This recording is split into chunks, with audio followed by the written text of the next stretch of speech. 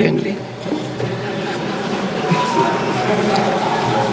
Papers to be laid on the table. Shri Pratap Rao Jadhav. माननीय सभापति जी, मैं आपकी अनुमति से आज के संशोधित कार्यसूची में मेरे नाम के सन्मुख उल्लेखित विषय से संबंधित दस्तावेज सदन के पटल पर रखता हूं। Doctor L Murugan.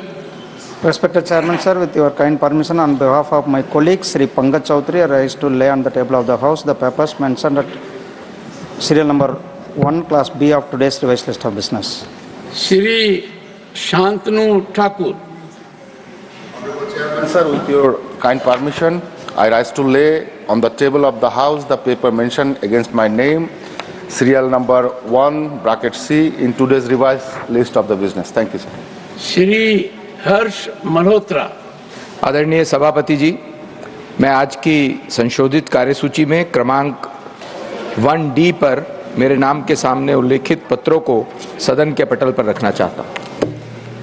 श्रीमती नीमूबेन जयंती भाई Bamania.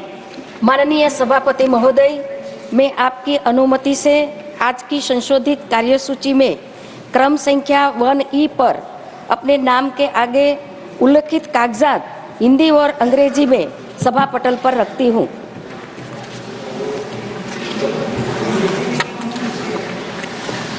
Motion for election to the Central Advisory Committee for National Cadet Corps, Shri Sanjay Seth, to move a motion for election of one member to the Council of the Central Advisory Committee for the National Cadet Corps.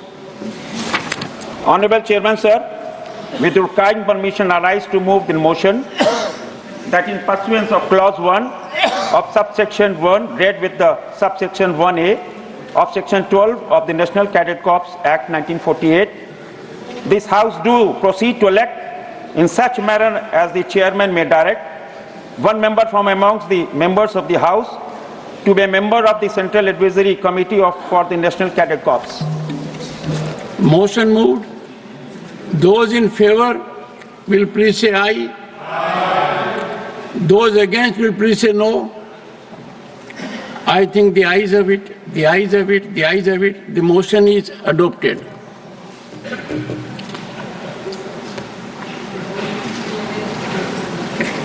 Honorable members,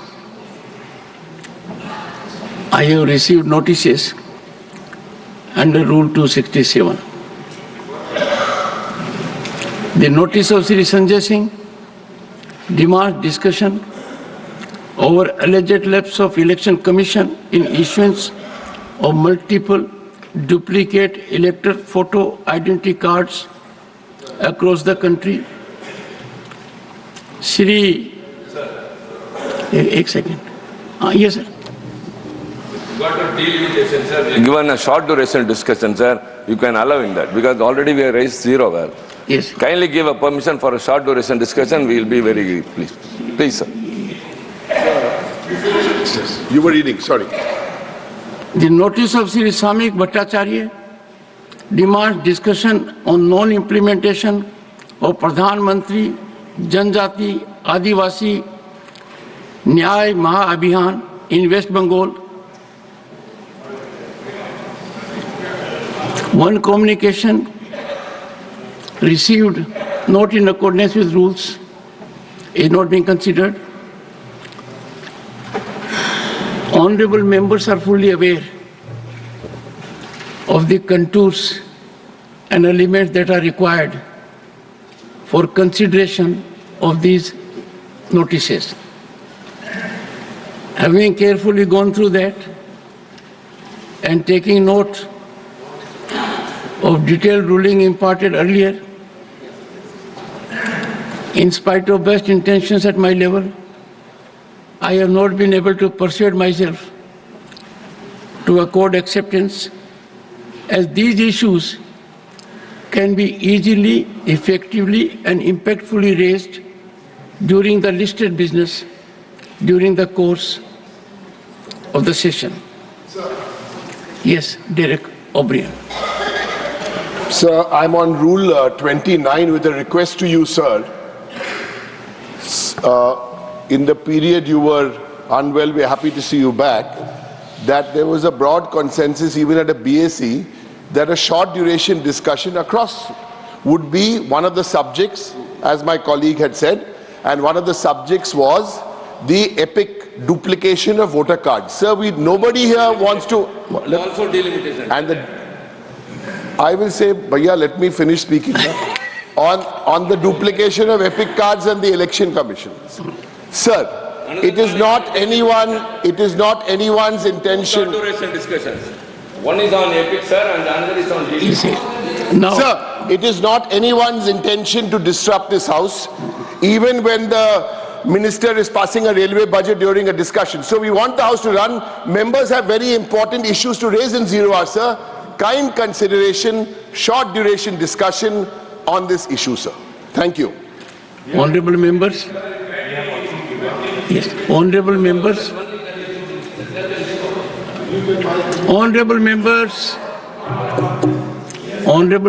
it is very soothing, because if the house is in order, the productivity goes up, expectations of the people are fulfilled, and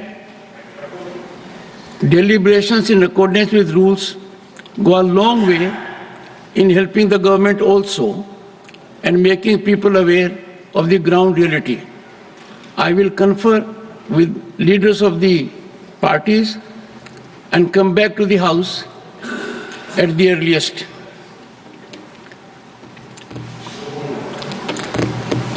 Matters raised with permission, popularly known as 0 hour. I recollect my days when I started my parliamentary career in '89. Then we used to have heroes of 0 hour. 0 hour then was not very regulated. Fortunately, over the years, this has developed as an institution and evolved as a structured mechanism. Shri Imran Pratapgadi demand to restart UPSC Residential Coaching Center at Hajj House, Mumbai. धन्यवाद सभापति महोदय। मैं आज इस सदन में खड़ा होकर हाशिए पर मौजूद देश के लाखों एससी, एसटी और माइनॉरिटी के छात्रों की तरफ से यूपीए की चेयरपर्सन रही श्रीमती सोनिया गांधी जी और पूर्व प्रधानमंत्री डॉक्टर मनमोहन सिंह साहब को सैल्यूट करूंगा, जिनकी कोशिशों से सच्चर कमेटी की सिफारिशों के बाद 2009 में कोचिंगों के अभाव में प्रतियोगी परीक्षाओं में हिस्सा न ले पाने वाले एससी, एसटी और माइनॉरिटी के छात्रों के लिए रेजिडेंशियल कोचिंग एकेडमी शुरू की गई थी। डॉक्टर भीमराव अंबेडकर यूनिवर्सिटी, मानू हैदराबाद, एएमयू अलीगढ़, जामिया हमदर्द और जामिया मिल्लिया यूनिवर्सिटी में दूर दराज गांव से आने वाले बच्चों ने महंगी यूपीएससी कोचिंगों के बजाय भारत सरकार की रेजिडेंशियल कोचिंग एकेडमी में एडमिशन लेना शुरू किया और उनके प्रतियोगी परीक्षाओं में जाने के सपने पूरे होने लगे। इसी से प्रभावित होकर मुंबई के हज हाउस में 2009 में एक कोचिंग सेंटर शुरू किया गया, जिसके लिए सरकार से कोई फंड नहीं लिया गया, बल्कि हाजियों के रजिस्ट्रेशन फीस और सर्विस चार्जेस से बनने वाले हज कमेटी के कॉर्पस के एक हिस्से से इसे शुरू किया गया। तकरीबन 10 साल शानदार तरीके से चलने वाले इस कोचिंग सेंटर के रिजल्ट भी बढ़िया रहे। कई आईएएस दिए, आईपीएस दिए, महाराष्ट्र की स्टेट सर्विसेज में बच्चे सेलेक्ट होने लगे। फिर आया कोविड, पहले सीटें घटाई गईं और फिर तत्कालीन अल्पसंख्यक मंत्री महोदया को मौका मिला और उन्होंने 2023 में इस कोचिंग सेंटर को बंद कर दिया। वो सैकड़ों छात्र जो हर साल इस कोचिंग सेंटर से फायदा उठा रहे थे, एक झटके में उनके सपने चकनाचूर कर दिए गए। सभापति महोदय, मैं जब देश के प्रधानमंत्री को प्रोटोकॉल तोड़ के कतर के अमीर शेख तमीम को रिसीव करते हुए देखता हूं, जब मैं सऊदी के क्राउन प्रिंस मोहम्मद सलमान को प्रधानमंत्री जी को गले लगाते हुए देखता हूं, तो सोचता हूं कि काश प्रधानमंत्री जी अपने देश के गरीब भारतीय मोहम्मद सलमान और मोहम्मद तमीम को इसी तरह अपने पन का एहसास दिला पाते। कभी मैं जब प्रधानमंत्री जी को शेख हसीना जी को प्रोटोकॉल तोड़ के रिसीव करते देखता हूं, तो मैं सोचता हूं कि कभी प्रधानमंत्री जी अपने देश की बेटी बिल्किस को भी इसी तरह से अपने पन का एहसास दिला पाते। कभी कैब भोपाली ने कहा था, ये दाढ़ियां, ये तिलकधारियां नहीं चलती, हमारे अहद में मक्कारियां नहीं चलती, दिलों को हम कबीले वालों के दिल जोड़िए मेरे सरदार, सरों को काट के सरदारियां नहीं चलती। सभापति महोदय, मेरा अल्पसंख्यक मंत्रालय से अनुरोध है कि हाजियों के पैसे से चलने वाले हज हाउस कोचिंग के कोचिंग सेंटर को फिर से शुरू किया जाए। न सिर्फ शुरू किया जाए बल्कि उसकी सीटें भी बढ़ाई जाएं। जब पैसा सरकार को नहीं देना है बल्कि हाजियों का जो कॉर्पस सैकड़ों करोड़ रुपए के रूप में इकट्ठा है उससे इसको चलना है कोचिंग सेंटर को, तो फिर इस कोचिंग सेंटर को चलाने में और देश के बाकी हज हाउसेज में इसे शुरू करने से सरकार को परेशानी क्या है। मेरा अनुरोध है, यहाँ मंत्री महोदय बैठे हैं अल्पसंख्यक मंत्री, कि कृपया संज्ञान लें। देश के लाखों छात्र आपसे हम गुजारिश कर रहे हैं। Shrimati Sonia Gandhi concerns over the dilution of employment guarantee under Manrega. Honorable Chairman, thank you for giving me the opportunity to speak on a most important issue. I wish to draw the attention of this House to an issue of urgent national importance, the right to employment under the Mahatma Gandhi National Rural Employment Guarantee Act, Mahatma Gandhi Narega, also known as Manrega, enacted by the then UPA government in 2005 under the leadership of Prime Minister Dr. Manmohan Singh Ji. This landmark legislation has been a crucial safety net for millions of rural poor. However, it is deeply concerning that the present BJP government has systematically undermined the scheme. The budget allocation remains stagnant at rupees 86,000 crores, a 10-year low as a percentage of GDP. When adjusted for inflation, the effective budget has declined by rupees 4,000 crores. Moreover, estimates suggest that nearly 20% of the allocated funds will be used to clear pending dues from previous years. Additionally, the scheme faces multiple challenges, including the exclusionary Aadhaar-based payment system and the national mobile monitoring system, persistent delays in wage payments and wage rates not adequate to compensate for inflation. In light of these pressing concerns, the Congress Party demands the following. 1. Adequate financial provisions to sustain and expand the scheme. 2. An increase in the minimum wage of rupees 400 per day. 3. Timely disbursement of wages. 4. The removal of mandatory ABPS and NMMS requirements. 5. An increase in the number of guaranteed work days from 100 to 150 per year. These measures, sir, are essential to ensure that Mahatma Gandhi Narega provides dignified employment and financial security. Thank you. Shri Manoj Kumar Jha, need for enhancement of honorarium for ASHA workers. शुक्रिया। So you want ASHA for ASHA workers? जी, शुक्रिया। माननीय सभापति महोदय, सबसे पहले आपको सकुशल सदन वापसी की बहुत बहुत शुभकामनाएं। सभापति महोदय, महत्वपूर्ण है कि नेता सदन और स्वास्थ्य मंत्री भी हमारे समक्ष हो।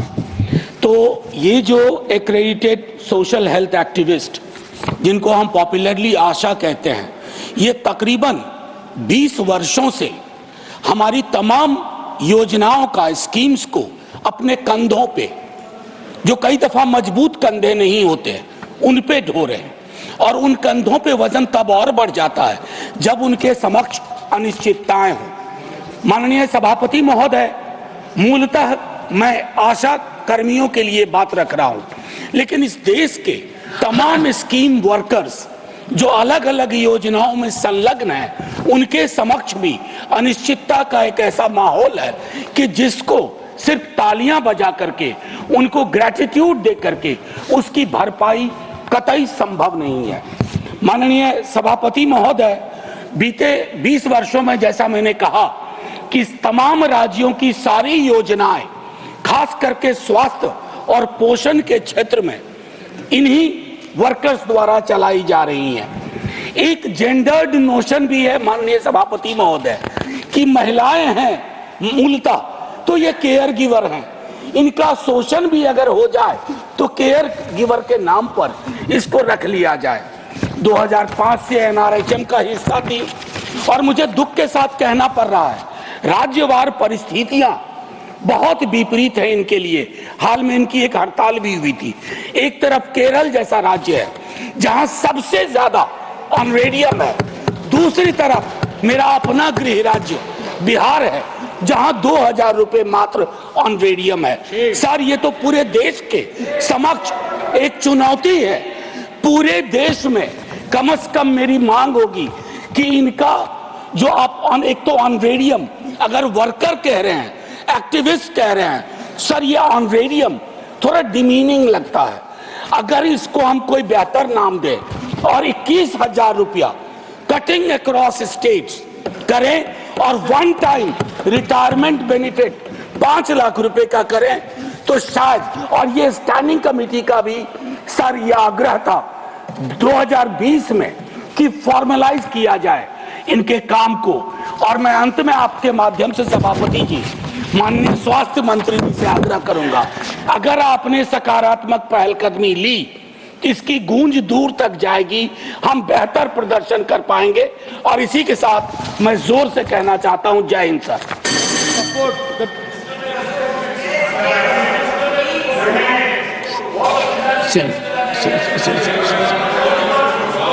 John Britta's such a pious sentiment was expressed, let the house run according to rules. No. He knows how to handle his affairs. We can compliment the leader of the house for exemplifying decorous conduct all throughout. Shri Saket Gokhale. Shri Saket Gokhale demand for conferring the Bharat Ratna Award posthumously on the late Shri T.N. Session, former Chief Election Commissioner. Thank you, Chairman, sir. So T.N. Session was the 10th Chief Election Commissioner of India, and he redefined the way in which the Election Commission of India functions. So Mr. Session was a fiercely independent election commissioner. His famous quote, which is, "I eat politicians for breakfast," showed that he worked without fear or favor and upheld the independence and dignity of the Election Commission. Sir, I'll state a few reasons as to why it is extremely important that our country honor T.N. Session with the Bharat Ratna. First reason, sir, T.N. Session's independence gave a strong image to the ECI, which is the constitutional body. So today, election commissioners are appointed directly by the government with a majority vote of PM Modi and PM Shah and Home Minister Shah on the selection panel. Neither the Chief Justice of India, which is the judiciary, nor the leader of opposition, which is the legislature, have any say in the appointments. The ECI has now become a government-appointed body. T.N. Session would not approve of this. Second reason, sir, T.N. Session strictly enforced the model code of conduct and made it a powerful tool for free and fair elections. Sir, in the last Lok Sabha elections, we saw how the MCC was shredded by PM Modi when he went around the country making some extremely communal and polarizing speeches.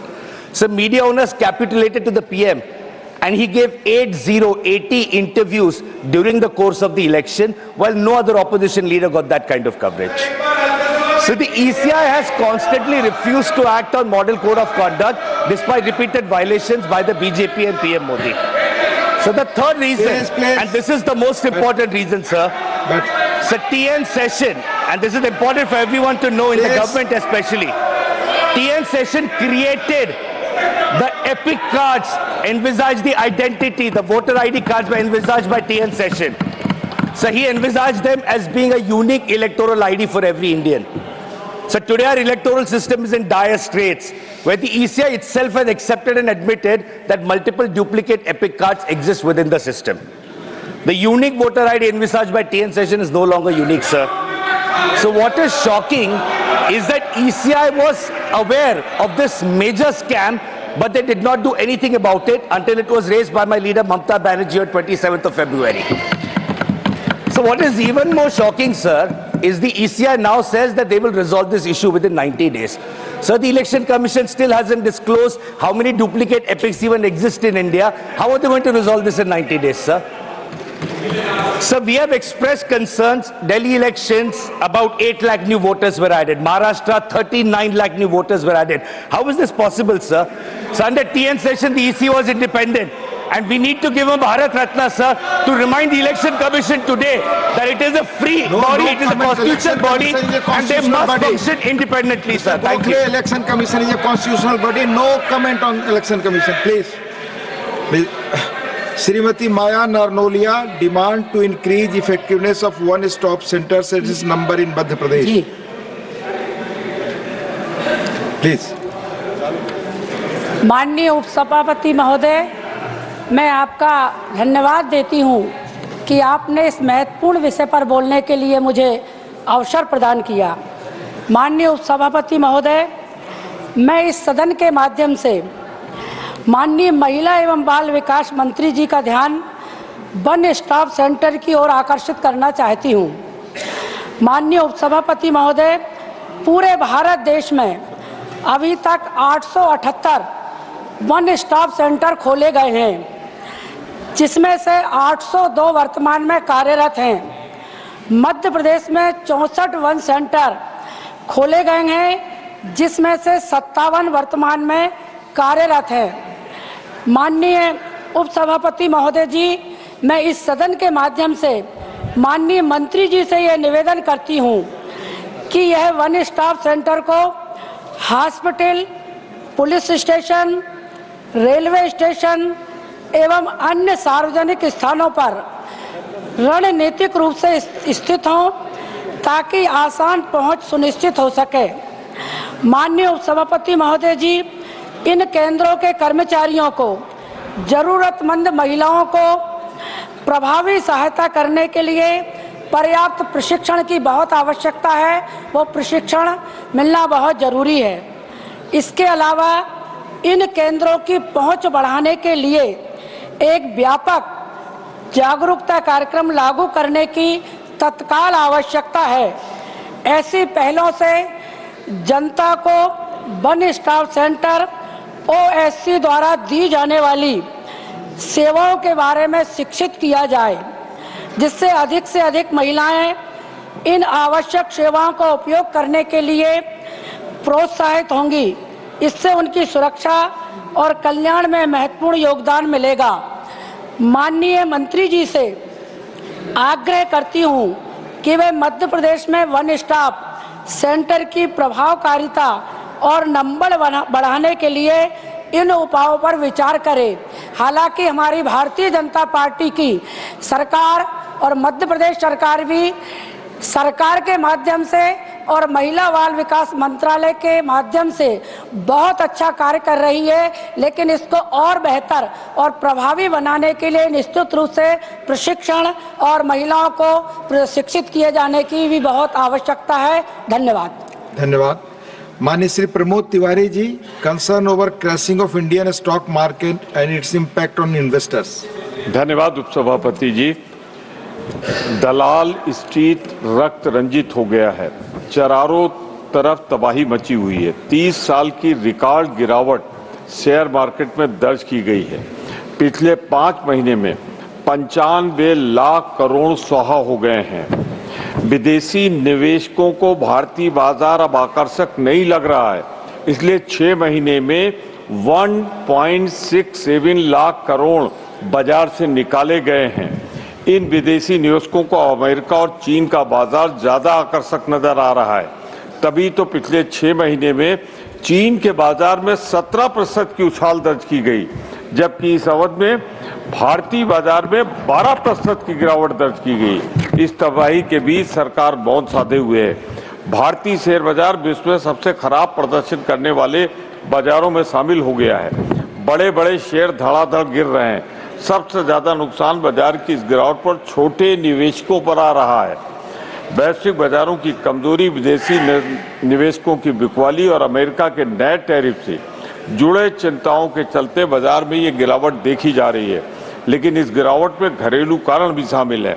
देश में आर्थिक मंदी की चिंता, उम्मीद से कम कमाई, रुपए की लगातार कमजोरी, कम उपभोग के कारण हम कॉर्पोरेट कमाई भी शामिल है। भारत की जीडीपी में गिरावट आई है।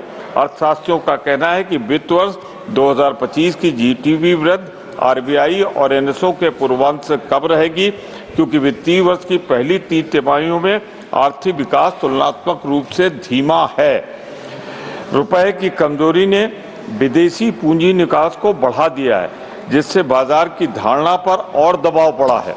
दिसंबर जनवरी महीने में 1 करोड़ से ज्यादा लोगों ने एसआईपी बंद कर दी है। भारतीय शेयर बाजार अक्सर देश की आर्थिक सेहत का पैमाना माना जा रहा है। सरकार से शेयर बाजारों में गिरावट को रोकने के लिए दखल देने की मांग बढ़ गई है। मैं इस सदन के माध्यम से सरकार से आग्रह करता हूं, निवेशकों को राहत पहुंचाने के लिए कोई ठोस कदम उठाए। इस सरकार की आर्थिक नीति तबाही और बर्बादी की ओर इस देश को ले जा रही है। सरकार को सुधार करने की जरूरत है। जो कुछ लोग विश्वगुरु बन रहे हैं, विश्वगुरु कम से कम आर्थिक नीति को छोड़ दो। इसलिए छोड़ दो कि उसमें आपने देश को तबाह और बर्बाद किया है। मैं इन शब्दों के साथ सरकार के दखल की मांग करता हूं। धन्यवाद। Doctor Sasmit Patra ji, demand for special category status for Odisha. Honorable Deputy Chairman, sir, I rise to demand special category status for the state of Odisha. Today, I do not rise merely as a representative of the state of Odisha. I rise as the conscience of a state that has powered India's progress, borne nature's fury, and stood tall time and again without ever faltering. Odisha does not seek sympathy. It is demanding justice, justice long overdue. For over 2 decades, under the indomitable leadership of Shri Naveen Patnaik ji, Odisha has made a dignified, consistent and rightful demand for special category status. We have not raised our voice in anger. We have raised it in reason. But reason, when ignored for too long, must thunder. Odisha is the pillar of India's growth, the shield against nature's wrath. Odisha is the engine room of India's economy. Our coal powers industries. Our minerals build India's infrastructure. Our ports connect India to the world. Yet Odisha stands vulnerable, Honorable Deputy Chairman, sir, year after year, storm after storm. Super cyclone, Phylin, Fani, Amphan, Yas, the names change, but the destruction continues of Odisha. While Odisha fuels India's rise, Odisha alone bears the brunt of devastation. Is this the federal vision enshrined in our constitution? Is this the idea of cooperative federalism we speak of? Fairness is not a favor. Recognition is not a request. Special category status for Odisha is not an indulgence. It is a rightful recognition of Odisha's dual responsibility as the economic backbone of India and as the perennial front line against natural disasters. Odisha's fiscal health is strained because of factors beyond its control. Rebuilding infrastructure, rehabilitating millions, securing lives, all of while contributing billions to the national exchequer. No other state is asked to sacrifice as much, contribute as much, and yet to receive so little national assistance. This House must ask itself, should Odisha forever remain the silent sentinel, expected to give but not to get? Honorable Chairman, sir, this is a national test of fairness. This is no longer a routine demand. This is a test of our nation's commitment to justice, equity, and federal responsibility. Odisha has shown resilience. Odisha has shown contribution. And I firmly demand that this must be given to Odisha as special category status. Bande Utkal Janani Jai. Thank you. Manya Shakti Singh Gohil ji, concern over the incidents of the fire occurred in the textile market of Surat, Gujarat. Please. No, I've asked you. Give me the floor. माननीय उपसभापति महोदय, permission to you please. मैं एक बड़े गंभीर हादसे के बारे में आपका जरिए ध्यान आकर्षित करना चाहता हूं, इस गृह का और सरकार का। उपसभापति महोदय, गुजरात के सूरत में शिव शक्ति टेक्सटाइल मार्केट है, उसमें बुरी तरह से आग लगी। छोटे छोटे व्यापारी, आजकल टेक्सटाइल में वैसे भी रिसेशन होने के, मंदी का माहौल होने की वजह से स्टॉक सबके पास था। आग लगी, 900 शॉप्स, 900 दुकानें जल के खाक हो गई। और सबसे दुख भरी बात तो यह है कि वहां पे कोई मुआवजा, क्योंकि छोटे छोटे व्यापारी हैं, उनके पास इंश्योरेंस नहीं है। नेशनल डिजास्टर रिलीफ फंड से उनको सहायता वहां पहुंचनी चाहिए। एक हकीकत यह भी है कि किस तरह से लापरवाही वहां की गई। 1:30 बजे दोपहर को आग लगती है, फायर ब्रिगेड आती है, ऑफिसर्स आते हैं पुलिस के, आग कंट्रोल में हो गई है करके शाम को चले जाते हैं, धुआं निकल रहा है। लोग कहते हैं सर देखिए अभी भी, चले गए।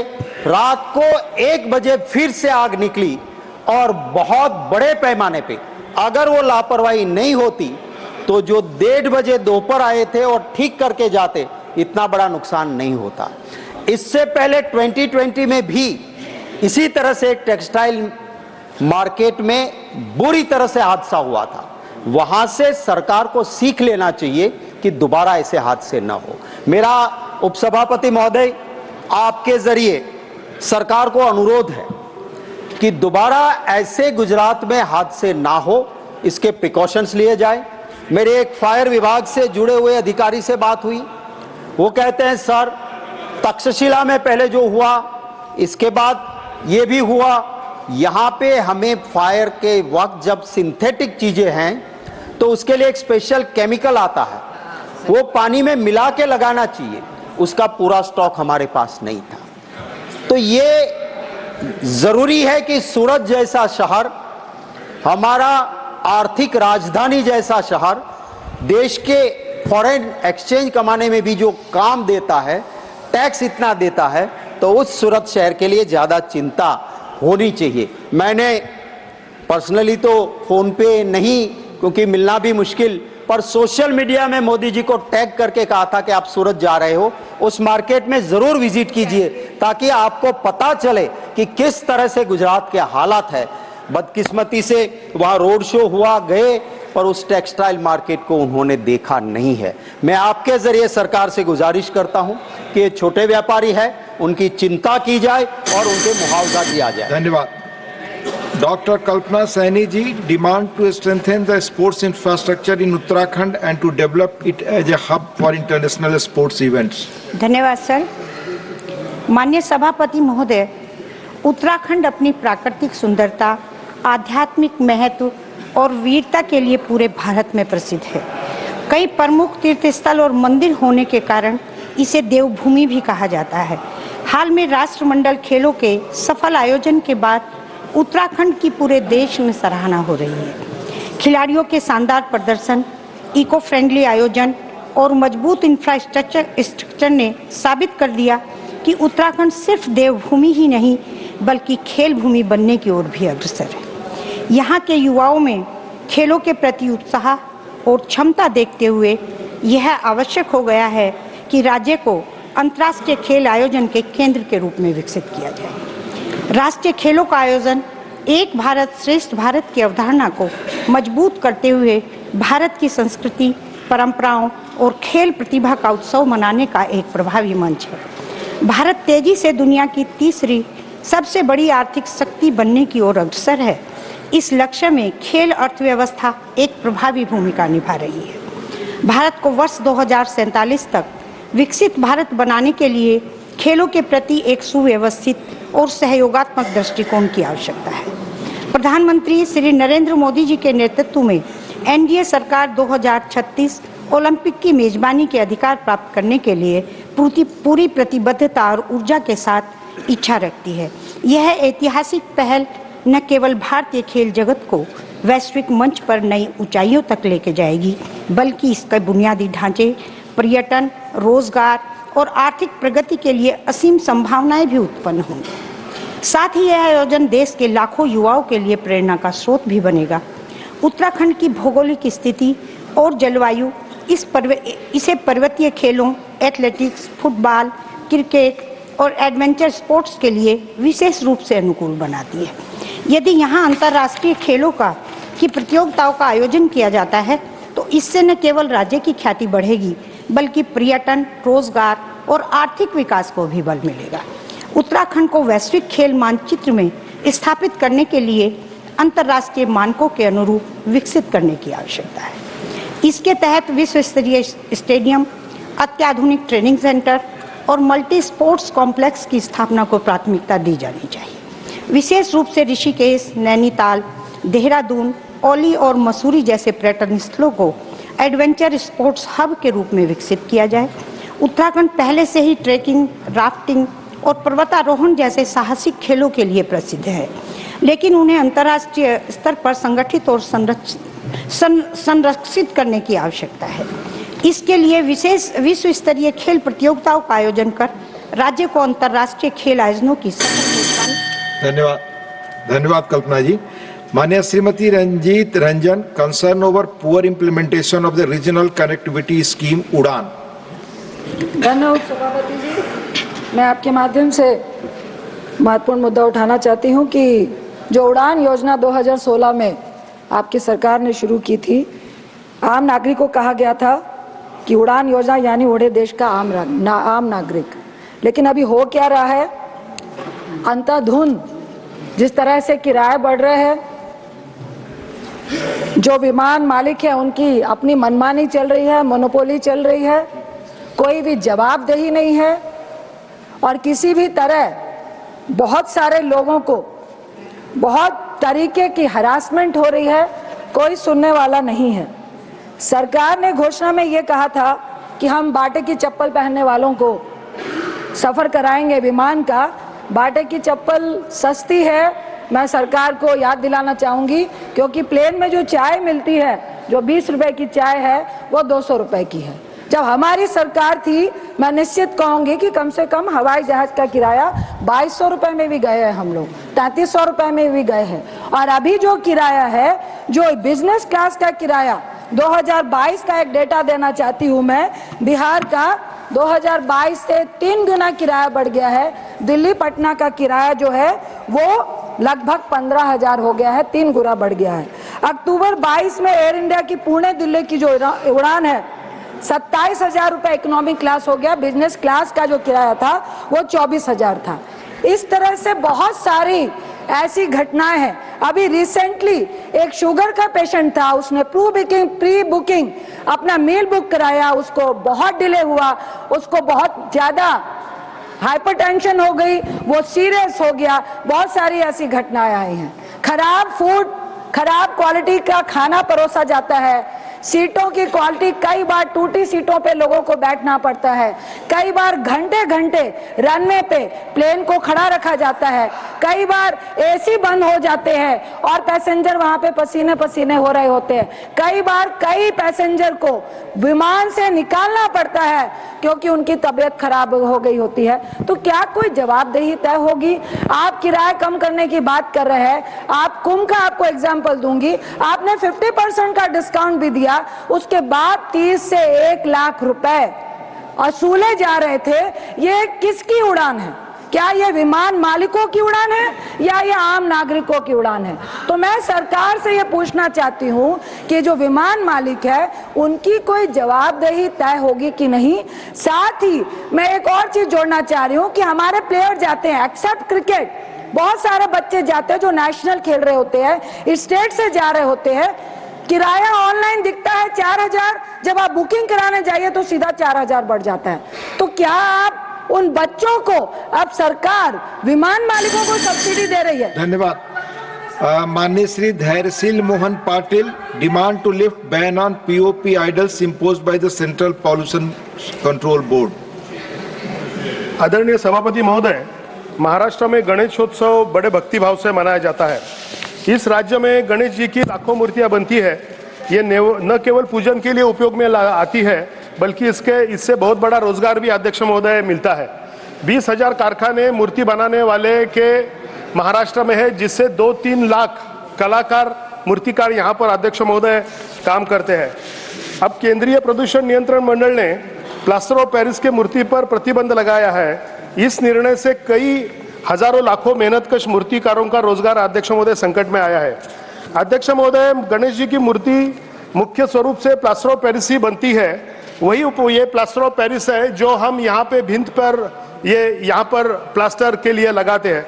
अध्यक्ष महोदय, पीओपी से बनी हुई मूर्तियां अत्यंत सुगठित, सुंदर, सुबक, मजबूत और यातायात करने के लिए बहुत ही हल्की होती है।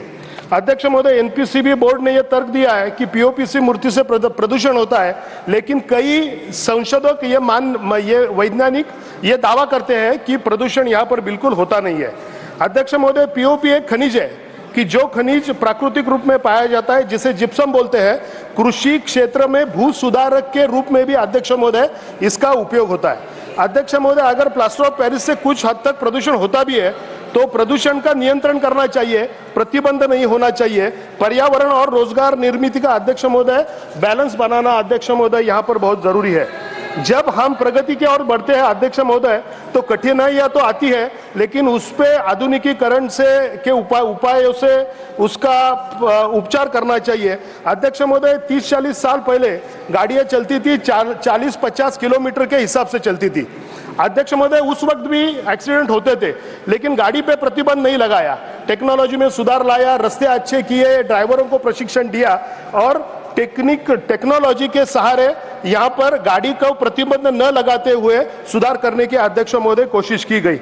अध्यक्ष महोदय, मूर्तिकारों पे प्रतिबंध लगा के उनका रोजगार नहीं नष्ट करना चाहिए, लेकिन मैं ये बोलूंगा कि मूर्तिकारों के विसर्जन प्रक्रिया में हम सुधार ला सकते हैं। प्रक्रिया में सुधार ला सकते हैं। पीओपी का बायोलॉजिकली डिसइंटीग्रेशन कैसा हो ये देख सकते हैं। उपाय यहाँ पर अनेक किए जा सकते हैं कि जिससे थोड़ा बहुत होने वाला प्रदूषण यहाँ पर कंट्रोल में लाया जा सके। अध्यक्ष महोदय, मैं यही विनती करता हूँ कि जो रोजगार मूर्तिकारों ने अपने खुद के बलबूते पे किया है, मेहनतकश लोगों ने 4 या 5 लाख लोगों का रोजगार महाराष्ट्र में अध्यक्ष महोदय जो बनाया है, वो यहाँ पर नष्ट नहीं होना चाहिए। मैं आपको यहाँ से यही विनती इस सदन को करता हूँ कि अलग अलग तरीके सोचे जाए जिससे प्रदूषण का नियंत्रण हो। प्रतिबंध हटाकर मूर्तिकारों ने खुद के बलबूते पे जो व्यवसाय यहाँ पे डेवलप किया है, उसको ये सदन यहाँ पे संरक्षण दे। धन्यवाद। माननीय Shri Santosh Kumar P need to address the problems faced by bank employees. Thank you, Deputy Chairman, sir. Sir, the United Forum of Bank Unions, an umbrella organization consisting 9 unions, have given a call for 48 hours bank strike on 24th and 25th of this month. These organizations jointly represent more than 8 lakh employees and officers in banking sector. So it's going to affect the banking sector. And I take this opportunity to request through you, sir, the finance minister should take a very serious look into this matter and address the genuine concerns raised by these unions. So the 1969 bank nationalization was one of the landmark legislations in India's history. Now coming to the point, sir, the bank employees, especially in public sector banks, are facing a lot of problems. The number one issue is the shortage of adequate number of staffs in public sector banks. At present, it is estimated that more than 2,11,000 posts are vacant in staff cadre only. And this adversely affects the mental health of the workers also. They are overburdened by work. It leads to stress and even suicides. No need of further explanation. Sir, now in PSBs, the customer or employee ratio has reached. For 2,000 customers, it's just one employee. This needs to be enhanced. Sir, another issue is related to the over 5 working days of bank employees. It was a demand from the bank employees, and there is a consensus also. The bank authorities, the Indian Banks Association also agreed to the same. And now the demand is, this request is pending before the Union Finance Ministry, and I take this opportunity to request through you, sir. The Union Finance Minister should take a serious look into this matter. And in all other financial sectors, sir, it is just 5 hours working day. In RBI, it's 5 hours, and other insurance sectors is 5 days. Sorry, 5 days. I'm sorry, 5 days in a week, and 5 days insurance companies also. And this should be applicable to the banking sector also. So, sir, and there are many other genuine demands raised by these unions, and I take this opportunity to once again demand that these genuine demands must be seriously dealt by the finance minister, and there must be a serious attempt to genuinely settle the issues of the banks our cases. Thank you. Thank you. Mani Shri Anil Kumar Yadav Mandadi, demand to establish an Indian Institute of Management in Hyderabad, Telangana. Thank you, Deputy Chairman, sir. Sir, I would like to bring to your kind attention to a long-pending demand of establishment of Indian Institute of Management, IIM, in Hyderabad, Telangana.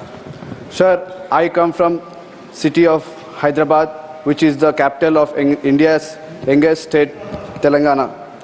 Sir, Hyderabad is also called Mini India due to its diverse population representing different states, languages, and religions. Sir, as per Andhra Pradesh Reorganization Act Bill, the central government shall take up all necessary measures to ensure establishment of IIM in the state of Telangana. Sir, Hyderabad is home to prestigious institutions such as IIT, ISB, Nalsar, IIIT, and central universities, making it an ideal ecosystem for IIM. The city has strong industrial sectors like IT, pharmaceutical, biotech, and finance, which could greatly benefit from IIM through research, collaborative startup, and leadership development. Sir, India currently has 21 IIMs institutions that have produced some of the finest leaders in business, finance, and policy making. However, despite of being a major economic and educational hub, Telangana still does not have an IIM. This is significant oversight in national educational planning. Sir, the absence of IIM in Telangana forces many students, especially from economical, weaker and rural backgrounds, to migrate other states, increasing their financial burden. Additionally, Telangana loses out on economical opportunities, jobs, and industries partnerships that such an institution would generate. Sir, Telangana deserves the chance to nurture young leaders and drive innovations in business and governments. So the government have been again and again been given representation from the state of Telangana, but unfortunately the government is not looking into the matter and not responding, sir. Hence, I agree upon the government to take immediate steps to set up an Institute of Management IIM in the state of Telangana, sir. Thank you. Dhanyavad. Manya Srimati Seema Dwivedi ji, demand for construction of an underpass between Janghi Pratapgarh Block and Janghi Nibhaipur Railway Station of Uttar Pradesh. माननीय उपसभापति महोदय, जंघई प्रतापगढ़ खंड पर निभापुर Janghai railway station के मध्य kilometre 854/01 पर संपार अथवा underpass के बनवाए जाने के संबंध में महोदय, जंघई प्रतापगढ़ रेलवे लाइन का दोहरीकरण निकट भविष्य में होना है। ग्रामवासियों का रेल के उत्तर एवं दक्षिणी छोर पर निवास है। पिच रोड बीच में होने के कारण कई गांवों को यह मार्ग जोड़ता है। इसी मार्ग से कई गांवों को आना जाना पड़ता है। इस स्थान पर कृषि कार्य हेतु कोई साधन आने जाने में नहीं है, जिससे बहुत दिक्कतों का सामना करना पड़ता है।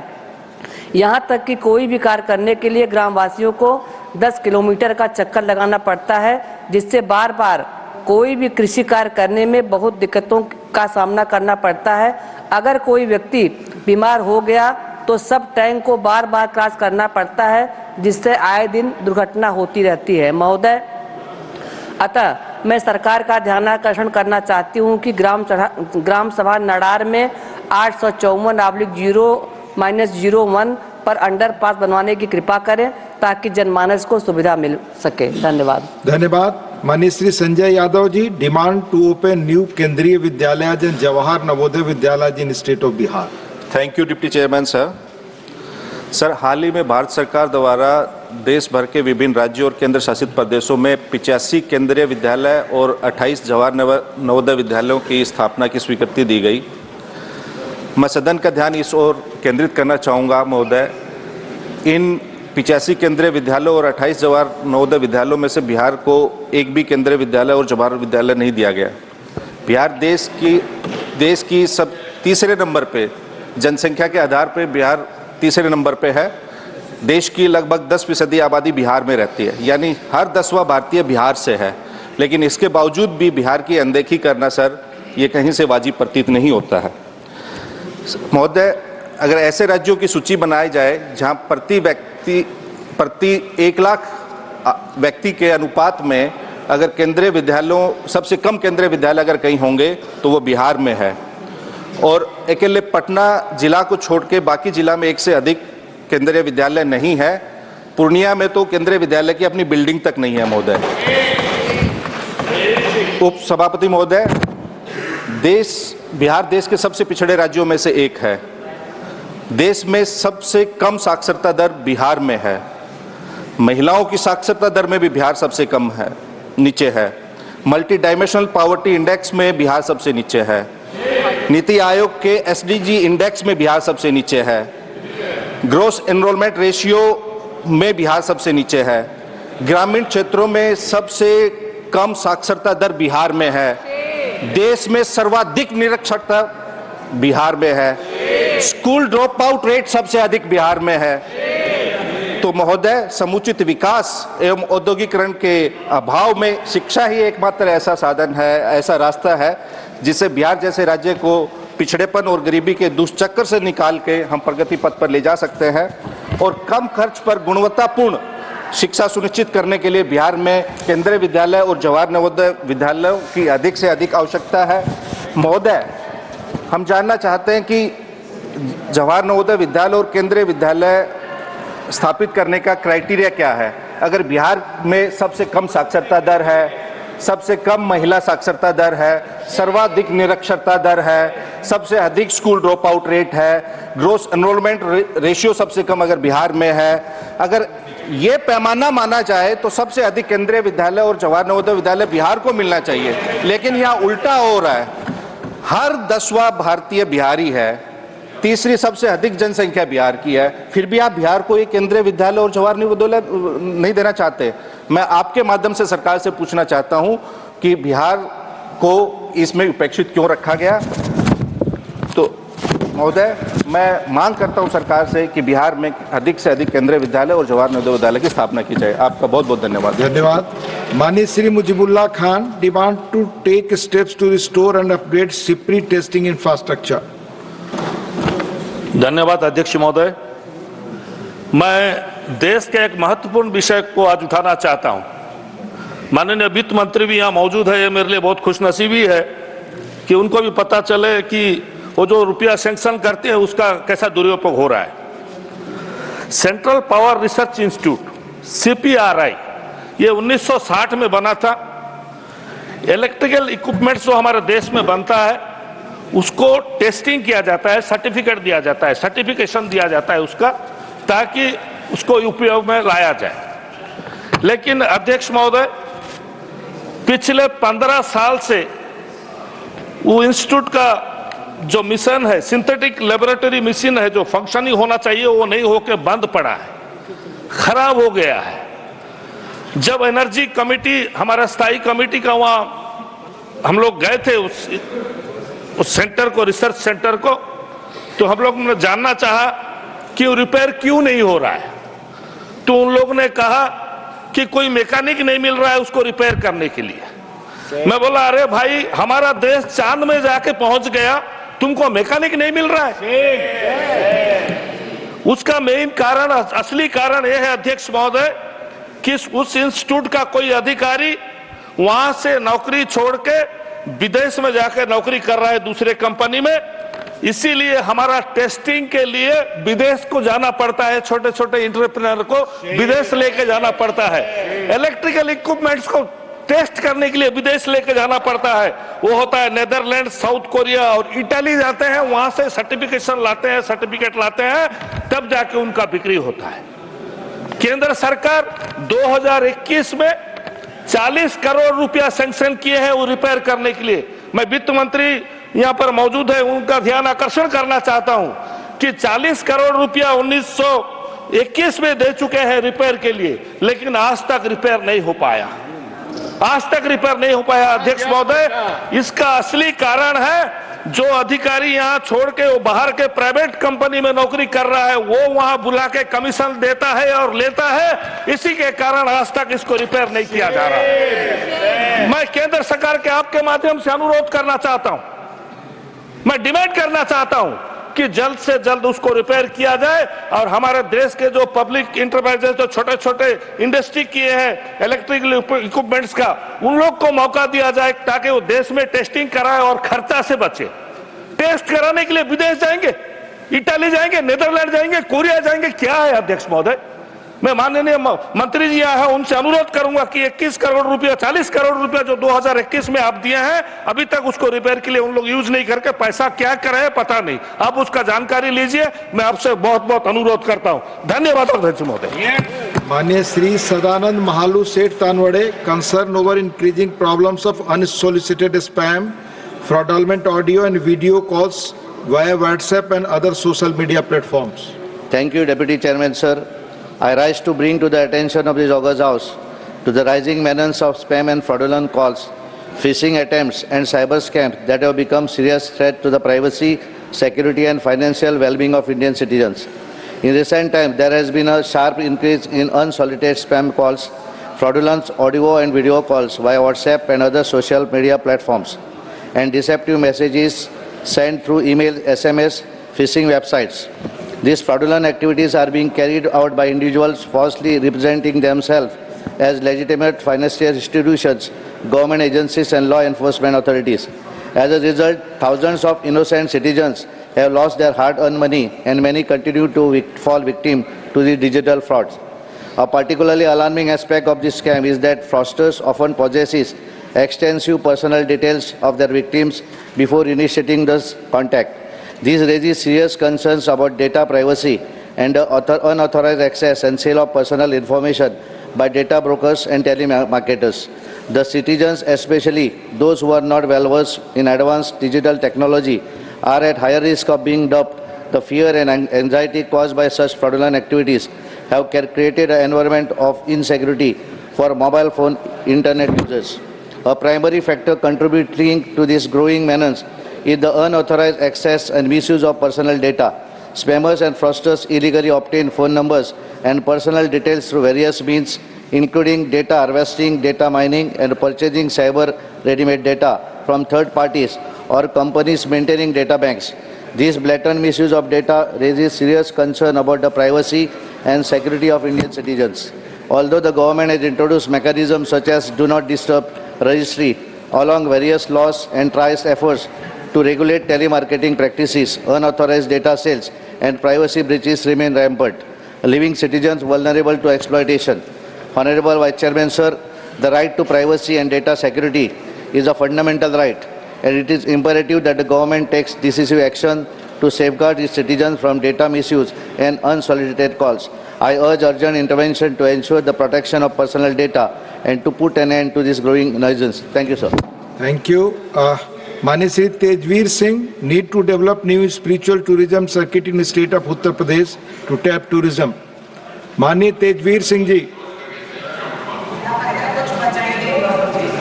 Mani Shri Bhattacharya Rajiv, need to promote export of pineapple, please. 18 is what left. Please. माननीय उपसभापति महोदय, हमको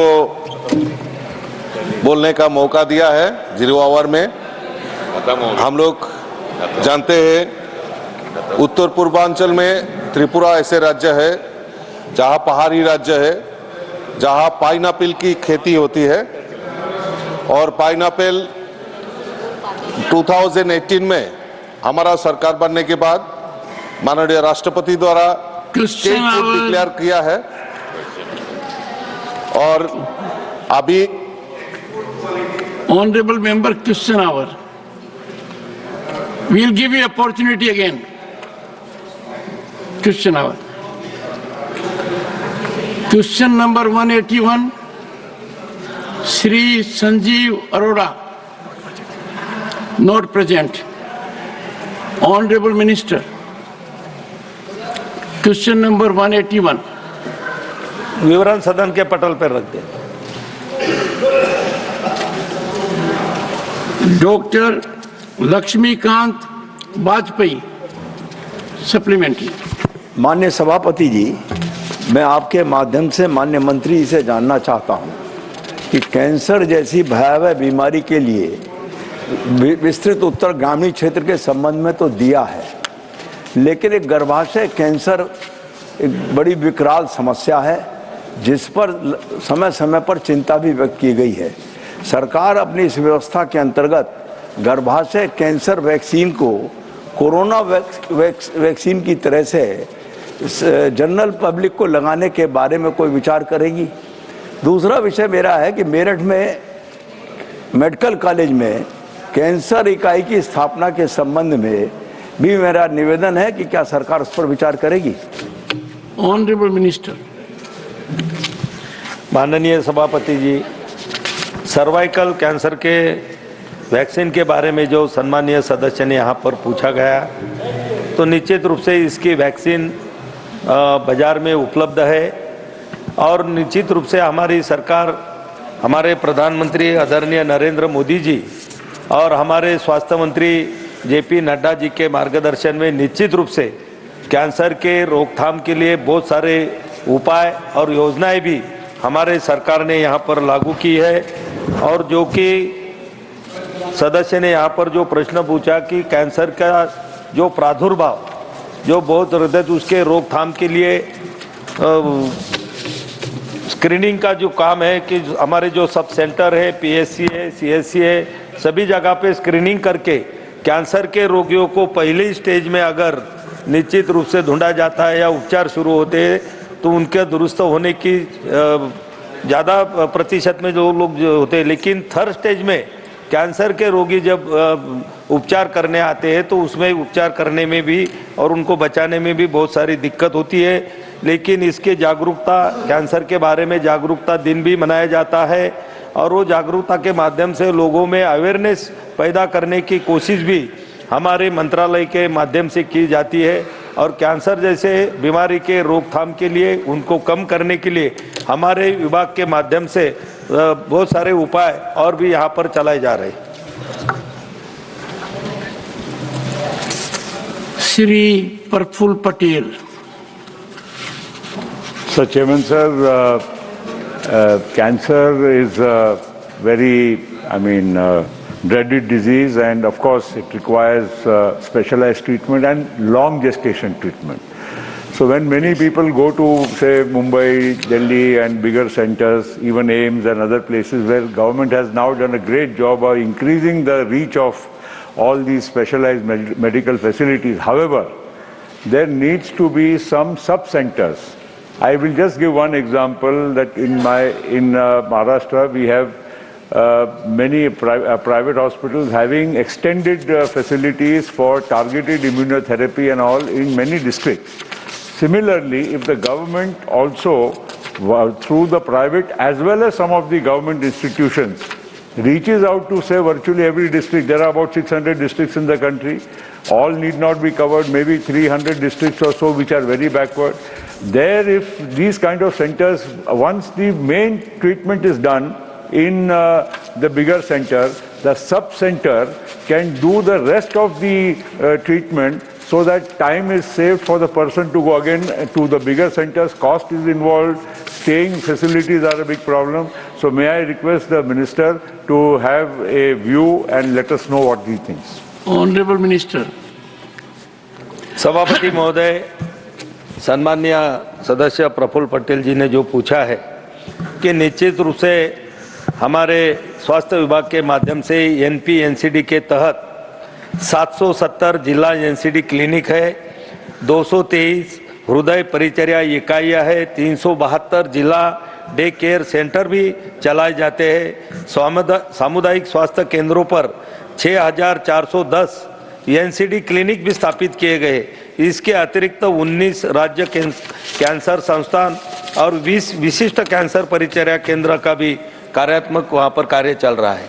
और सदस्य ने जो चिंता की है, निश्चित रूप से मैंने पहले जवाब में बोला था कि सब सेंटर जैसे भी वहाँ पर कैंसरों की स्क्रीनिंग शुरू की है। हमारी जो आशा वर्कर है, गांव में काम करने वाली है एएनएम में, वो घर घर में जाकर लोगों से जो हमारा फॉर्म है वो सभी भर के लाते हैं। और उसमें अगर ऐसी शंका आती है कि कैंसर के लिए इनकी जांच होना चाहिए, स्क्रीनिंग होना चाहिए, तो उपकेंद्र में भी उनकी स्क्रीनिंग होती है। अगर उनको रेफर करने का रहा तो डिस्ट्रिक्ट हॉस्पिटल तक भी उनको रेफर भी वहाँ से किया जा सकता। Sub centre is a very important suggestion, honourable minister. Sir, जहाँ तक कैंसर का सवाल है और ये प्रश्न है, इस प्रश्न से एक ध्वनि आती है कि रूरल एरिया के लोगों को कैंसर से बचने के लिए और उसके स्क्रीनिंग के लिए क्या व्यवस्था है। तो सबसे पहले तो मैं हाउस को ये अवगत कराना चाहता हूँ कि बहुत ही एग्जॉस्टिव स्क्रीनिंग की व्यवस्था भारत सरकार ने, स्वास्थ्य मंत्रालय ने किया है। हमारे 1,75,000 आयुष्मान आरोग्य मंदिर हैं और आयुष्मान आरोग्य मंदिर के तहत हम स्क्रीनिंग कर रहे हैं। और ये screening oral cancer, breast cancer और सर्विक्स कैंसर, ये तीनों की स्क्रीनिंग की जा रही है। और इस स्क्रीनिंग के दृष्टि से अगर हम देखें तो लगभग 29.32 करोड़ ओरल कैंसर का स्क्रीनिंग हुआ है और उसमें से डायग्नोज्ड 1,63,000 डिटेक्ट हुए हैं। उसी तरीके से 15 करोड़ 60 लाख ब्रेस्ट कैंसर की स्क्रीनिंग हुई है और डायग्नोज हुए हैं 57,000। उसी तरीके से 9 करोड़ 48,000 सर्विक्स कैंसर का स्क्रीनिंग हुई है और डायग्नोज हुए हैं 97,000। यानी you can understand the number. ये नंबर मैं इसलिए बता रहा हूँ कि करोड़्स में स्क्रीनिंग की गई है और थाउजेंड्स में और लाख्स में ये स्क्रीन्ड लोगों के जो निकले हैं उनका हम इलाज कर रहे हैं।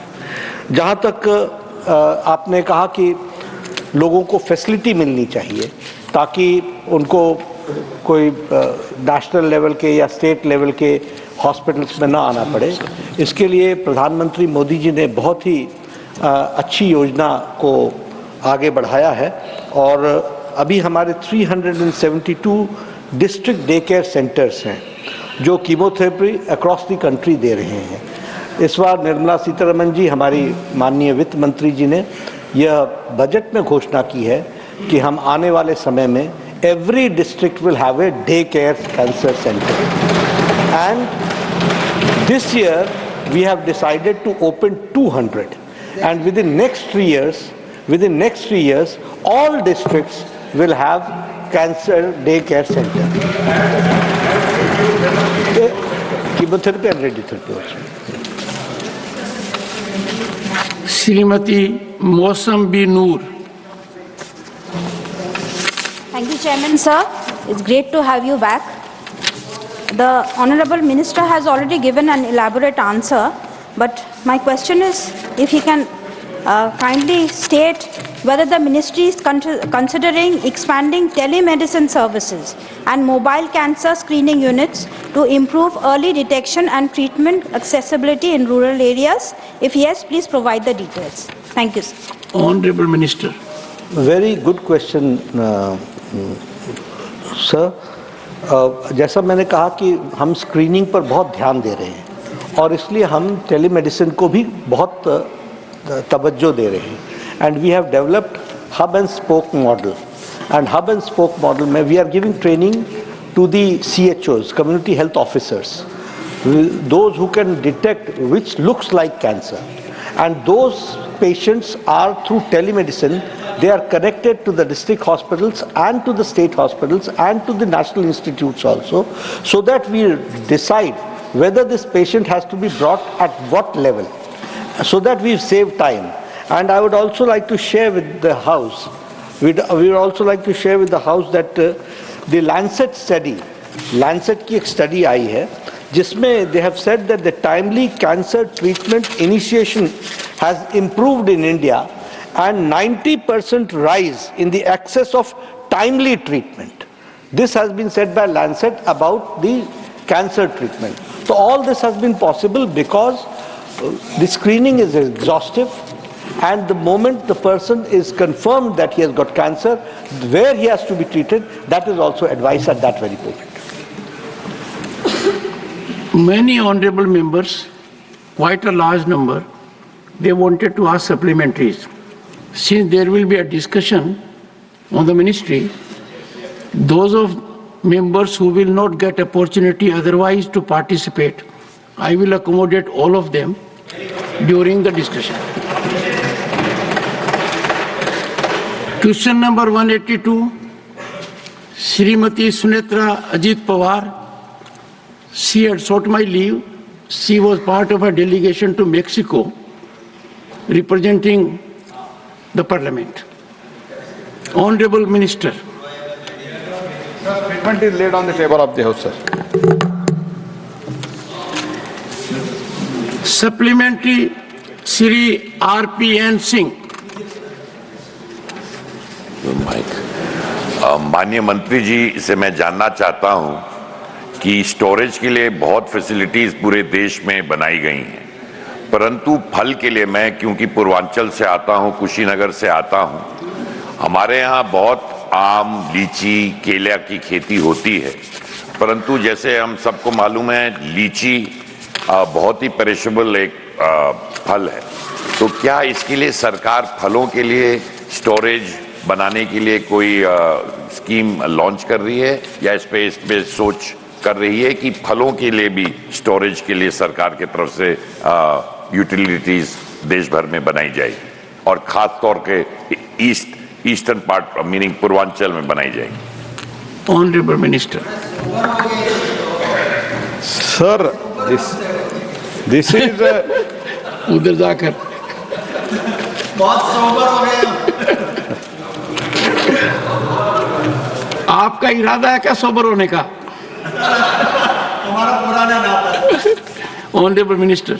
Sir, this is regarding the food storage, that is to food grains. Mainly, we deal with, as a food ministry, we deal with the paddy, that is, and of course, after conversion of as a rice and wheat.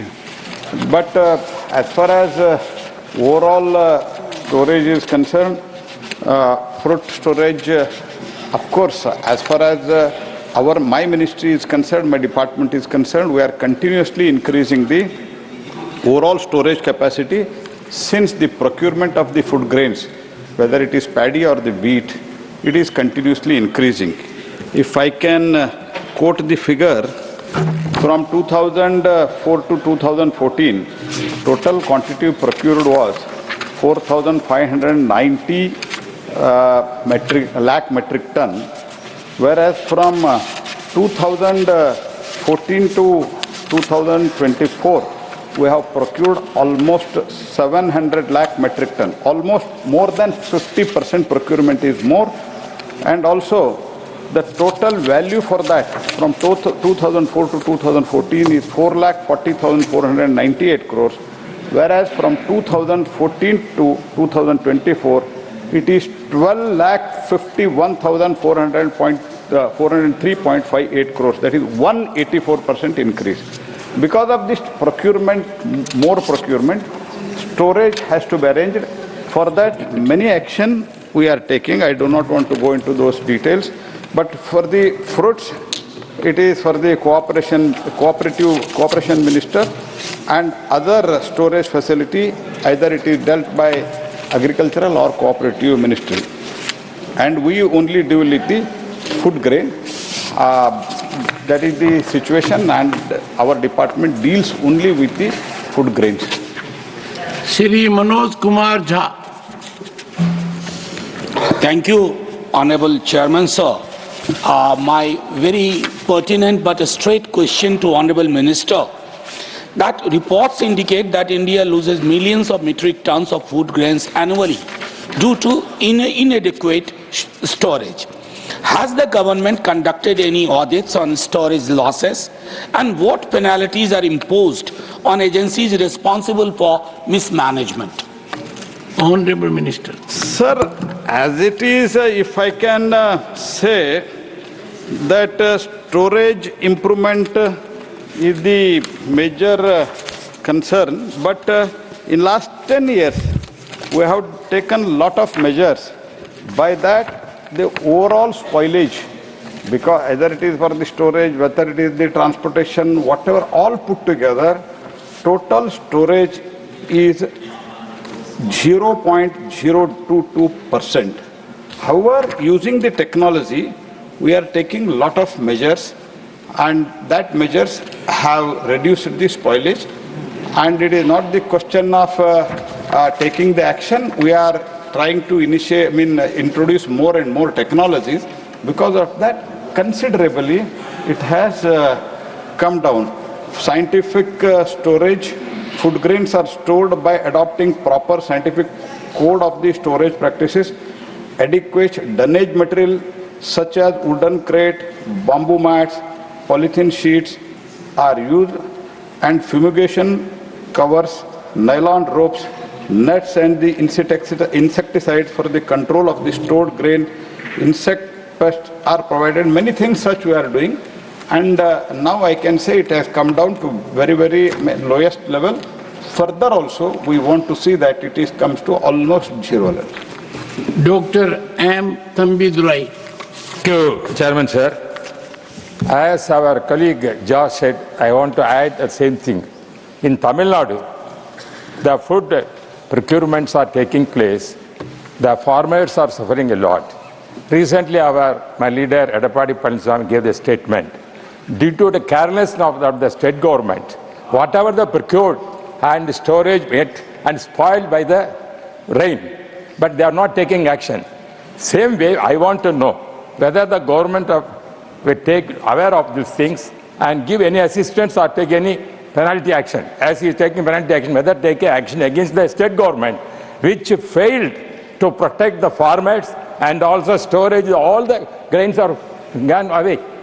What is the loss is making? This kind of loss, the government is not only many instances in the flood areas, never recently the present government is careless about the protecting the farmers and all the storage of the thing. What action you are going to take? Honorable Minister.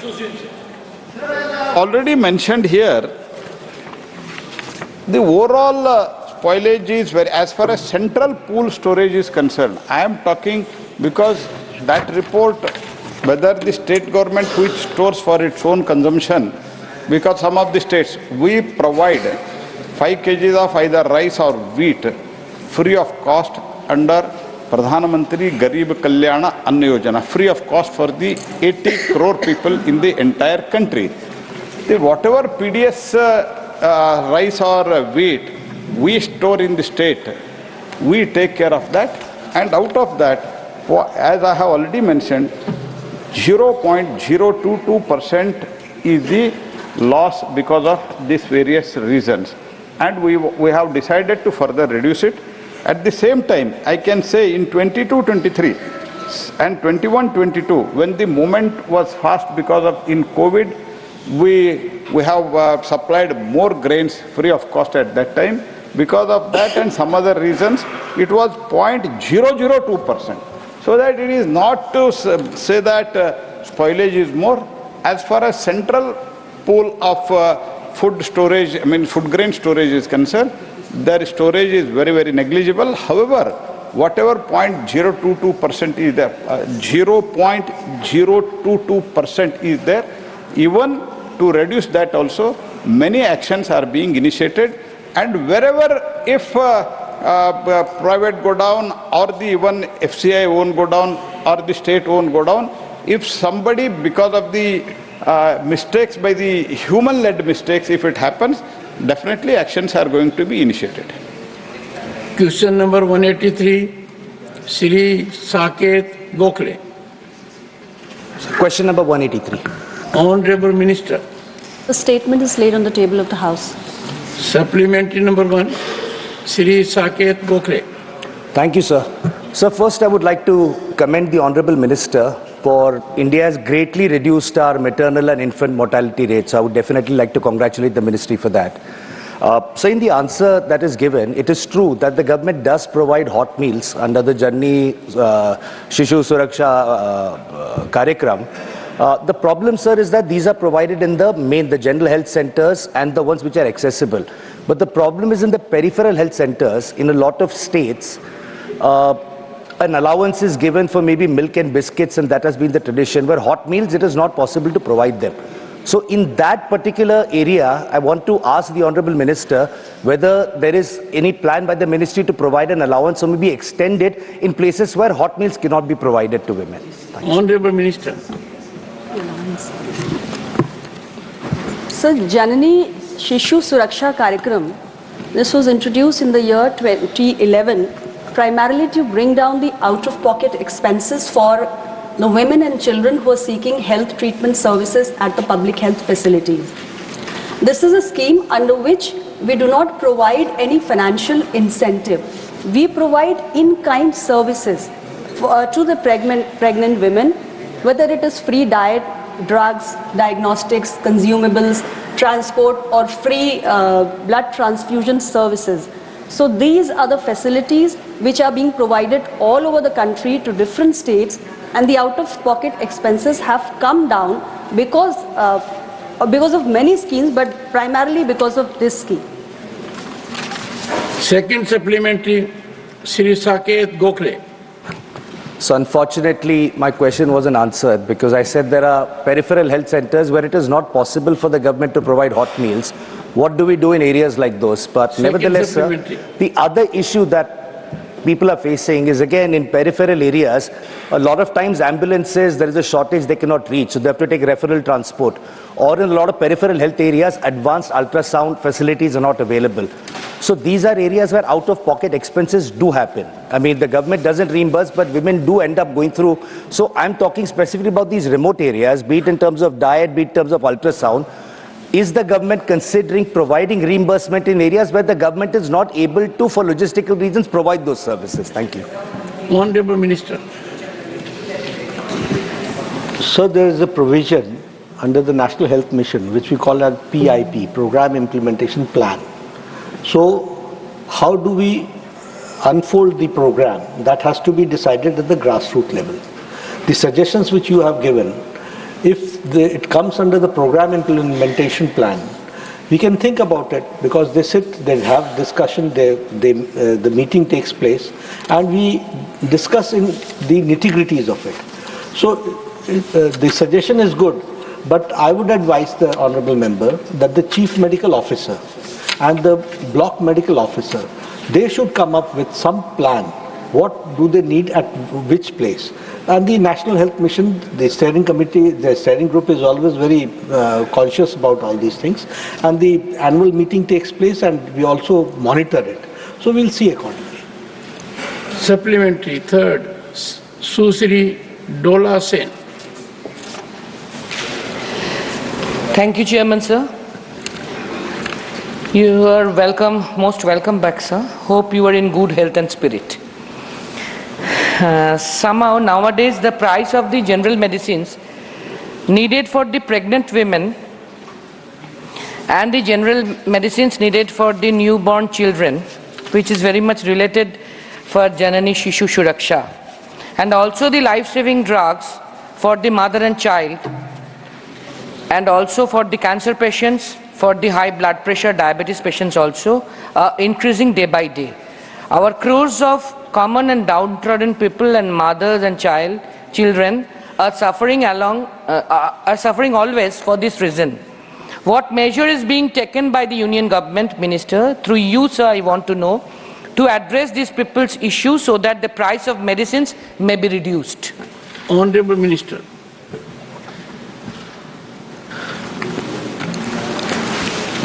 I would like to enlighten the House through the member the question which she has asked.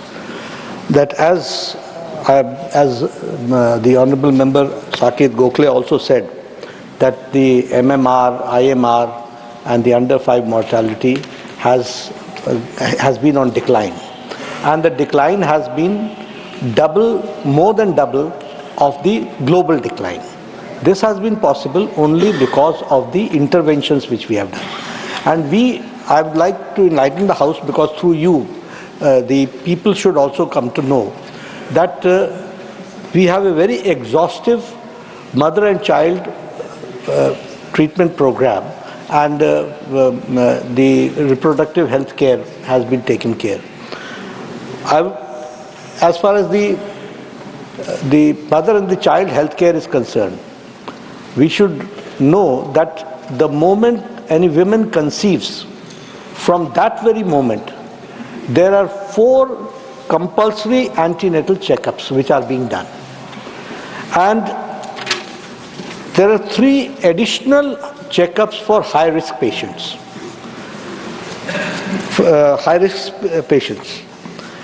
And we also give them a financial support of up to 1,400 rupees in the rural areas and 1,000 in the urban areas.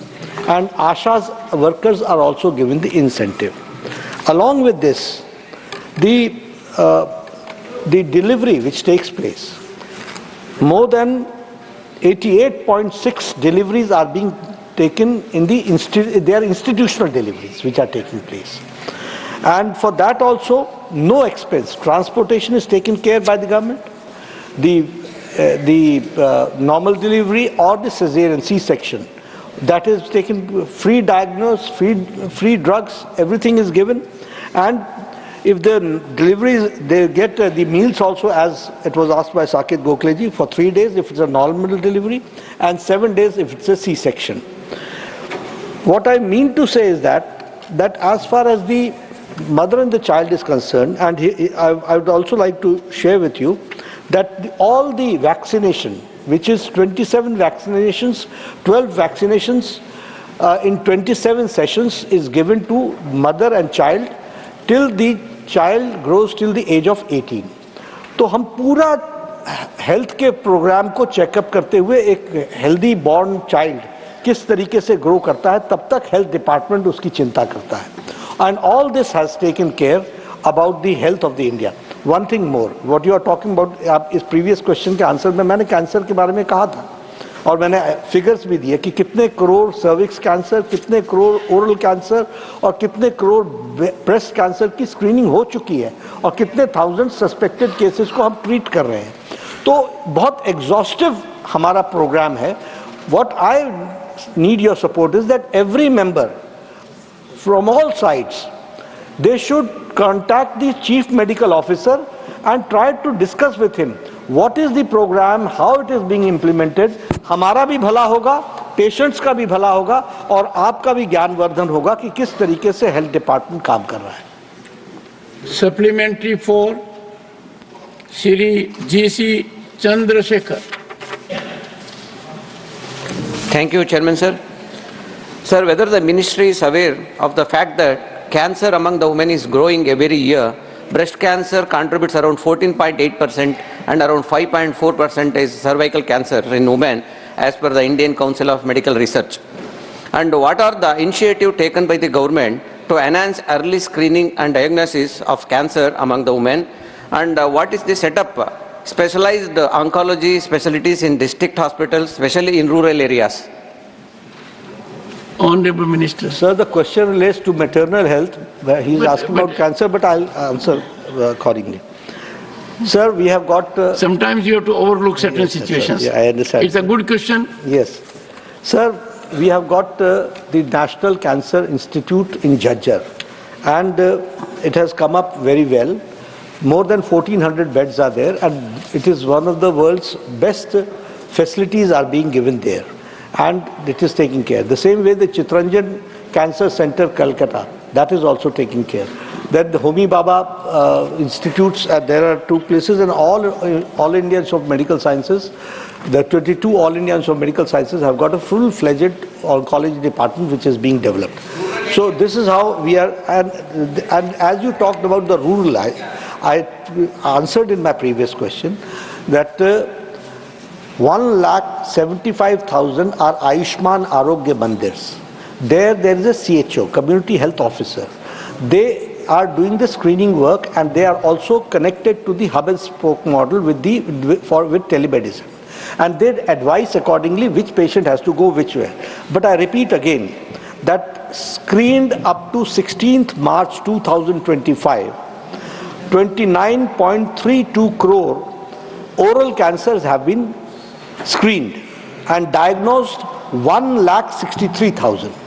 The same way for breast cancer, 15 crore 60 lakh has been screened and diagnosed 57,000 to be patient of breast cancer, and 9 crore 48 lakh have been screened for cervix cancer and diagnosed 97,000. So you can understand the volume, and you can understand the level at which we are screening and we are diagnosing and we are treating them also. It was a supplementary to question number 181, as a matter of fact. Supplementary 5, Shri A.A. Rahim. Thank you for this opportunity. Sir, my question regarding the JSSK. Sir, I want to know particularly regarding the non-adult mothers in the tribal area. Sir, I have a bitter experience in this guest house. When I asked the Ministry of Tribal Affairs on March 12th about the number of non-adult mothers, Honorable Minister gave an evasive answer. That's why I am asking again the floor.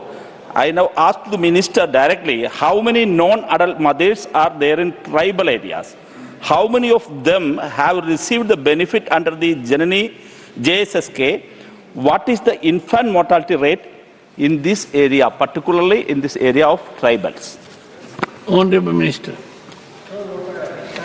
From the question is non-adult mother means the teenage pregnancy. We don't have, as such, at this point of time, I don't have the exact figures about it. If you can ask separately, we will certainly answer this question, because we don't, we keep the register accordingly. ASHA workers note down the age. So we will come out if the separate question is being asked. Question number 184, Shri Bhuvaneshwar Kalita. Honorable Minister. सभापति महोदय, विवरण सभा के पटल पर रखा गया है. Supplementary number 1, Shri Bhuvaneshwar Kalita. Thank you, Honorable Chairman, sir. I joined the entire House to wish you quick recovery, good health and long life. Since we all are beneficiary of CGHS, and my supplementary relates to only CGHS wellness centers, and particularly in northeastern region. During the visit to the CGHS wellness centers, we found that in many of the wellness centers, regular doctors are not there. Only doctors on contact basis they are working. So the complaint from them was that there is no parity, whether the minister is considering to bring parity in the salary and pension of these contextual doctors. Honorable Minister.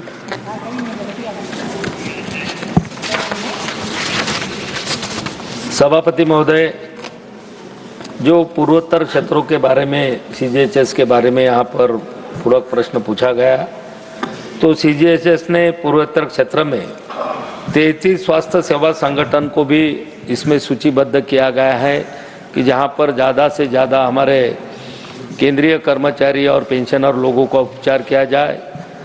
वैसे ही CGHS लाभार्थी को नगद रहित सुविधा प्रदान करने के लिए भी एम्स गुवाहाटी के साथ भी एक समझौता और ज्ञापन पर हस्ताक्षर भी किए गए हैं।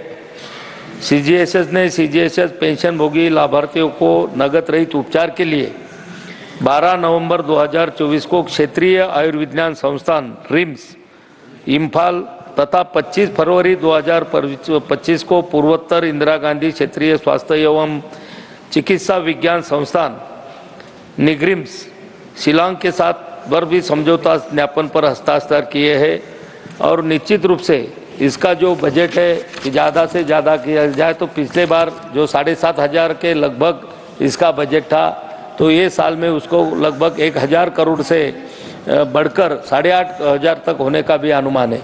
तो केंद्रीय कर्मचारी की स्वास्थ्य के लिए जो भी सुविधा दी जाती है सीजीएचएस सेंटर में से तो वो देने के लिए निश्चित रूप से स्वास्थ्य विभाग से पूरे प्रयास किए जा रहे हैं। Supplementary to Shri Bhubaneswar Kalita. The Honorable Minister's reply is also already in the written answer. My question was different. That was the parity he is just 1 meter away from you. parity and pension among for the contextual doctors. Anyway, sir, my second supplementary is again during our visits to these CHS wellness centers, we have noticed that these doctors scantily they prescribe generic medicines, and while we visited those some of the beneficiaries and the candidates, the reply was from the candidates that there is lack or shortage of popular diseases like popular diseases like diabetes, like kidney disease, or like blood pressure. So in these areas there is shortage of generic medicines in the candidates, Janaushadhi candidates. Whether the Honorable Minister will look into it so that generic medicines are made available for these rampant diseases. Thank you.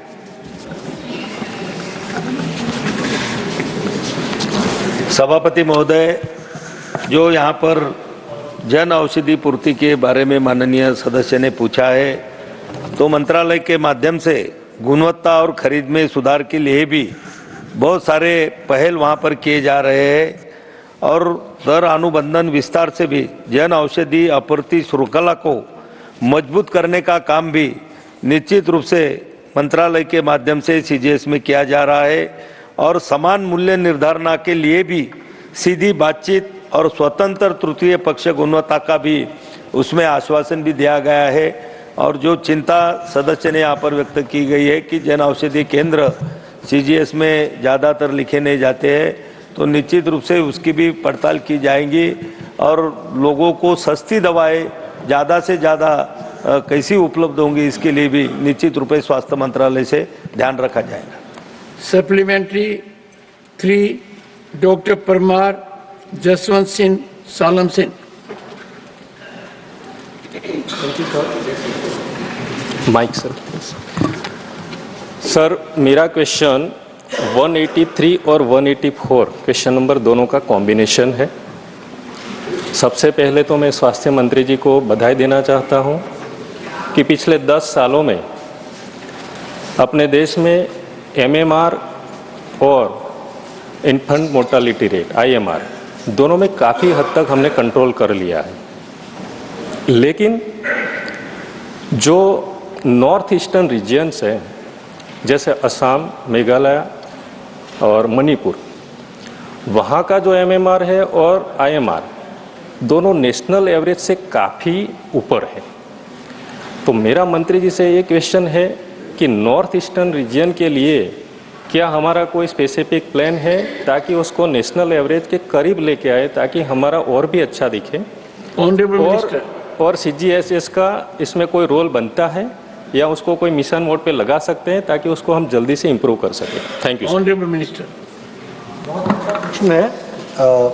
हम लोग region wise भी, state wise भी, district wise भी और block wise work करते हैं। हम लोग निकालते हैं कौन से स्टेट्स वीक हैं, उन स्टेट्स को क्या क्या उसमें वीकनेसेस के क्या क्या पॉइंट्स हैं, उसको स्ट्रेटजाइज करते हैं। उसी तरीके से किसी स्टेट में उनके पैरामीटर्स अच्छे होंगे, बट कोई ज़िला है या ब्लॉक है तो उसको भी हम प्रायोरिटाइज करते हैं। तो इस दृष्टि से जो प्रश्न माननीय सदस्य ने पूछा है, मिनिस्ट्री एक्ट्स अकॉर्डिंगली, और हमारा जोन वाइज भी होता है। और नॉर्थ ईस्ट ही नहीं, बहुत से ट्राइबल एरियाज हमारे सेंट्रल इंडिया में भी हैं जिसको हम प्रायोरिटाइज करके और प्रायोरिटी दे करके स्पेशल फोकस पे उन एरियाज को हम एड्रेस करते हैं। Supplementary 4, doctor Syed Nasir Hussain. Supplementary for 185, sir.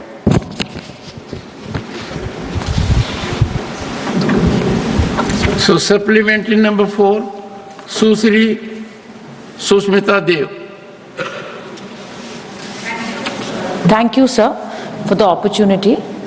Sir, I have gone through the list of sanctioned posts and the vacancies, and there are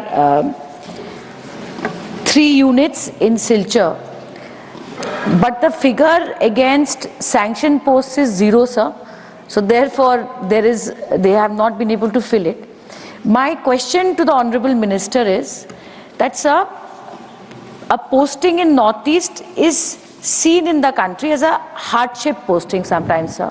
So does the Health Minister have any provision to maybe hire doctors, paramedics on a contractual basis rather than filling up these permanent posts, which may help in better human resource?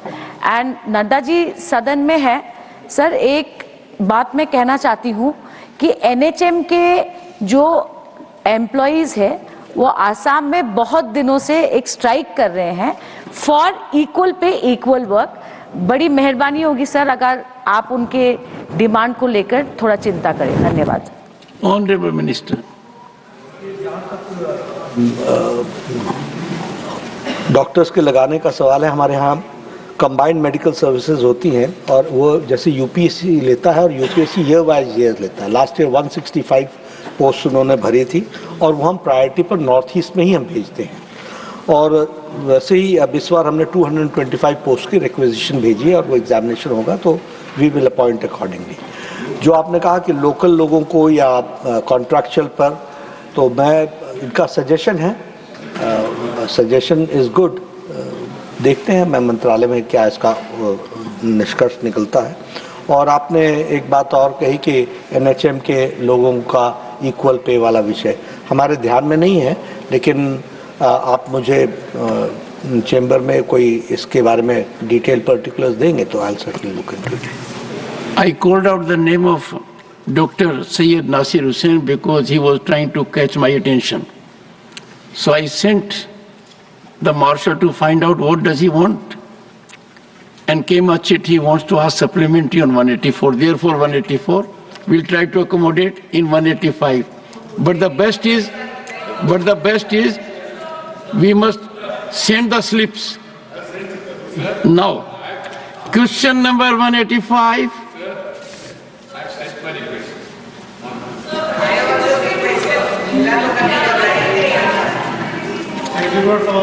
Shri Rita Brata Banerjee. Question 185. Honorable Minister. Supplementary 1, Shri Rita Brata Banerjee. Thank you, sir. Sir, roughly the return of loans for the nationalized banks tends to around 12 lakh crore. It has been written off by the nationalized banks. The recovery rate from the answer that the amount of recovered loan is 1,26,000 plus, that is roughly 10%. Through you, sir, I want to know from the Honorable Minister that can the Honorable Minister please provide the House with the details of the top 20 willful defaulters in India as on date, and state specifically what action has been taken to recover the outstanding amounts from these willful defaulters. It will be greatly appreciated if the Honorable Minister can furnish a written response on this with details. Honorable Minister. अध्यक्ष महोदय, जहां तक माननीय सदस्य ने NPA की बात किया है, अगर देखें तो बैंक आरबीआई के गाइडलाइन के अनुरूप और अपने बोर्डों के अप्रूव्ड पॉलिसी के अनुसार एनपीए लोन को राइट ऑफ करती हैं। और साथ ही साथ अगर देखें तो राइट ऑफ करने से पहले 100% का प्रोविज़न किया जाता है ताकि जमाकर्ताओं को कोई भी नुकसान ना हो। और राइट ऑफ करने का मतलब ये नहीं होता है कि वो पैसा माफ़ कर दिया गया। जिस प्रकार से बैंक रिकवरी करती है और यथावत करती रहती है, और ये बैंक अंतर्राष्ट्रीय मानकों के आधार पर करती है। जहाँ तक माननीय सदस्य का सवाल है कि एनपीए बहुत बढ़ा है, मैं बताना चाहता हूँ कि अगर आप देखें तो एनपीए लगातार गति से घट रही है और 2024-25 में अगर देखें तो 2.42% रह गई है। Supplementary to Shri Ritabrata Banerjee.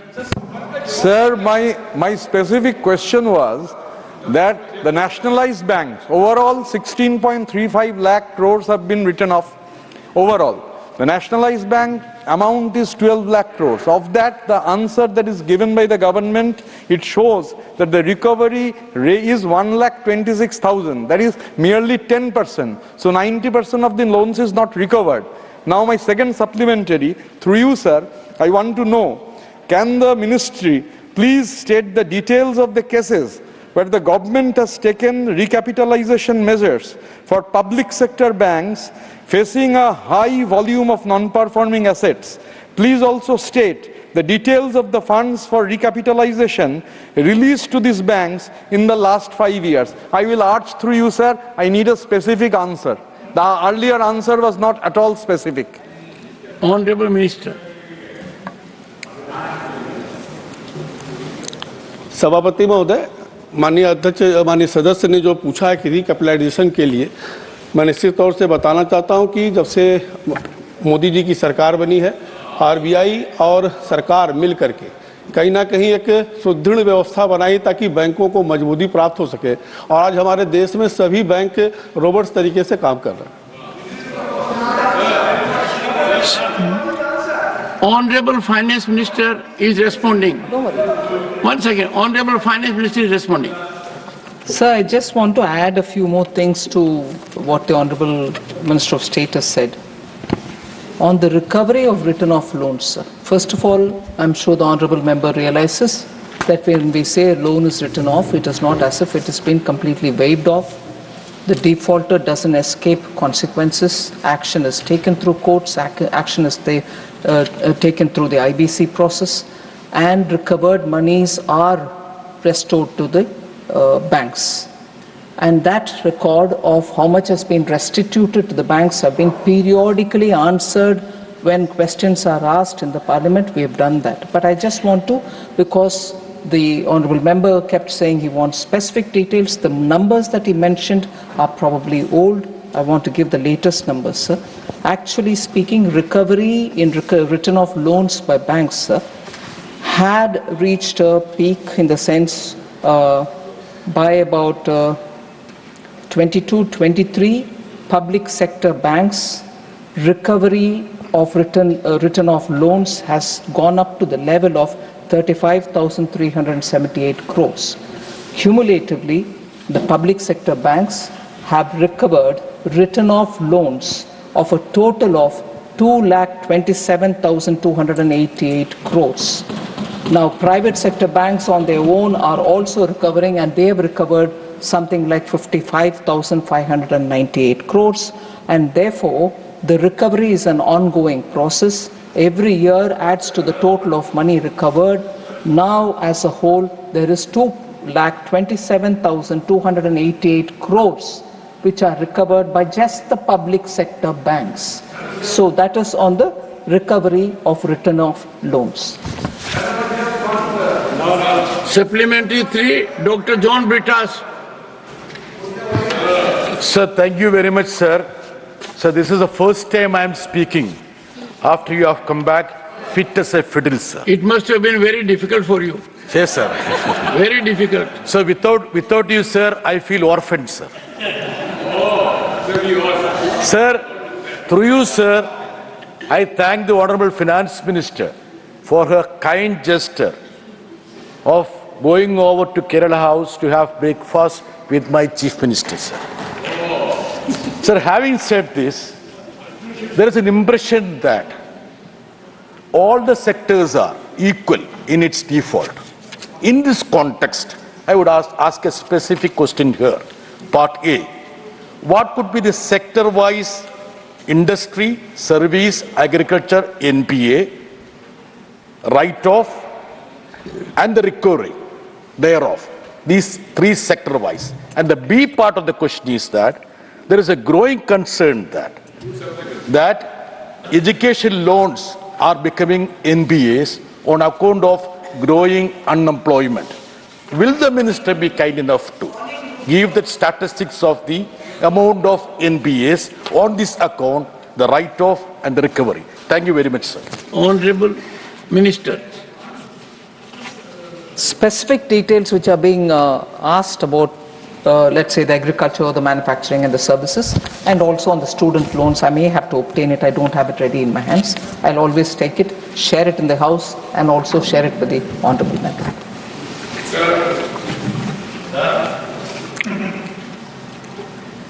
Difficult choice. I tilt in favor of Shri Digvijay Singh for supplementary number 4 at the cost of Dr. Syed Nasir Hussain. Come on now. Sir, if I call out someone, there has to be compliance. I have accepted. I have acceded to your request. Come on. Sir, I would be very happy to withdraw in his favor, sir. Doesn't matter, sir. I have taken a call. माननीय अध्यक्ष महोदय, हम आपके आभारी हैं।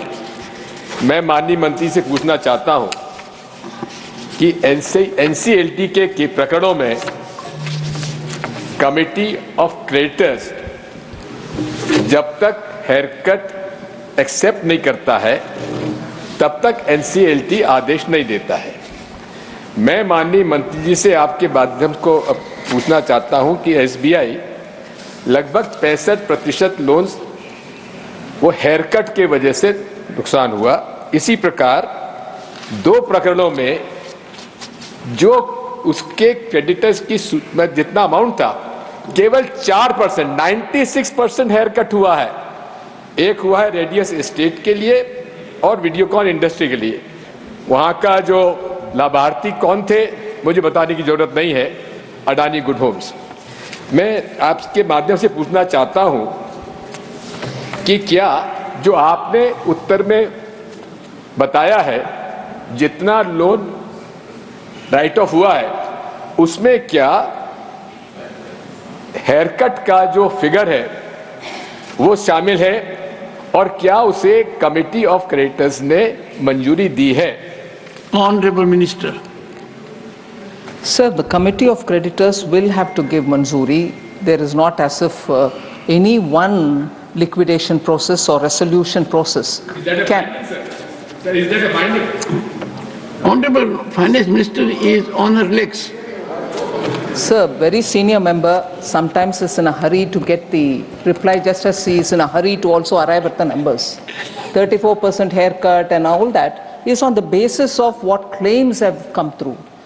Liquidation, and when it is done, and the calculation of haircut is being done by one section in one way, but the laid down procedures talk about liquidation value, the liquidation value on the basis of which you've recovered, and that is what is counted when you're talking in the terms of IBC resolution process. So the same number per the laid down rules approved by this parliament through the IBC law shows that 169% has been realized. 169% has been realized, sir. And therefore, looking at it from the value of claims alone does not count for what I will perceive as a haircut or somebody else will perceive as a haircut. Haircut is when you already have seen what's the liquidation value And if you're realizing 169% of the liquidation value, Honorable Member Digvijay Singh will probably have to look at these figures also and then take the inference about how the system works. And moreover, this is the kind of number that we're talking about for those cases where the claims are more than 1,000 crores each. 164 corporate debtors whose cases were admitted have realized 169%. So, sir, it is important. If you're talking about particular cases, I do not want to get into who's the beneficiary, who's the bidder, who came to claim, and who is now taking over that defaulted company. Is the company's defaulting promoter coming through back door, which the law does not permit? All this, I'm sure the Honorable Member knows. But since he's talked about prominent cases, I will take the liberty 1 minute extra to tell through you, Sir Honorable Chairman. SR Steel India Limited, realization as percentage of admitted claims is 77%. And number of days it took for resolution is of course a protracted long one which goes beyond what we wanted it. It had taken 583 days. Sir, in the case of Binani Cements Limited, 99% has been the realization. MBL Infrastructure Limited, 120% realization. IVRCL Chengapalli Tollways Limited, 100% realization. So there are instances where realization is in this order. And to talk of haircut, 30%, 15%, 90% has been given away as a haircut are all, I'm sorry to say, will you allow me some indulgence, exaggerated. In the last session, the Honorable Finance Minister was very graceful to enlighten me about phone banking, this time about haircut. Shrimati Sangeeta Yadav, supplementary 5. माननीय सभापति जी, आपको आभार कि आपने मुझे अवसर दिया। यहाँ चर्चा तो बैंकों के एनपीए और राइट ऑफ की हो रही है, लेकिन एक बहुत बड़ी समस्या इसमें चल रही है डिजिटल फ्रॉड का। तो मैं आपके माध्यम से माननीय मंत्री से जानना चाहती हूँ कि क्या सरकार इस स्थिति से, कंडीशन से निपटने के लिए कोई प्रयास कर रही है क्या? Honourable minister. मैं आपके माध्यम से माननीय सदस्य को बताना चाहता हूँ कि सरकार शुरू से जब से आई है, कहीं ना कहीं आरबीआई और सरकार मिलकर के लगातार बैंकों को शुद्धिकरण के लिए काम कर रही है। जहाँ तक डिजिटल फ्रॉड का मामला है, अगर देखें तो भारतीय साइबर सर्वेलेंस केंद्र I4C की स्थापना की गई। रियल टाइम रिपोर्टिंग के लिए citizen financial cyber crime report का और मैनेजमेंट सिस्टम को स्टार्ट कर इसे NPCI से इंटीग्रेट किया गया। 1930 की टोल फ्री नंबर चलाया गया। दूरसंचार विभाग के चक्षु पोर्टल पर कॉल एवं SMS के संभावित फ्रॉड पर निगरानी रखी जा रही है। PM का मन की बात का संदेश जो प्रधानमंत्री जी ने सदन में दिया था कि रुको सोचो एक्शन के इन्हीं प्रयासों से परिणाम में आता है। और मैं 2014-15 में देखें अगर तो डिजिटल फ्रॉड जो हो 56,215 करोड़ हुआ था, वहीं 23-24 में घटक कर वो 4,224 करोड़ ही रह गया है। इसलिए सरकार कहीं ना कहीं उस पर लगातार प्रयास करी है और इसका मुख्य उद्देश्य है कि हम सबको मिल करके उसकी कहीं ना कहीं पब्लिसिटी की बहुत आवश्यकता है। Question number 186, Shri Neeraj Shekhar. प्रश्न संख्या 186। Honourable minister. Supplementary 1, Shri Neeraj Shekhar. Sir, सबसे पहले तो मैं भगवान से कामना करता हूं आपके स्वास्थ्य लाभ की, और मैं माननीय मंत्री जी को बधाई देना चाहूँगा। विस्तृत उत्तर दिया इन्होंने। मैं जानना चाहता हूं माननीय मंत्री जी से कि विशेषकर पूर्वांचल में, जहां से मैं आता हूं, बलिया, गाजीपुर, मऊ, वहां पर अनाज के भंडारण की बड़ी समस्या है। आज किसान ज़्यादा उगा देता है, उसकी भंडारण नहीं हो पाता है। कुछ दिनों पहले सरकार ने कहा था कि स्टील साइलोस बनाए जाएंगे। ऐसा हम लोग ने भी सुना था कि पूर्वांचल में, गाजीपुर, बलिया में बनेंगे। मैं माननीय मंत्री जी से जानना चाहता हूं, क्या सरकार उस पर विचार कर रही है और क्या स्टील साइलोस बलिया, गाजीपुर में बनेंगे? Honourable minister. सर, ओवरऑल देश में स्टोरेज कैपेसिटी बढ़ाने के लिए बहुत ही प्रयास तो जारी है। इसमें तो construction of soil house under public private partnership PPP mode पर हमने शुरू किया है। Private entrepreneurs guarantee PG scheme under PPP mode में है। Central sector scheme storage and godown focus on the north east है और hiring godown from the central warehousing corporation, ऐसे बहुत कुछ स्कीम के द्वारा क्वेश्चन आवर हम चला रहे हैं sir. Over. Thank you. Happy Jairam ji बहुत पर्टिकुलर थे कि जवाब पूरा ना हो।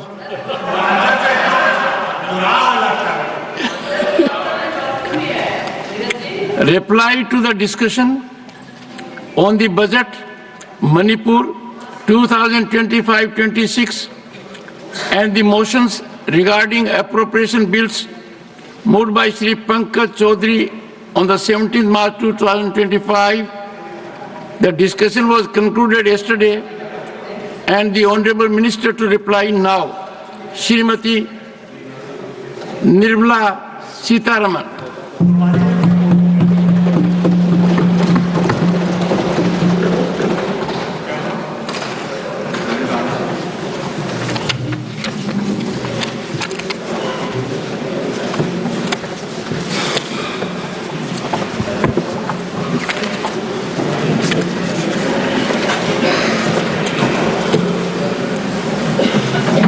Thank you very much for giving me this opportunity to respond to the discussion which have happened on the 4 bills which we laid. The 4 bills relate to the second and final supplementary demand for grants 2024-25, excess demand for grants 21-22 of the Union Government, budget of Manipur 25-26, and supplementary demand for grants 24-25 of Manipur. So I think more than 20 honorable members have spoken. I was a bit disappointed, sir, if you allow me to say it, that the discussion was more on the situation and also the political viewpoints on Manipur, which is a very important, very, very sensitive, much needed to hear that, but less on the budget, both of the supplementary demands for grants and also on the Manipur budget itself. However, sir, I will give a broad picture of the budget the 4 bills say, and also respond to some of the questions and worries which the honorable members have raised both on Manipur and the general budget. Sir, this final supplementary demand for grants is the second. Although we are allowed to come up with up to three supplementary demands, we have chosen to have only 2 supplementary demands, and hence the second is the final supplementary for this year. It has 52 demands. Honorable Finance, it is always a pleasure to listen to you, but for few days I am subject to certain medical prescriptions. Thank you, sir. Sir, I did have a word of message conveyed to you, but I welcome you and my prayers that your health is good and recovery is fast.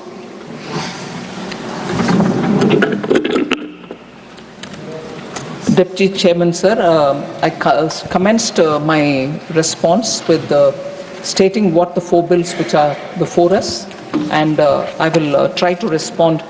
First of all, let me talk on the contents of the budget, sir. Sir, it has 52 demands and 3 appropriations. I take a minute to explain about the elements of the supplementary demand. There is a technical supplementary which the supplementary demand for grants includes. It is required for using savings from one section. It is more as a matter of information for the House. It is required for using savings from one section to another section within the given or between grants, and also when additional expenditure is matched by concurrent receipts or recoveries. For example, the technical supplementary of 750 crores which is being sought for transfer to Senior Citizens Welfare Fund in the DEA demand. So it is only a transfer within. The token supplementary, on the other hand, it is a provision, sir, of 1 lakh of rupees made to seek prior approval of Parliament on specific items attracting the financial limits of the new service or new instrument of service. It enables the department to reappropriate resources within the same section of the grant.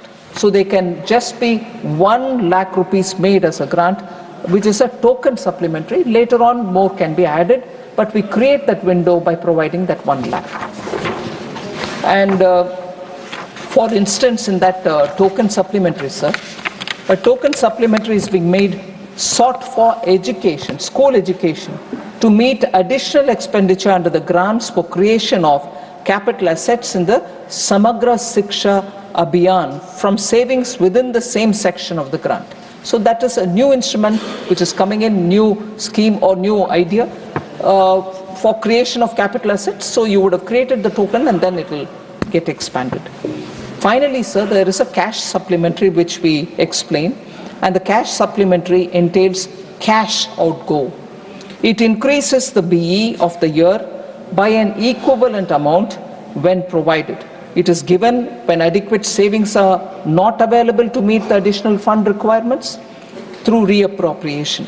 For example, the cash supplementary in this particular supplementary demand for grants of 2,500 crore is being sought for urea and P&K subsidy this year. So that is a cash supplementary. So a token, a cash, or a technical are the three headings under which we come for appropriation-based approval. So that is what is explained, sir. The net cash outgo or cash supplementary is 51,463 crores in this budget. Technical supplementary is 6,27,045 crore. And unusually a big amount. Normally you don't have this kind of a large technical supplementary, but this is being matched by savings from different sections and the same grant or among the same grants, and therefore it doesn't recover newer payments. Token supplementary is only 0.67 crores, 67 lakhs. So I just want to highlight that, and also to say we are also in this batch of supplementary demands for grants provides for recoupment of contingency fund advance of 19,765 crores. So even a recoupment is mentioned here. Now, as I was saying earlier, the cash supplementary pertains largely to the fertilizers, Oil and Industry Development Fund, that is OIDF, 11,600 crores. This is a transfer from Consolidated Fund of India to the OIDF, maintained in public account. There's also the urea, the P&K fertilizer subsidy of 2,500 crores. The other is related to additional allowance being made of 2,186 crore for the PM Kisan. This is an additional amount being provided over and above the budget supplement for the current year itself.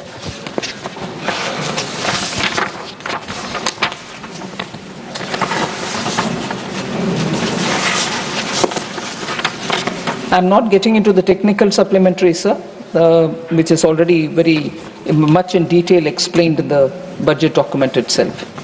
So the excess demand for the year 21-22 amounts to 1,291 crores. Again, that year's excess demand goes towards Department of Fertilizers and Pension, that is a civil pension, and two appropriations, namely for Defense Ministry Civil, which is a charge section, and Ministry of Railways, which is again a charge section. So now I come to the Manipur budget and also the Manipur supplementary demands. I first deal with the supplementary demand for Manipur, sir. This supplementary demand, sir, is for 1,861 crore, covers 20 demands and 1 appropriation. 948 crore rupees supplementary is being sought for revenue expenditure itself. These include, and very importantly, interest payment and debt services, additional requirement of pay and allowances, relief measures and security expenditure on account of law and order situation, and taking over the DISCOM losses for the state. That is one heading, sir. 913 crores supplementary is being sought for capital expenditure also. We gave the revenue expenditure and the items under it. Now the capital expenditure. I'd like to say that for Manipur, we have already given the special assistance for state capital investment, which is a 50-year interest fee which all states get. But however, because of the disturbance and the administration being focused on that, last 2 years they hadn't claimed anything under the 50-year interest free. Manipur needed it. So 913 crores are being given under the special assistance for states capital investment. That is for 24-25, sir, the current running year. Other than this, Manipur as a state had never had contingency fund created for itself, which is very important, and most states create and have contingency fund arrangement because that helps them to meet with emergent situations. So we have created now a contingency fund for Manipur with 500 crores being given to them.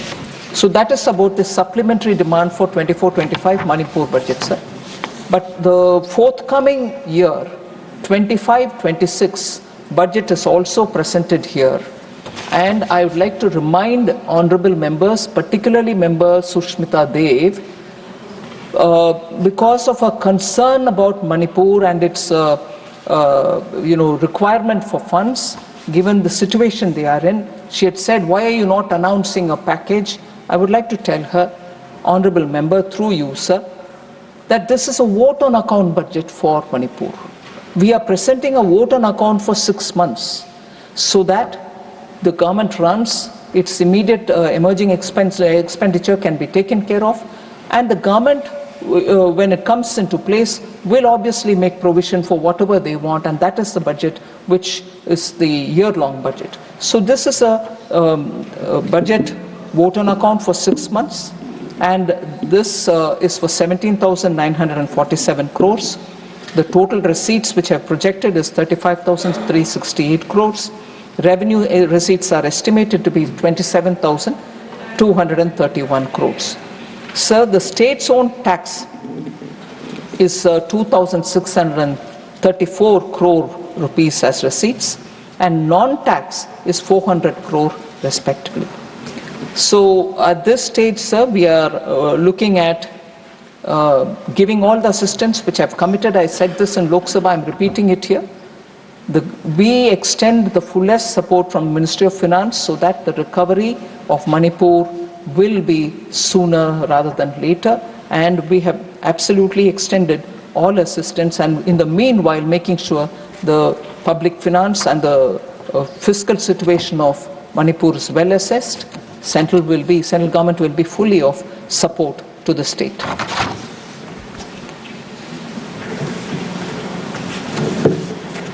So other than that, there are, I'm going by individual observations made by honorable members, trying to respond to them.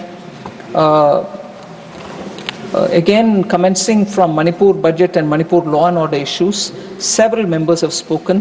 Member Honorable Shakti Singh Gohil, Bikash Ranjan Bhattacharjee, Sushmita Dev, Sanjay Singh, Sulata Dev, Manoj Kumar Jha, Mr. P. Wilson, Vaiko, Santosh Kumar, all of them have spoken about it.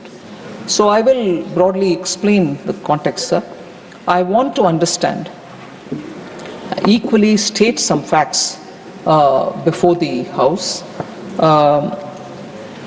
Sir, Manipur is a border state. Manipur, at least all of us know, since some decades, has gone through quite a crisis, and every time there is a recovery, it goes back to some other situation.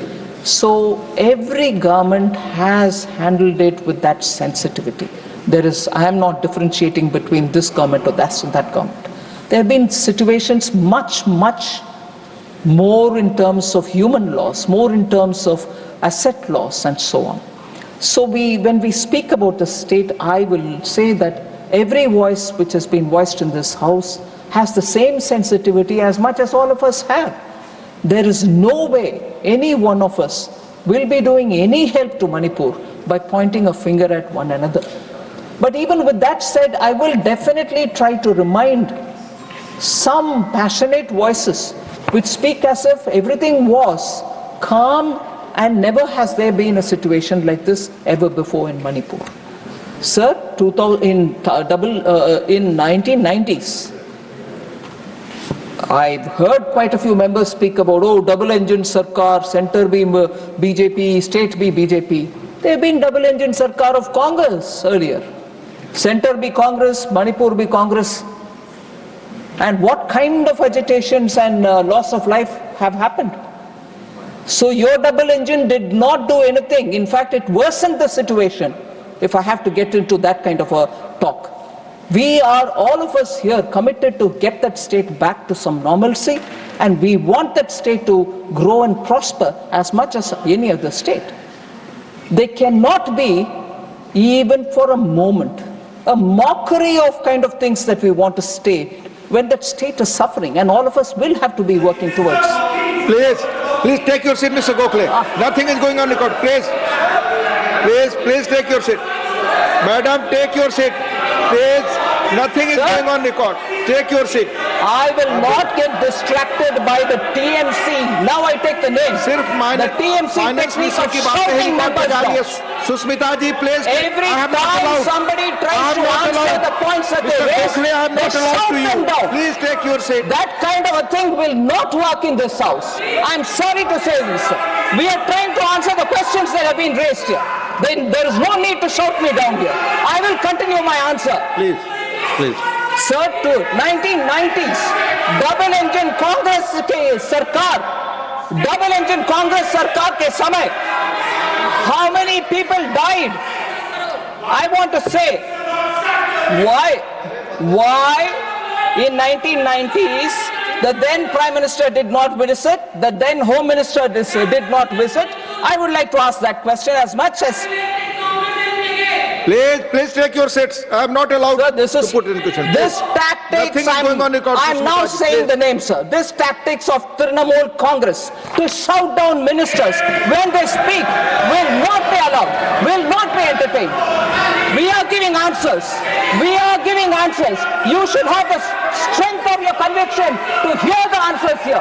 Please listen the answers, please. I'm coming point by point for every one of the questions that they've raised. If they don't have the conviction to sit and listen it, they can choose whatever they want. But it is not appropriate to shout a minister down when they are answering your questions. Have the patience. Sir, I will remind you, sir, in 2002-2017, Manipur had a Congress government. There was central government till 2014 run by the Congress party. Manipur witnessed 628 months. Sir, Honorable Member Sushmita Dev, Honorable Member, has reasons to be worried about Manipur, she said, and I agree. She comes from an area which is close to Manipur and she knows so much about what's happening there. She raised a lot of questions. I am trying to answer each one of them.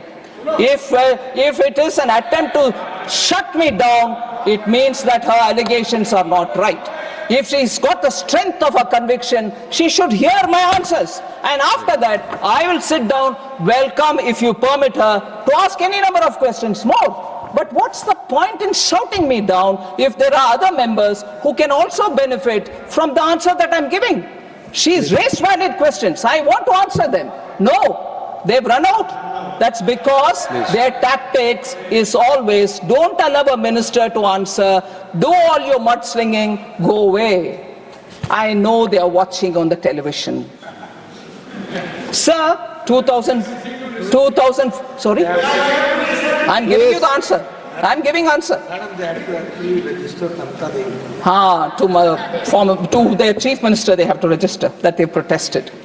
But this house is not the street of Bengal. not any street of Kolkata. Order prevails, you run the house per the rule and we obey the rule. It's not, sorry, street, any street in Kolkata where they can scream, shout, pelt stones and run away. Sir, in between that time when Congress was ruling in center and in Manipur, 628 burns had happened, several blockades had happened during the 15 years then, and also cost huge loss. The state exchequer had lost nearly 2,828 crore. It was assessed. 2,828 crore was lost during that period. Sir, and the worst economic blockade had happened at that time. And it occurred in 2011, lasting over 120 days, causing severe shortages. Petrol price was 200 rupees per litre. LPG cylinder cost 2,000 rupees per cylinder. Petrol price is 200 per litre and LPG cylinder 2,000 per cylinder. So, what is the current situation, sir? The current situation when this problem started? Union Minister, Home Minister, visited the state and went one camp after another camp belonging to different communities, spent 4 days in Manipur. Home Minister of India. At the time when it was really peaking with the problem, he went, spent camp after camp. Sorry? Please. Please take your seat. The question is, this sort of communal violence is unique in Manipur, which was there. Thank you. Please. I'm reading out loud before. Sir, interestingly, sir, I'm sure the honorable members will know, honorable member is from CPM. So, yeah, I would like to say it again. No doubt in my mind about it. But I'm sure you don't have a doubt yourself. Honorable member is from CPM, sir. West Bengal saw the worst riots ever in history under the CPM rule. Tripura suffered under the CPM rule. Kerala is not able to recover because of the horrible policy of industrialization that they had. To the extent, sir, to the extent, sir, Santosh Kumar ji, please sit down. Please take your seat. To the extent, sir, today, Kerala's minister gives an interview in the papers saying Loku Kuli is not there anymore in Kerala. Can I say what that Loku Kuli was, sir? Loku Kuli is a place where Loku Kuli happens when workers are all sitting together looking if there can be some work. You and me or anybody going to Kerala get off the bus. On the top. Yes, please, I will talk. Please, because you came up with a lot of things. Let her reply. Please take your seat. Please. Sir. Please take your seat. You get off the bus, sir. Honorable members will find this interesting. Nowhere else you will find it. From the bus, you have to remove your luggage. People are sitting on the ground. You will say, hey, please help me. Kitna dena hai? You will say some coolie and then you will have to bring the luggage down. Assume he has to be paid 50 rupees. You will actually have to pay 50 plus another 50. You will ask why? The other 50 is Noku Kuli. What is Noku in the Malayalam, sir? Noku means look. Meaning, I will be sitting and watching here. I may be a CPM card holder. I'll be sitting and watching and the person, actual Kuli brings the luggage down, he gets 50 rupees. But for me, being a card holder member, watching that act itself, I need to get 50 rupees. That is Noku Kuli for you, sir. So, it is that kind of communism that has killed industry in Kerala, that kind of communism which has killed industry in Bengal, that kind of industry. Santosh Kumar, listen to me. No permission from the chair. Sir, with your permission, sir. Yes, with your permission, sir. I want to say, if he is trying to tell me that no such a practice exists, 2 days ago, Honorable Chief Minister, I think, gave an interview. Kerala Chief Minister, I think, gave an interview. in which he says there is no Nokku Kuli nowadays, which means it was there before. Am I bluffing? Come on, Santosh ji. It's all right, you're doing all right. Don't deny what I'm saying. I'm also from that region. I may not be from any particular city in Kerala, sir. Sir, therefore, I want to say, Home Minister went to Kerala, to Manipur, spent 4 days moving from one camp to another of affected people belonging to all communities, irrespective of communities. That happened under Prime Minister Modi. Home Minister Amit Shah went there. The number of times since 1990 till 2014, when Congress was ruling in center and Congress was in power, double engine Congress, not a minister went when there was this 162 days of blockade, 120 days of blockade. Tell me which minister went? No one went. But today they will mock your double engine. Of course double engine. That's why the Home Minister went. That's why Nityananda Roy was there for more than 23 days. MOS Home was there for 23 days.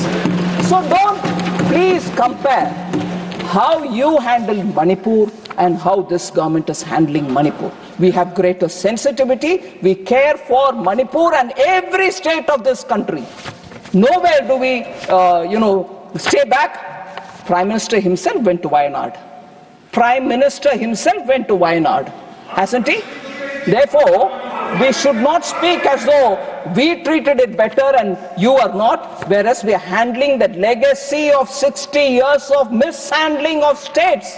And that is why the problems are so compounded today. It wasn't like this before. He went to Wayanad or not? Of course, that's what I'm saying.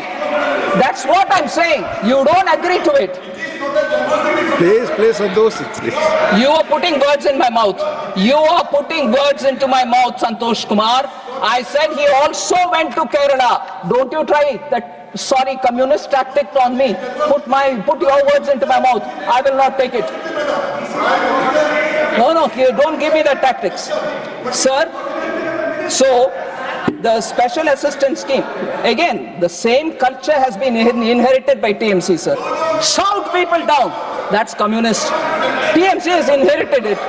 That's it.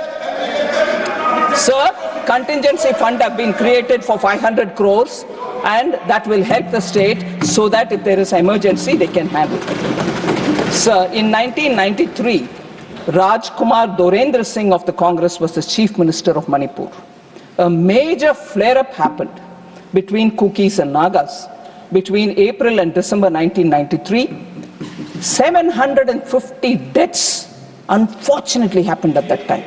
And 350 villages were completely burned down. A grave situation. Neither did the then Prime Minister P.V. Narasimha Rao nor the Home Minister Shankar Rao Chauhan went to Manipur. And these are the people now questioning when both the Home Minister is gone, MOS is gone, we are trying to quickly recover the state. So, I'm sorry to say, sir, and even in the debate here, the Home Minister came and gave a statement. No, what kind of noise was created? Saying Prime Minister replied. Prime Minister took it as a part of his reply when he replied in the House. No, you wouldn't want to hear him like the way they do now. They all came to the well, shouted the Prime Minister down so that they don't hear him. But Prime Minister is made of a different stuff.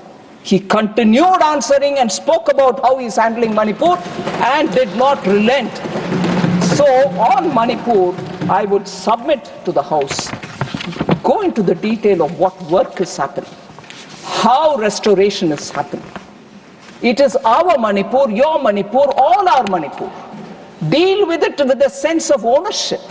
Rather than saying, you doing that, it doesn't work. It's a very sensitive issue and all of us will have to support one another so that we give a proper support to that state. Even 97, 98, Prime Minister I.K. Gujral, even at that time there was a major clash. 350 lives were lost at that time also. Even I.K. Gujral ji did not go to Manipur. So I want to have questions asked of the opposition members to contemplate, to introspect, and then stand up and speak. I'm here to hear it. All of us are here to hear it. Just don't throw mud and run away. But throw mud if you think you want to, but stand here to equally face the music. So no. Sir? Yeah, please listen. Okay. Because you're from Kerala, no? You're from Kerala, right? So, Manipur law and order, sir, I want to please put it on record and also inform the ministers and the members of parliament as to what steps that we are taking to restore normalcy. Both of the center and state collective efforts are being put so that there will be improvement in the law and order. Except for some sporadic incidents in the fringe areas and the unfortunate incident of 8th March 2025 in Kangpokpi, there has been a decreasing trend in cases of death, injuries, arson, firing incidents, and protests. Currently, there are 286 companies of CAPF and 137 columns of Army and Assam Rifles. Both are deployed along with the state police to maintain law and order in the state. Recovery of arms and ammunition looted are being recovered, and it is underway. Public notice by the Honorable Governor on 20th February 2025, the recovery has also seen an increase. Steps are also being taken to ensure free movement along the national highways. Convoy movement carrying essential commodities are continuing to ensure availability of essential commodities in the state. Helicopter service has resumed so that most district headquarters are connected for ease of travel for the public. Various measures have been taken up for the persons displaced in the violence, which is very important, sir. About 60,000 persons are currently residing in relief camps. About 7,000 persons have returned to their homes. About 400 crores of rupees have been provided under the MHA special package for relief camp operations and support to those affected in this lawlessness, riot and everything else. More support will also be provided. Under PM Awas Yojana Gramin, 7,000 houses have been approved recently to provide for housing to those who are displaced. Various other support have also been given to those relief camps, such as healthcare, including mental health support, skill and livelihood training, and also education. Engagement with the civil society is underway from the level of the governor down to the level of the district administration. There is a clear step towards bringing peace in the state. Pending issues of the public are also being resolved quickly on a top priority mode. So centrally sponsored schemes, priority is being given to clear up all the dues and nothing is kept pending at all.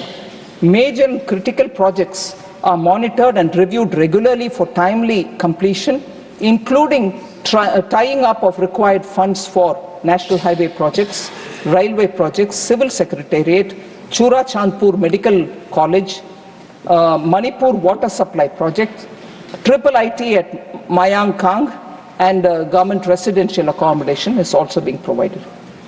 I've given the pictures of revenue expenditure and also about the capital expenditure that we're giving through special assistance. Sir. There was concern expressed on the GSDP being stagnant. The unrest has led to reduction in economic activity. There's no denying that. With improvement in law and order and consequent improvement in economic activity, I expect the GSDP to show some recovery this year onwards. So I've already told about the amount that we've given for relief and rehabilitation. Temporary shelter, 15 crores, 15 crores have been given. This is the final installment payment with additional funds for extra works which are being provided. Permanent housing gets 30 crores. This is provided for works already taken up. And in addition to that, we are providing the 7,000 PMAY Gramin, which has been approved already. Relief operations for that, 100 crores have been given. That is specifically shown also under the new demand for 25-26. And for internally displaced persons, requirements in the relief camp are itemized and being serviced.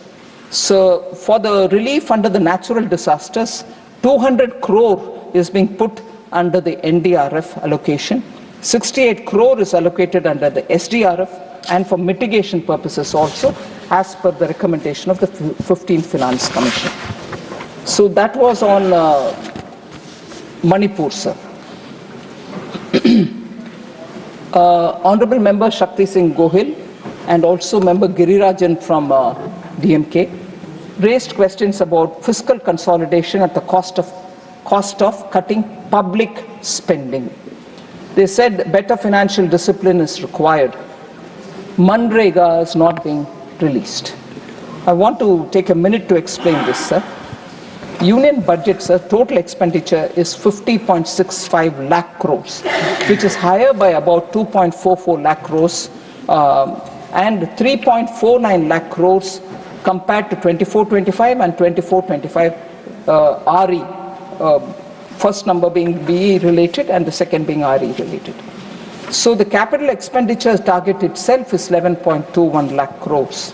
The effective capital expenditure actually is only 15.48 lakh crore, not 11, because you're looking at the actual money being given to states which are actual for asset building. They may count as revenue for me, but for the states it will be capital expenditure. So effective capital expenditure is 15.48 lakh crores. But all this is being done without any reduction in social welfare measures. The social welfare budgets are from 56,501 crore in 24-25 has in 25-26 gone to 60,052 crores. So it's actually increased. We are not doing any fiscal consolidation by cutting down on social welfare.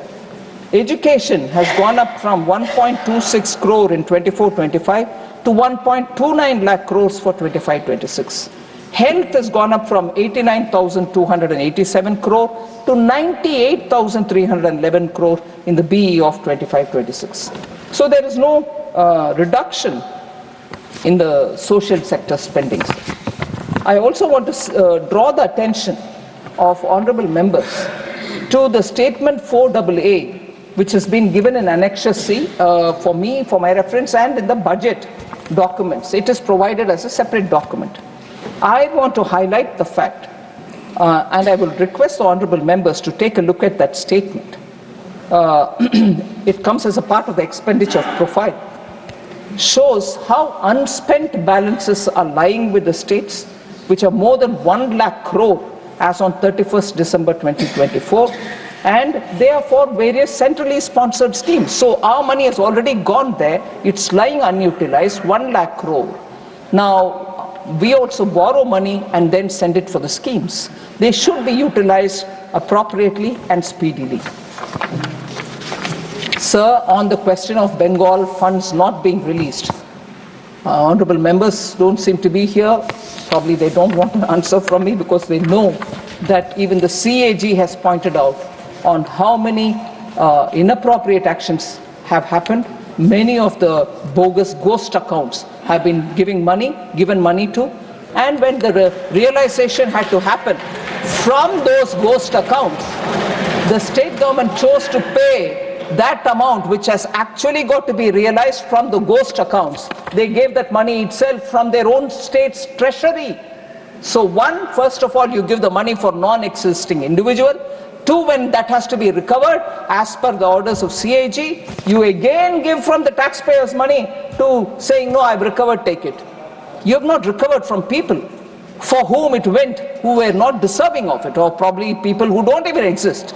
Whereas for that, to make up that, you again take it from the taxpayers' money. Such blatant misuse have happened, and therefore, about Bengal screaming and shouting at me, I can understand the anxiety, but they should follow the rules laid down and be transparent in the ways in which they use the money. Sir, there are two matters which I bring in which were not probably discussed so much in this house, sir, but related to the economy. There's a lot of discussion about household debt has increased, and what is the government doing about it? Your policies are not working. I want to highlight, sir, this is a very appropriate forum. I want the honorable members to know that one of the long-term impacts of COVID has affected the nature of work itself. People have either chosen to work from home or they don't want to work full-time. So I want to understand, I want to lay before this House, one, the factors of production are being reset.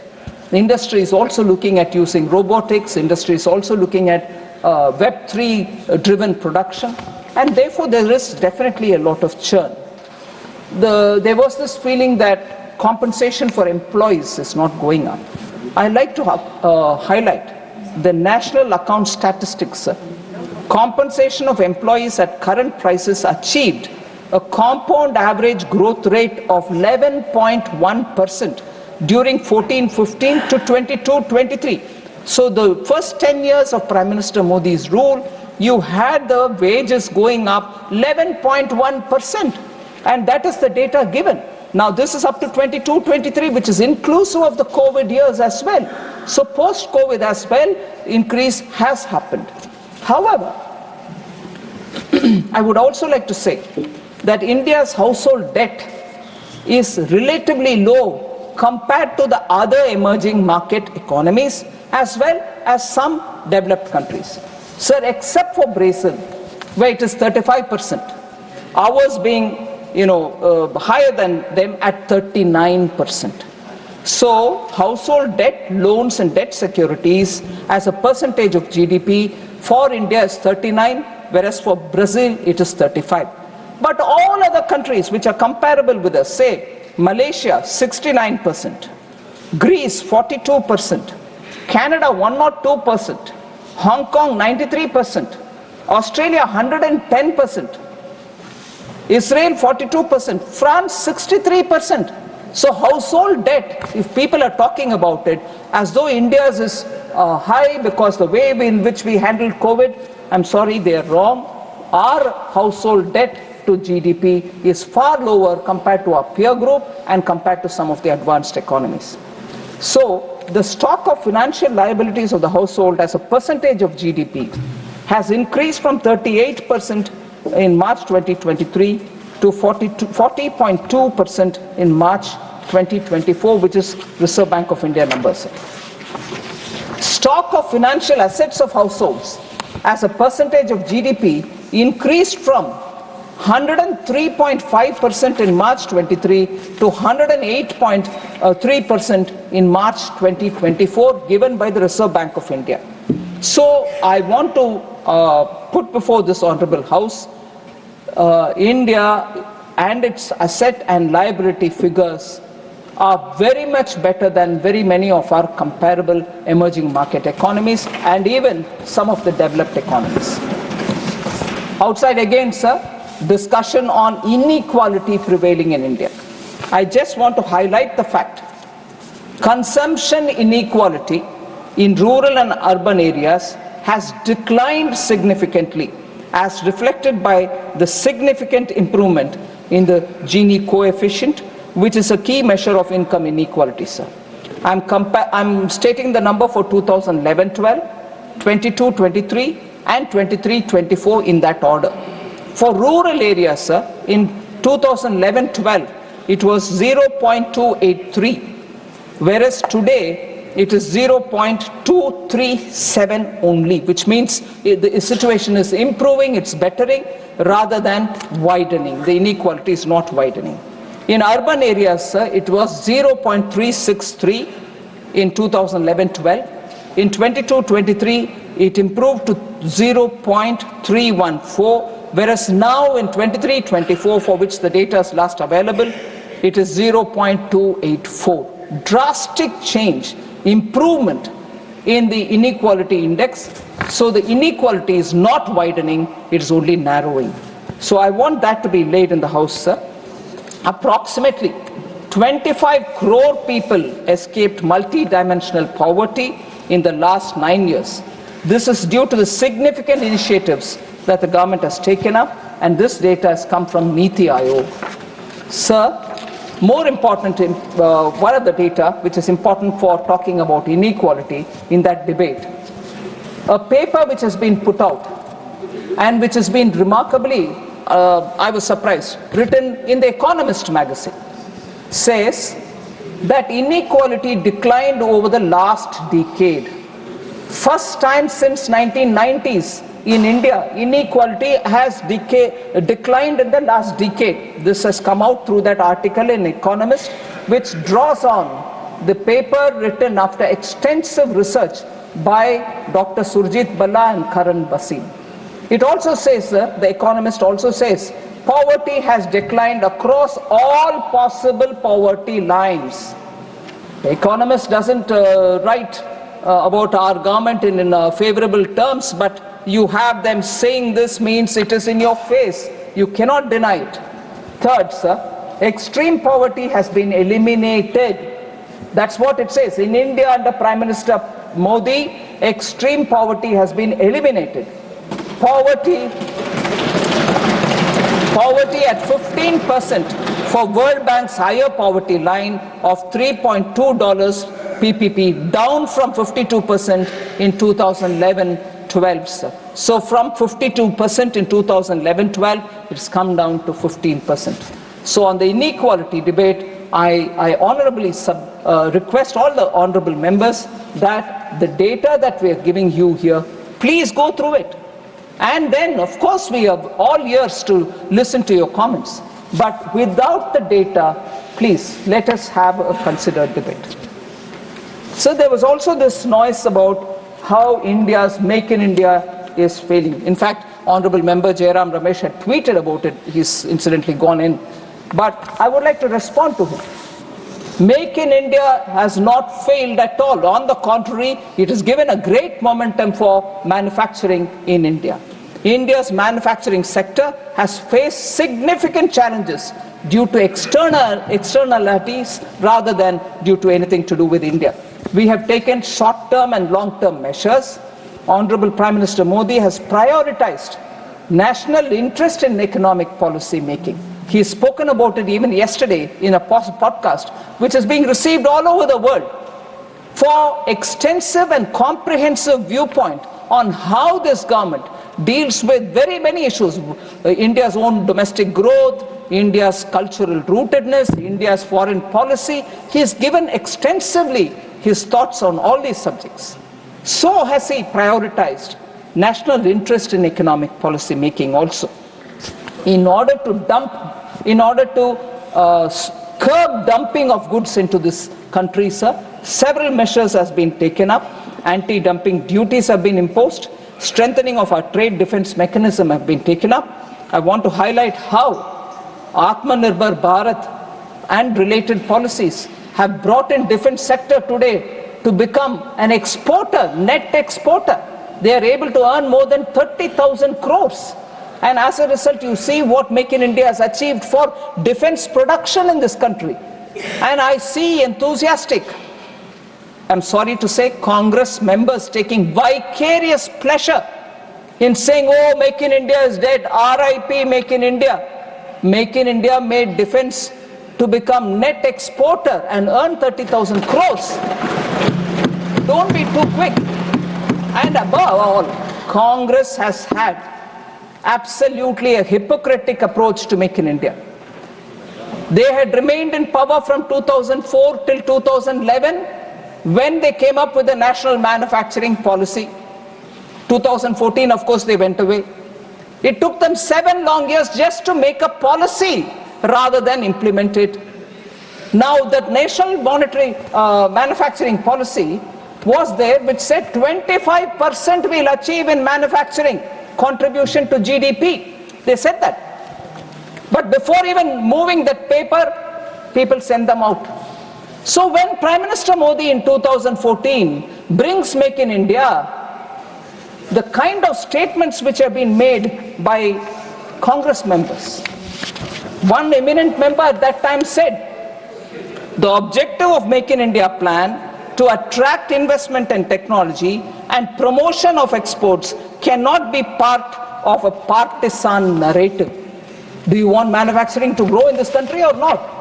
And having brought out this national manufacturing policy, they also said, being, I don't know, hypocritical or confused, they said when Make in India was announced, Make in India is just a revamped version of national manufacturing policy. And you claim that Make in India isn't working.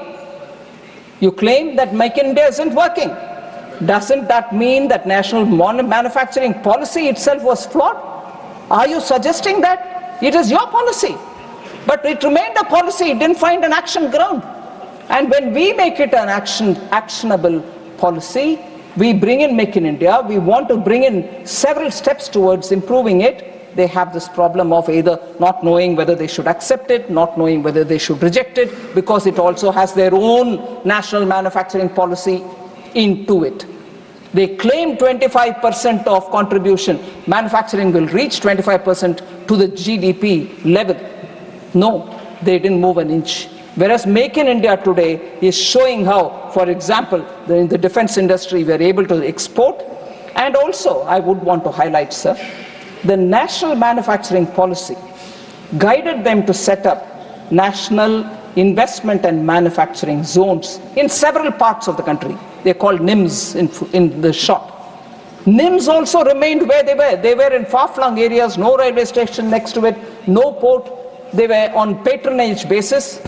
And not until when Prime Minister Modi brings PM Gati Shakti, when all this gets integrated into that, when a scheme of things are understood as to does it have a port next to it, does it have a railway station next to it, is a coal mining area or a raw material supply area next to it, bring all that together and do something to improve logistics there.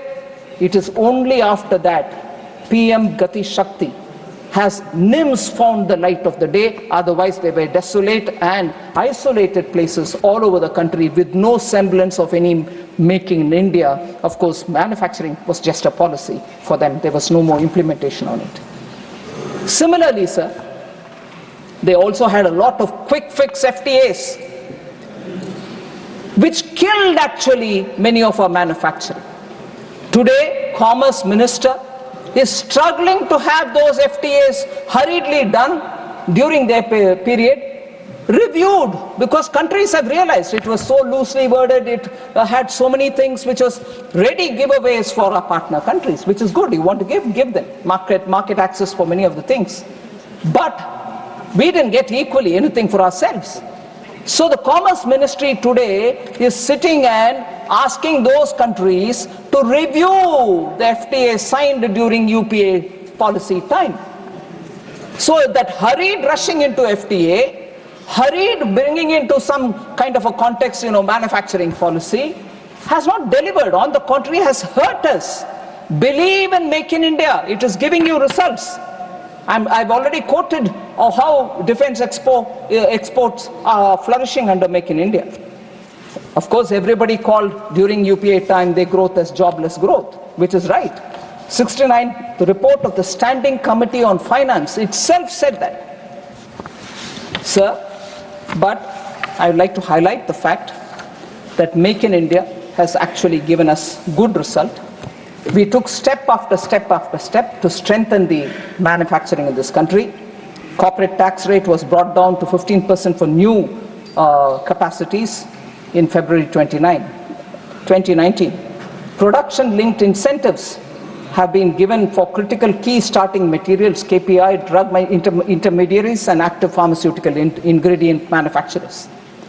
Manufacturing of medical devices have happened. Automobiles and auto components get PLI.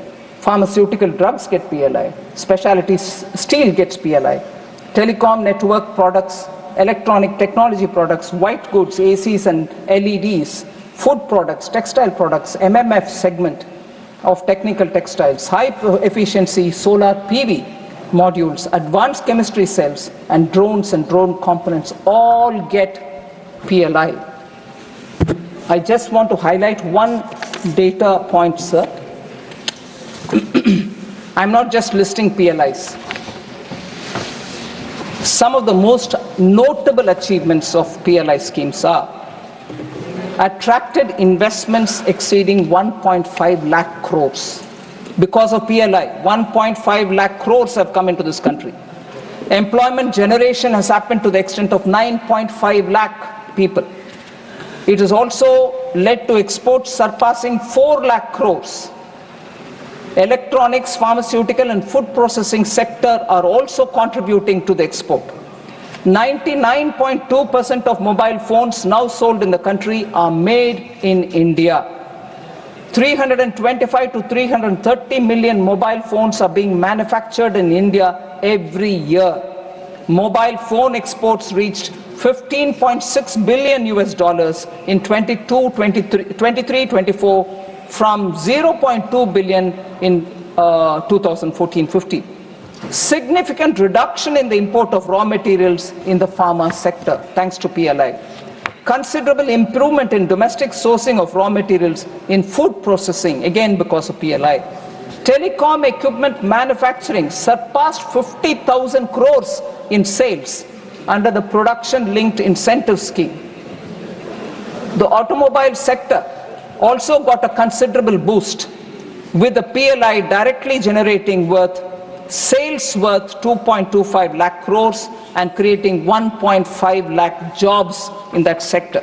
So I would request our Congress members, when they talk about Make in India, thinking that they can sing a requiem, I'm sorry, no, it is live, kicking, flourishing and making our economy absolutely stronger for it. So last one point I would like to highlight.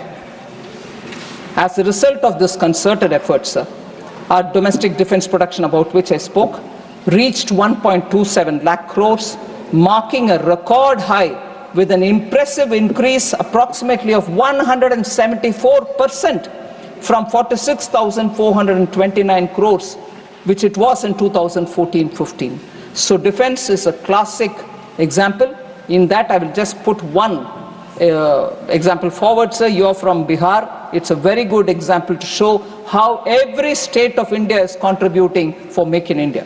Made in Bihar boots are now part of the Russian army's equipment.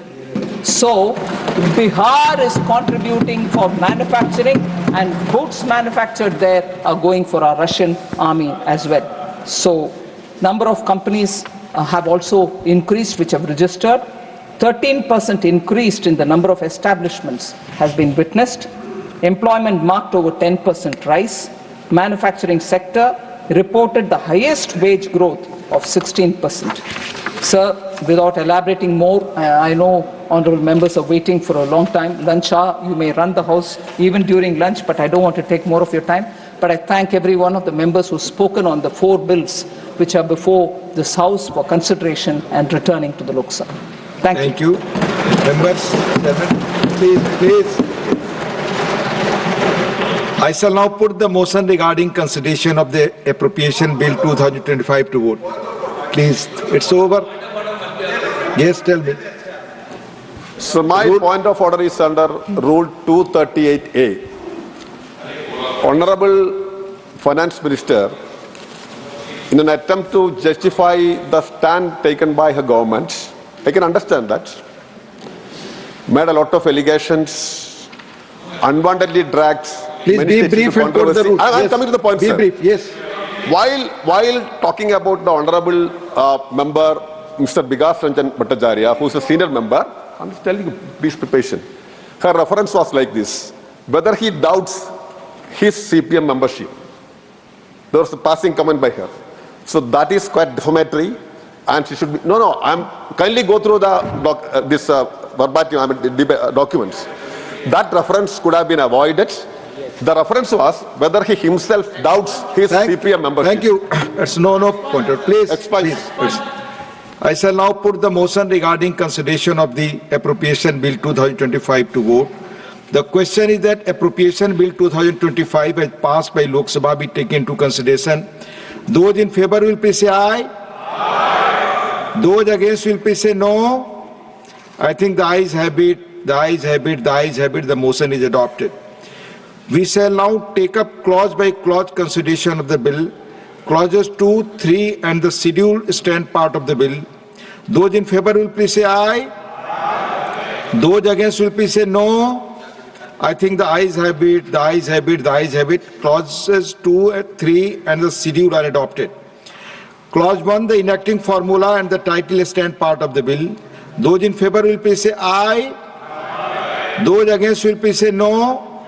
I think the ayes have it, the ayes have it, the ayes have it. Clause 1, the enacting formula and the title are adopted. Srimati Nirmala Sitharaman to move that the bill be returned. Sir, I rise to move that the bill be returned. Motion moved that the bill be returned. The question is that the bill be returned. Those in favor will please say aye. Those against will please say no. I think the ayes have it, the ayes have it, the ayes have it. The bill is returned. I shall now put the motion regarding consideration of the appropriation number 2, Bill 2025 to vote. The question is that the appropriation number 2, Bill 2025, as passed by Lok Sabha, be taken to consideration.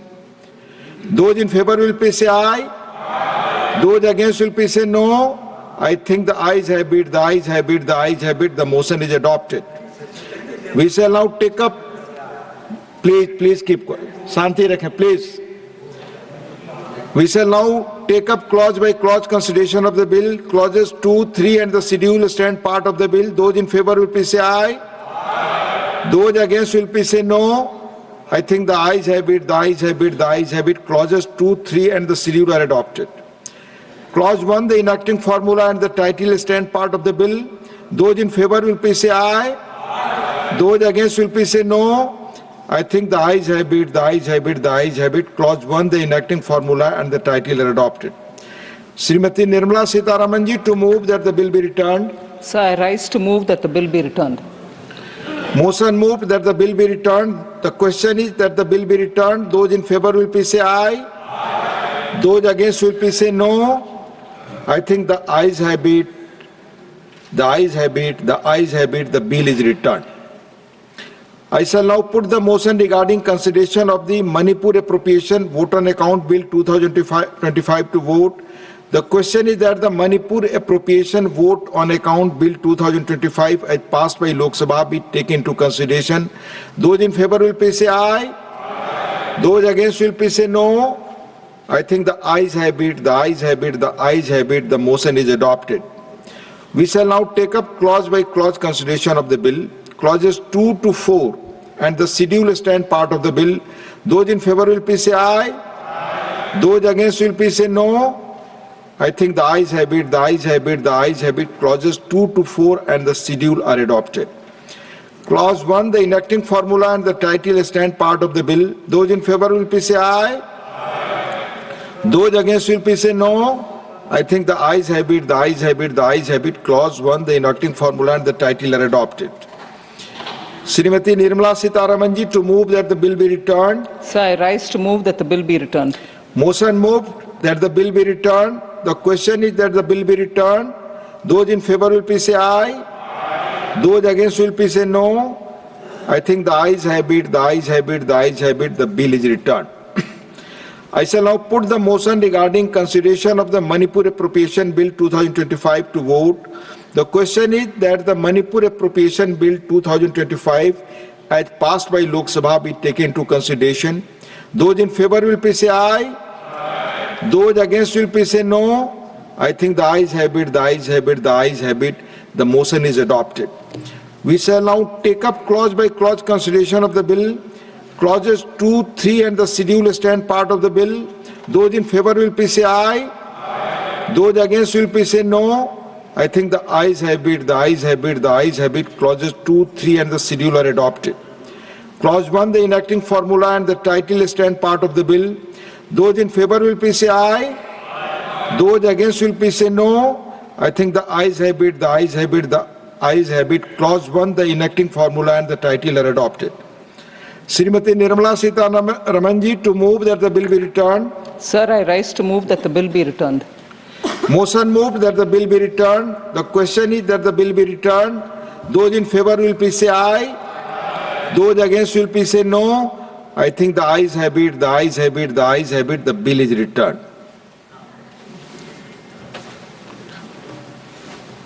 कुछ उठा नहीं Now, discussion on the working of the Ministry of Health and Family Welfare. Shri Trichu Sivaji to raise the discussion on the working of the Ministry of Health and Family Welfare. माननीय मंत्री जी ने chair से permission लेकर गए हैं, अभी तुरंत आएंगे वो. His two state ministers are here. He has taken permission from the chair to go on.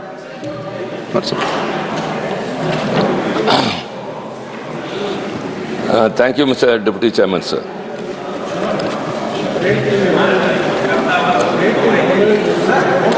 Please. Yes, I have already informed. Please. Please, आप अपने सीट पर बैठे. We are resuming discussion. Please take your seats. माननीय त्रिचू जी. Thank you, Deputy Chairman, sir. So I am very thankful that the DMK party has been asked to initiate the discussion on the working of the Ministry on Health. Sir, though health is not very explicitly in our constitution, but Article 21, which is fundamental right. Please take your seats. Which is a fundamental right for personal life and liberty, was interpreted by the Supreme Court that it involves health also. So health becomes a fundamental right. And the health is a state subject. And as per the concurrent list, there are certain responsibilities with the union government also about the medical education, controlling the population and family planning and all other things. Sir, in this situation, the union government has a very important role to take care of the states also by way of funding and financing them. But in India, though health is a right, fundamental right, as per the Supreme Court's verdict, it is a privilege only meant for those depending upon the geography and wealth. A quality health care to millions of people are not able to be accessed by way of need, only by way of where they live and how much they are affordable to pay. A government that seeks to this reality must invest in public health in both vision and commitment. But what actually the budget allocation for health in the union government, sir, the present government, it is only it has declined. It was 2.5% in 2017-18. Instead of going up, it has come down and now it is only 1.9%. How it is possible a country which has a population of 42 crore of people, in which 30,000 crore people are below poverty, they are poor people, and around 40 crore people are middle class. So considering those people, the government should have allocated more funds to the health, but it is not so. Compared to other countries, sir, the United States has allocated 9.7% of its GDP to public health. China spends 2.9%, and even Sri Lanka surpasses at 1.9%, but for India is only 1.4%. This is very sad. Even a small country, Sri Lanka, has surpassed us. So what actually is in the mind when you are to take care of the people of their health, the budget allocation when it is so less, and the saddest part is the amount allocated for research is only 3,900 crore. What the word who suggests or the standard which has been deputed is totally does not match with what we are handling. Sir, though the union government plays a significant role, it doesn't take all these things into consideration. Just 4.4% of the ministry's budget is spent towards health research. That is, you know how much, sir? 0.02% of our GDP. Actually, the WHO has suggested it should be at least 1%. Even the Standing Committee on Family and Health and Family Welfare has recommended that it should be 0.1% at least.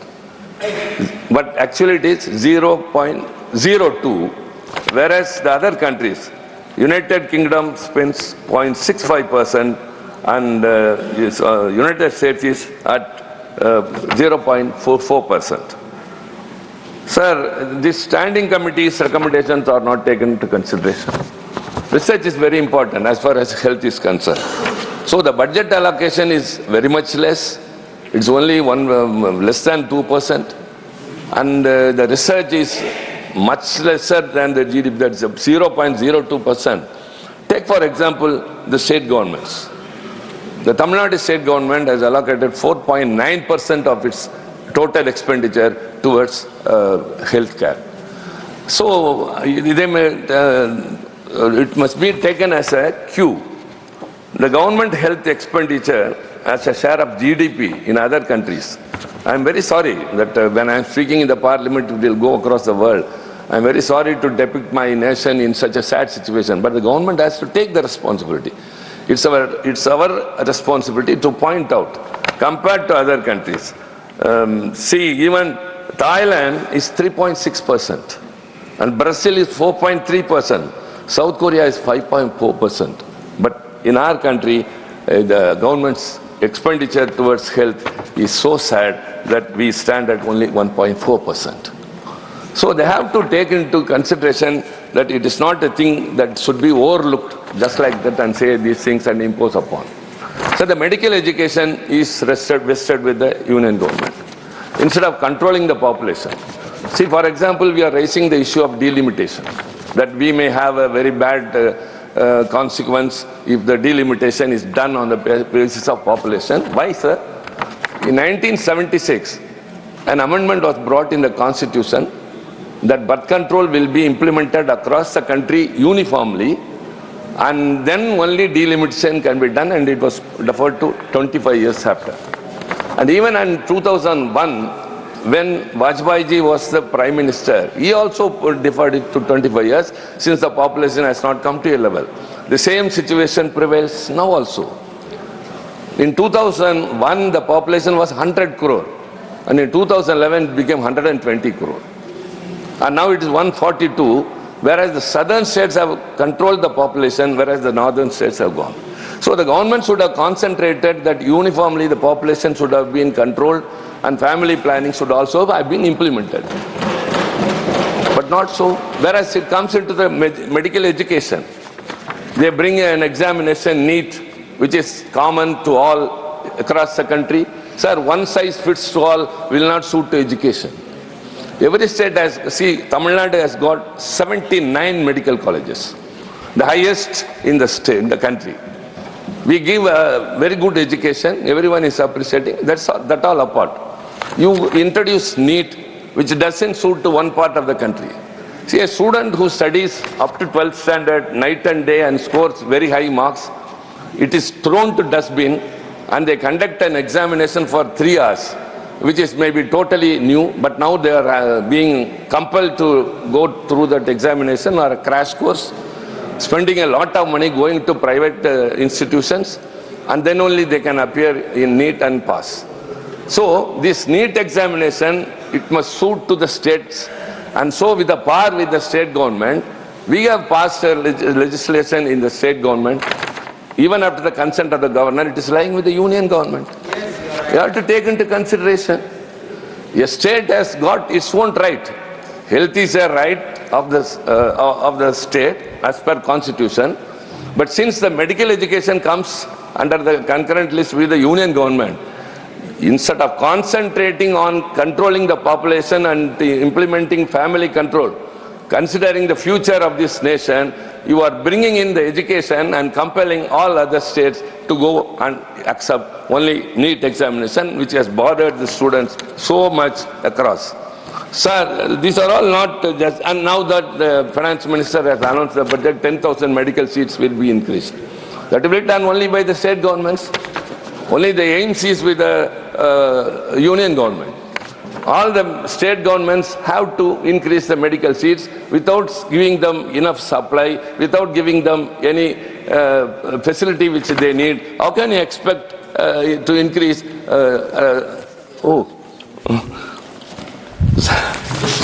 So I have to run fast.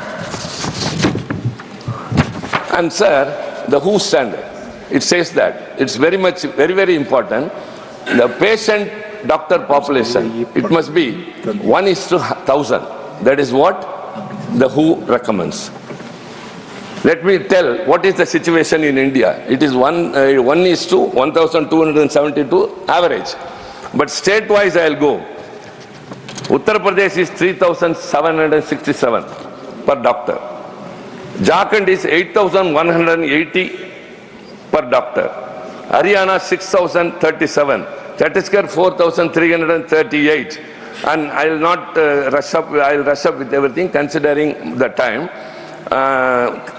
Kerala is 535 per doctor. And Tamil Nadu stands number 1, 253 per doctor. Sir, why? How it is possible? See, when one part of the country, when 4,000 persons are depending upon one doctor, you are not increasing the health workers. They are not being taken care of as they should have been. But actually it is not so. And another very important thing is the non-communicable diseases. Because of the non-communicable diseases, what is happening is, non-communicable diseases are like diabetes, cancer, and pulmonary diseases and all other things. Because of that, probability that a 30-year-old dies before the age of 70 due to this NCD, that is non-communicable diseases. In Japan, it's only 8%. Out of the total deaths, the deaths because of NCD is 8%. UK is 11%. USA 14%. Brazil 15%. China 16%. Bangladesh 18%. Vietnam 20%. Malaysia 22%. India 24%. Again, I feel sad and sorry to say all these things. The non-communicable diseases are not brought under control. Whereas Tamil Nadu, what it has done is, I will rush up with bullet points. Tamil Nadu diabetic foot care policy, because it is one of the non-communicable diseases. And mental care wellness. In India, it is 0.7 per 1 lakh population, the psychiatrists are there. They are not taken care of. It's a very important. Mental health and wellness is very much important. Whereas in Tamil Nadu, we have got Natpudan Ungalodu Mananala Sevai. So we are taking care of those who are mentally ill. And Punnagai scheme, that is about smiling. Punnagai means smiling. Aims to ensure the dental health of students by providing dental treatment and creating awareness about one disease. And anemic. Anemic is spreading to the alarming level in India with pregnant women and children. So what has been done towards that? The Tamil Nadu government across India, it started from Tamil Nadu and now implemented all over the nation the midday meal scheme. But only in Tamil Nadu, we give breakfast also to students of primary school because they should not suffer from anemia.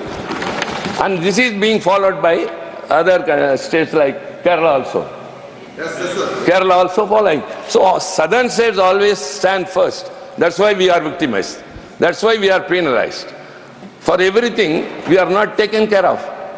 We are not being ignored. We are being ignored for the way we are performing very well.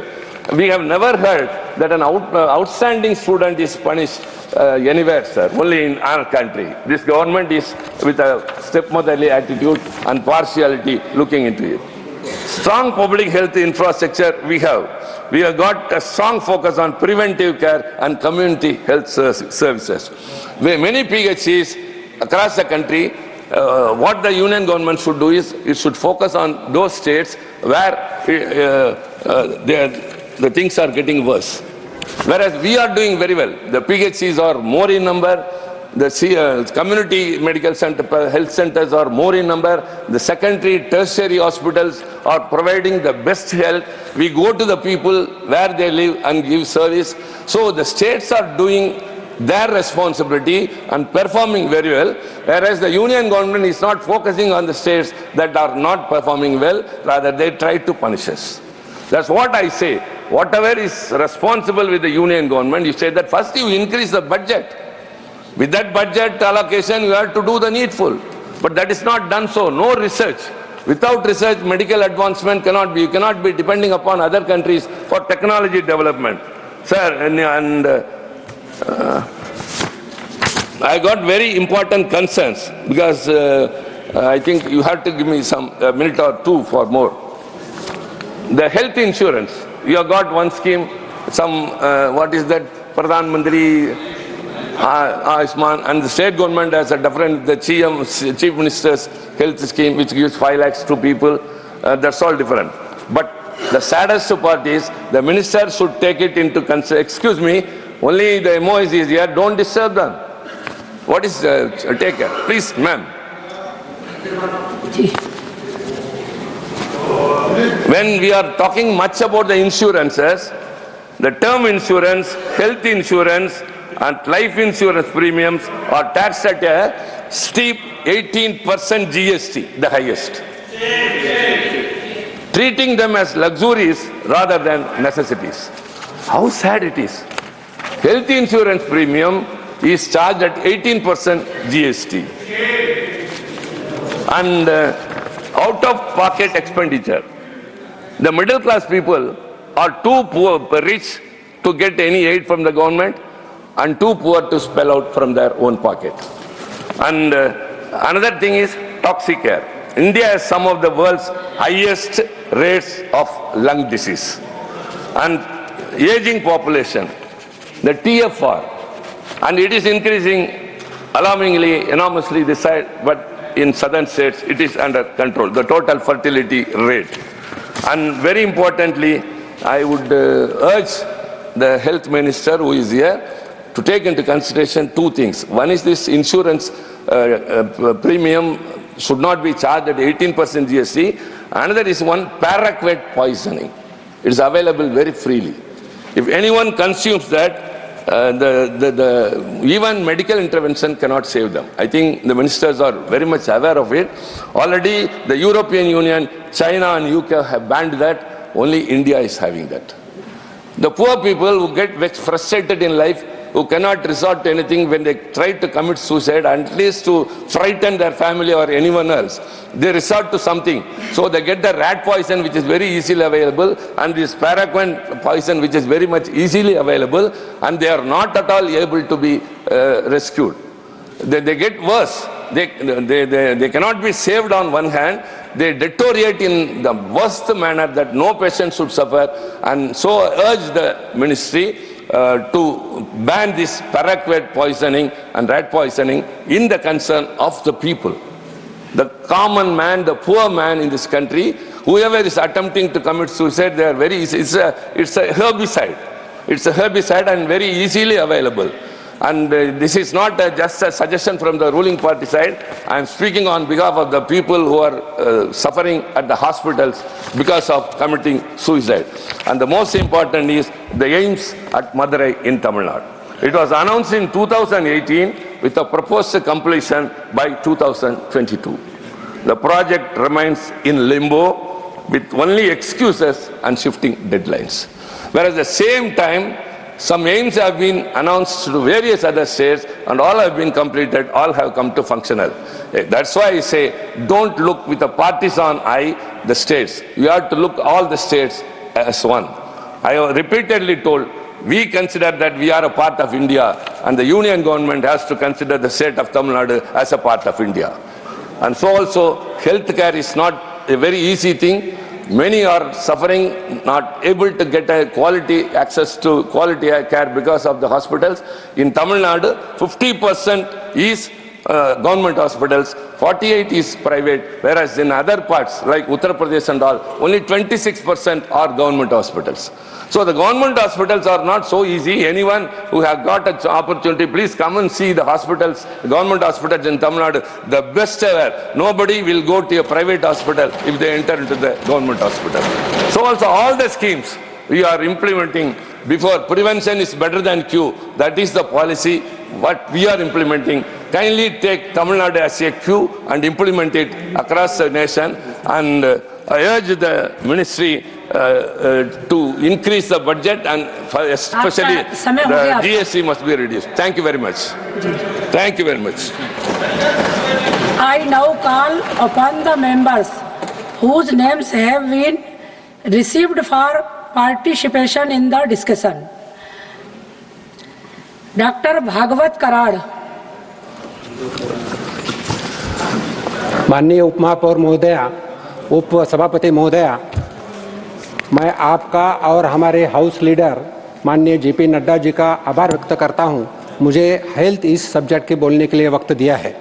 Sanskrit में एक सुभाषित है, सर्वे संतु निरामय। इसका मतलब ऐसा होता है कि हम we will be all free from the diseases. और इंग्लिश में एक कहावत है, जैसे may all the free from the diseases, that is if you are ability to love your self first, love your health, love your character and love your nation. मैं इस budget के ऊपर बात करते समय बताना चाहता हूं कि अभी तक 1947 से अभी तक 43 हेल्थ मिनिस्टर्स हो चुके हैं और इस हेल्थ मिनिस्टर के हेल्थ मिनिस्टर ने अलग अलग स्कीम्स के माध्यम से हेल्थ की इम्प्रूवमेंट करने की कोशिश किया है। लेकिन प्रधानमंत्री मोदी जी के नेतृत्व में जो हेल्थ सुविधा दिया है, माननीय हेल्थ मिनिस्टर के गाइडेंस में जो कुछ काम हुआ है बहुत ही अच्छा हुआ है, बहुत ही अच्छी लंबी छलांग लगाया है। अगर हम एवरेज एज ऑफ इंडियंस का अगर देखें तो 1951 में average age of Indian was 37.2 years. 2006-14 में इंडियन का एज बढ़कर 67 ईयर्स हुआ था और 2014 तक अभी का इंडियन का एवरेज एज 70.7 ईयर्स हो चुका है। अगर हम ग्लोबल लाइफ एक्सपेक्टेंसी अगर हम देखें तो 71 ईयर्स हुआ है। हम अबाउट ग्लोबल एक्सपेक्टेंसी के पास जा चुके हैं। अगर हमारे पेरीफेरी के देश देखें तो पाकिस्तान की average expectancy of the life is 66.43 years, Nepal की कम है, श्रीलंका की कम है। दूसरा इंडिकेशन जो महत्वपूर्ण रहता है हेल्थ में तो मैटरनल मॉर्टिलिटी रेट रहता है, यानी आफ्टर डिलीवरी मदर का कुछ जो डेथ होता है उसके ऊपर काउंट किया जाता है। नेशनल हेल्थ पॉलिसी के माध्यम से ये मैटरनल मॉर्टिलिटी रेट 1997 में 398 था, 398। अगर हम ग्लोबल मैटरनल मॉर्टिलिटी रेट अगर हम देखें तो 223 पर लाख लाइव बर्थ है। लेकिन मैं आपको सदन में बताना चाहता हूं कि इंडिया का मैटरनल मॉर्टिलिटी रेट 97 पर 1 लाख लाइव बर्थ है, यानी 83% रिडक्शन ये कुछ सालों में हो चुका है। Third important indication for health is infant mortality rate. मैं ज़्यादा डिस्कशन इसके बारे में न करते हुए मैं इतना ही बताना चाहता हूं, प्रधानमंत्री मोदी जी के नेतृत्व में पिछले 10 साल में इन्फेंट मॉर्टेलिटी रेट कम हो जा रहा है। 2014 में इन्फेंट मॉर्टेलिटी रेट वाज 28 पर 1000 लाइव बर्थ, 2022 में 27.5 लाइव बर्थ और 2024-25 में 25%। Every year it is decreasing. अगर हम बात करें तो जैसा हमारे तिरुचि शिवाजी ने बताया कि डॉक्टर का रेशो क्या है। डॉक्टर का रेशो अगर हम देखें तो हमारे ओवरऑल कंट्री में अगर हम डॉक्टर का रेशो देखें तो इट इज 1.2 डॉक्टर पर 1000 पॉपुलेशन एंड विकसित देशों में ये रेशो 2.5 to 4.5 है।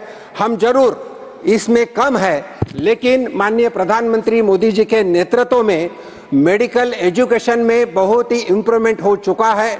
जैसे मेडिकल कॉलेज का स्टार्टिंग हो, नर्सिंग कॉलेज का स्टार्टिंग हो और पैरामेडिकल कॉलेजेस का भी स्टार्टिंग हो, बहुत सारा हो चुका है।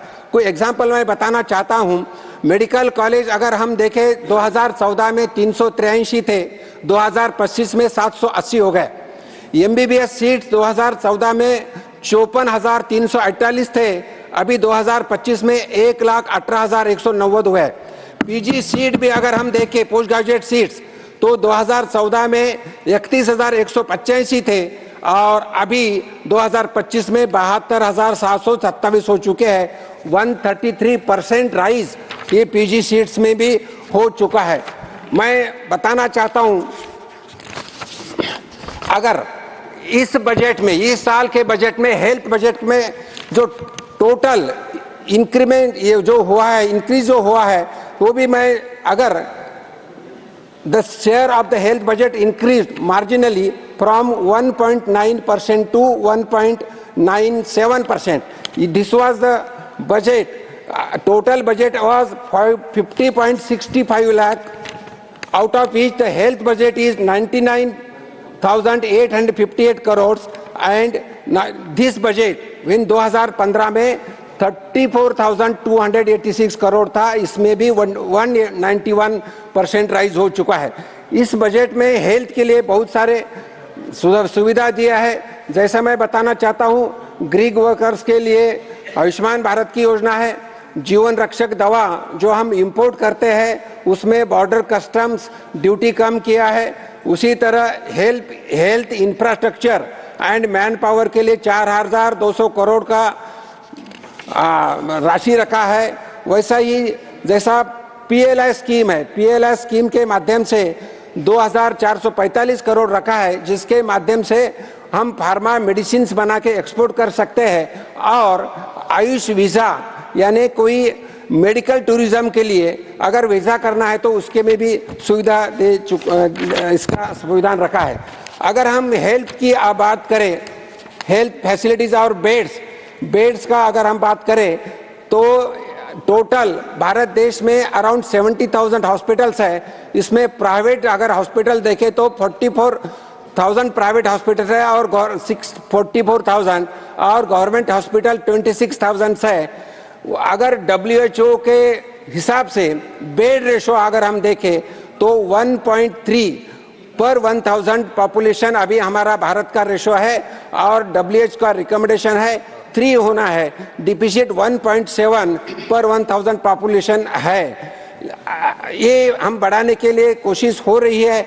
मैं इतना ही बताना चाहता हूं कि हेल्थ सर्विस अगर बढ़ाना है तो technology and critical element to enhance healthy care delivery का भी सिस्टम किया है। जैसा है इंडिया एक बहुत ही लार्ज कंट्री है, पॉपुलेशन ज़्यादा है, इसीलिए टेलीमेडिसिन हो, टेली कंसल्टिंग हो, टेली डायग्नोसिस हो और मेडिकल मोबाइल हेल्थ प्लेटफॉर्म के माध्यम से कुछ सुविधा भी दे चुके हैं। इन शॉर्ट जो अगर मैं बताना चाहता हूँ, प्राइमरी केयर हो, सेकेंडरी हेल्थ केयर हो, टर्शरी हेल्थ केयर हो, अलग अलग सेक्टर में काम हो रहा है। जैसे प्राइमरी हेल्थ केयर सेंटर में सब सेंटर्स हो प्राइमरी जिसमें 5,000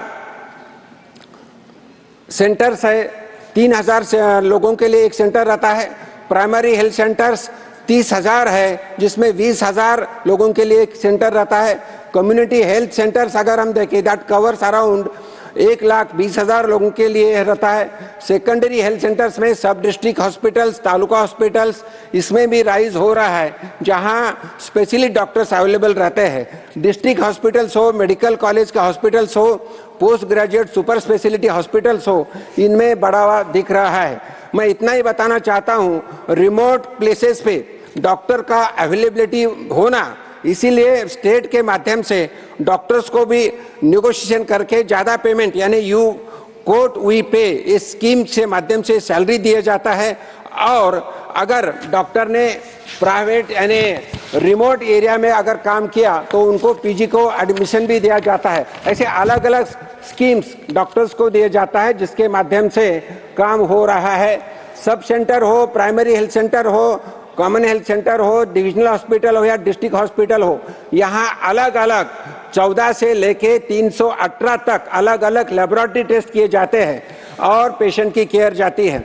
अगर हम बीमारी की बात करें तो cancer one of the largest killing disease है। इसमें मैं बताना चाहता हूँ, इस बीमारी को कम करने के लिए स्क्रीनिंग ऑफ द कैंसर, जैसा ओरल कैंसर हो, ब्रेस्ट कैंसर हो, सर्वाइकल कैंसर हो, इनका स्क्रीनिंग के अलग अलग कैंप के माध्यम से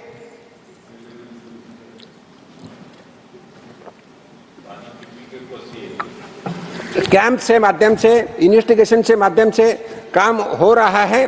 और जैसे ही सवेरे माननीय आरोग्य मंत्री जी ने बताया कि कैंसर का स्क्रीनिंग करने के बाद 1 लाख कुछ ऑड अमाउंट लोगों का डायग्नोसिस हो गया और उनको ट्रीटमेंट भी हो रही है।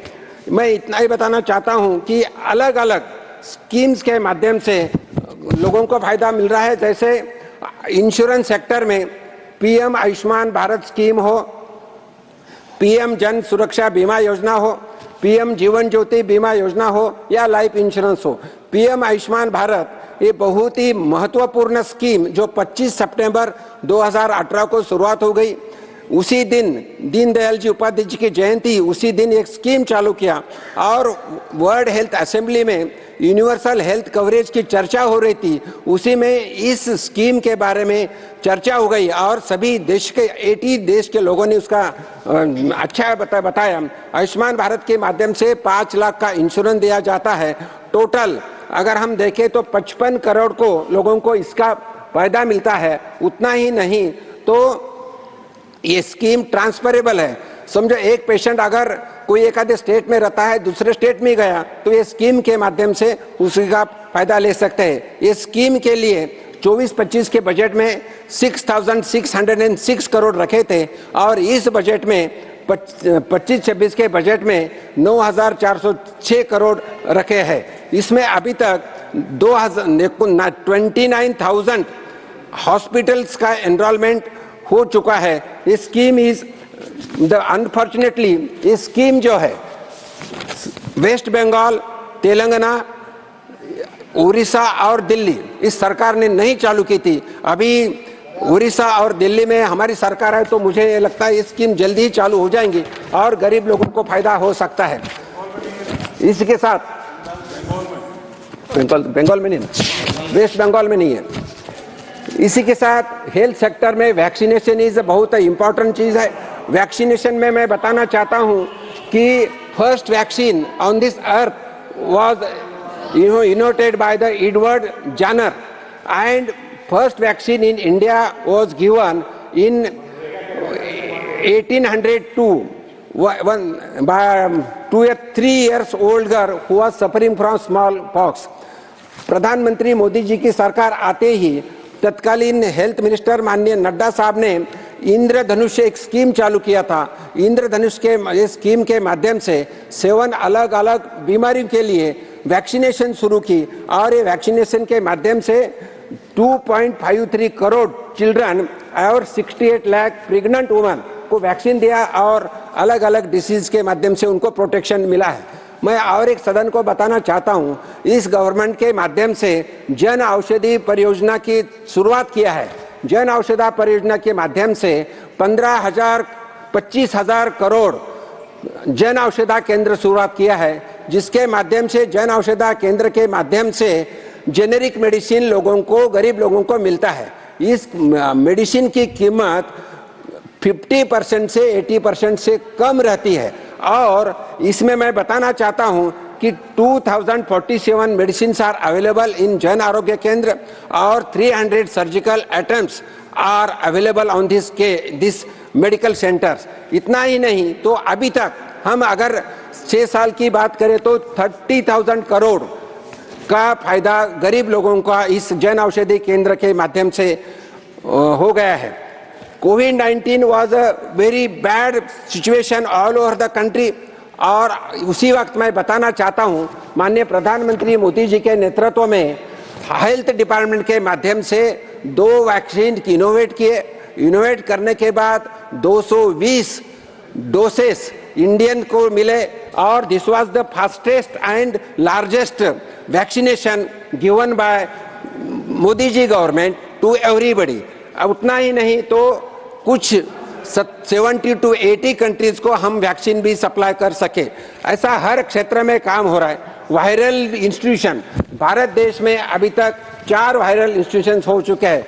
इन शॉर्ट मैं इतना ही बताना चाहता हूं, माननीय प्रधानमंत्री मोदी जी के नेतृत्व में एक तो आयुष्मान बढ़ चुका है, वैक्सीनेशन पे काम हो रहा है, पेंडेमिक पे काम हो रहा है, प्रिवेंटिव डिसीजेस में काम हो रहा है, medical students, medical PG students सबकी बढ़ रहा है, तो हेल्थ सेक्टर में अच्छा काम हो रहा है। अंत में मैं मेरा वक्तव्य एक हिंदी कविता से समाप्त करता हूं। इस कविता के माध्यम से मैं कवि ने स्वास्थ्य के दुनिया में को सबसे बड़ा धन बताया है। यह कविता सरल और स्पष्ट शब्दों में समाज के बेहतर स्वास्थ्य के लिए प्रेरित करते हैं।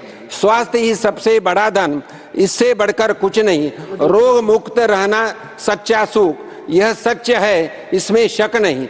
धन दौलत का मतलब जब शरीर को रोग से भरा, सुख शांति के खोज में हम, स्वास्थ्य ही है सच्चा धारा। तो इन शब्दों के साथ मैं मेरे वाणु को विराम देता हूं और हमारे आरोग्य मंत्री का अभिनंदन करते हुए खत्म करता हूं। धन्यवाद। श्री अखिलेश प्रसाद सिंह। धन्यवाद सभापति महोदय। महोदया, सभापति कराड़ साहब के बोलने के बाद आपका बहुत बहुत धन्यवाद करता हूं कि मुझे अपनी पार्टी की ओर से आपने बोलने का मौका दिया। संयोग की बात है कि स्वास्थ्य विभाग से हमारा भी बहुत पुराना रिश्ता रहा है। ऐसे तो स्वास्थ्य मंत्री जी नहीं हैं, लेकिन 2000 में क्या? दोनों राज्य मंत्री हैं। मैं स्वास्थ्य मंत्री बोला, अरे तो यही तो मैं बोल रहा हूं, तो आगे तो सुनिए। मैं जो बोलना चाह रहा हूं नीरज जी, कि मैं 2000 में बिहार का स्वास्थ्य मंत्री था और नड्डा साहब भी हिमाचल प्रदेश के स्वास्थ्य मंत्री थे। अब लगता है सिंपल हो गया होगा।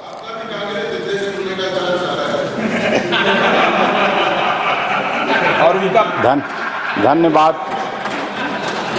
तो इसलिए हेल्थ सेक्टर से मेरा पुराना रिश्ता रहा है। महोदय, इस सरकार के कार्यकाल के लगभग 11 साल पूरा होने को है। मैं बहुत ज़्यादा आपके आंकड़ों में नहीं जाऊंगा, लेकिन हेल्थ सेक्टर में इस सरकार का कैसा परफॉर्मेंस रहा है, इसको दर्शाने के लिए कुछ ब्रॉड इंडिकेटर की बात करूंगा। साल 2017 में यह सरकार राष्ट्रीय स्वास्थ्य नीति लेकर के आई थी और उसमें कहा गया था कि साल 2025 तक हेल्थ सेक्टर का जीडीपी का 2.5% खर्च किया जाएगा। हालांकि WHO के अनुसार हेल्थ पर जीडीपी का कम से कम 5% खर्च होना चाहिए। लेकिन इस साल के बजट को भी देखें तो हेल्थ पर इस सरकार का टोटल खर्च है जीडीपी का 1.28%। तो यह है आपकी पहली उपलब्धि। दूसरा एक आंकड़ा जो बहुत चौंकाने वाला है, अगर हम 2025 को 2010 से कंपेयर करें तो नॉन कम्युनिकेबल डिजीज से होने वाली मौतों की संख्या पिछले 15 सालों में भारत में लगभग 12% तक बढ़ गई है। इसका सबसे बड़ा कारण यह है कि जिस तेजी से हमारे देश में लोग जीवन शैली आधारित रोगों का शिकार हो रहे हैं, वह दुनिया में सबसे ज़्यादा है। कम्युनिकेबल डिजीज की बात करें तो राष्ट्रीय जो टीबी है, तपेदिक उन्मूलन कार्यक्रम का लक्ष्य आपने रखा था कि 2025 तक देश में टीबी का पूरी तरह से उन्मूलन कर दिया जाएगा, इस टीबी से को समाप्त कर दिया जाएगा। लेकिन अभी भी दुनिया के 25% टीबी रोगी भारत में है। साल 2023 में कुल 25,37,000 तपेदिक के मामले सामने आए थे, जो 2022 की तुलना में 1,15,000 से भी ज़्यादा थे। तपेदिक से होने वाली मौतों के मामले में भी भारत में स्थिति दूसरे देशों की तुलना में सबसे ज़्यादा खराब है। इसके अलावा जिस तरह से हर साल बरसात के बाद पूरे देश में डेंगू का आतंक फैल रहा है, यह भी पिछले 10-12 साल में देखने में आया है। और चिंता की बात यह है कि डेंगू की रोकथाम के लिए सरकारी स्तर पर कोई बृहद कार्यक्रम मेरी जानकारी में नहीं है। रूटीन तौर पर नेशनल हेल्थ मिशन में इसका जिक्र जरूर आता है। कुपोषण की बात करें महोदय, तो कुछ मामलों में हमारी स्थिति हमारे पड़ोसी मुल्कों बांग्लादेश, नेपाल और पाकिस्तान से भी खराब है। 17 जुलाई 2023 को इंडिया टुडे ने एक न्यूज़ आइटम पब्लिश किया था जिसमें कहा गया था कि यूनिसेफ और WHO की एक ज्वाइंट स्टडी के अनुसार भारत में 4 में से 3 व्यक्ति को हेल्दी फूड मैसर नहीं है। जाहिर सी बात है कि जब एक साधारण आदमी रोजमर्रा के खर्चे के लिए पूरा संघर्ष कर रहा है तो वह हेल्दी फूड की बात कहां से सोच पाएगा। फिर चेयर पर आज आप बैठी हैं। महिलाओं में एनीमिया अभी भी एक भारी समस्या बनी हुई है और मेरी जानकारी के अनुसार 45% महिलाएं आज भी एनीमिया से ग्रसित हैं। प्रधानमंत्री आयुष्मान भारत योजना की दिन रात आप लोग चर्चा करते रहते हैं, लेकिन उसमें भी जमीनी हकीकत क्या है? प्राइवेट हॉस्पिटल में इलाज करने में आयुष्मान कार्ड धारक को दिन में तारे नजर आ रहे हैं। कहीं हॉस्पिटल लाभार्थी को परेशान करता है तो कहीं डाटा मिसमैच होता है। हम लोगों के सामने तो लगातार ऐसे मामले आते ही रहते हैं। पता नहीं मंत्री जी और सरकार की जानकारी में यह सब बात आती है कि नहीं। इसी तरह जन औषधि केंद्र में जो जेनेरिक दवाइयाँ मिलती हैं उनकी क्या स्थिति है, यह भी किसी से छिपा नहीं है। जेनेरिक दवाइयाँ खाते जाइए और बीमारी वैसे के वैसे बनी रहती है। पीछे इस प्रकार की भी कई रिपोर्ट आई है कि जन औषधि केंद्रों में सही तरीके से दवाओं का भंडारण नहीं होता है और कई बार तो एक्सपायरी दवाइयाँ भी दे दी जाती हैं। दरअसल प्रधानमंत्री जन औषधि केंद्र का जो पूरा कंसेप्ट है, हालांकि यह यूपीए के टाइम में शुरू हुआ था, लेकिन अभी ऐसा लगता है कि इसमें सारा जोर इस बात पर है कि दवाई की क्वालिटी चाहे जो भी हो उसे सस्ती कीमत पर उपलब्ध कराया जाए। मेरे हिसाब से तो हेल्थ का जो बेसिक कंसेप्ट है वही इसके खिलाफ है। हेल्थ सेक्टर में एक और चीज़ है जो आज के समय में बहुत चिंताजनक रूप से बढ़ रही है।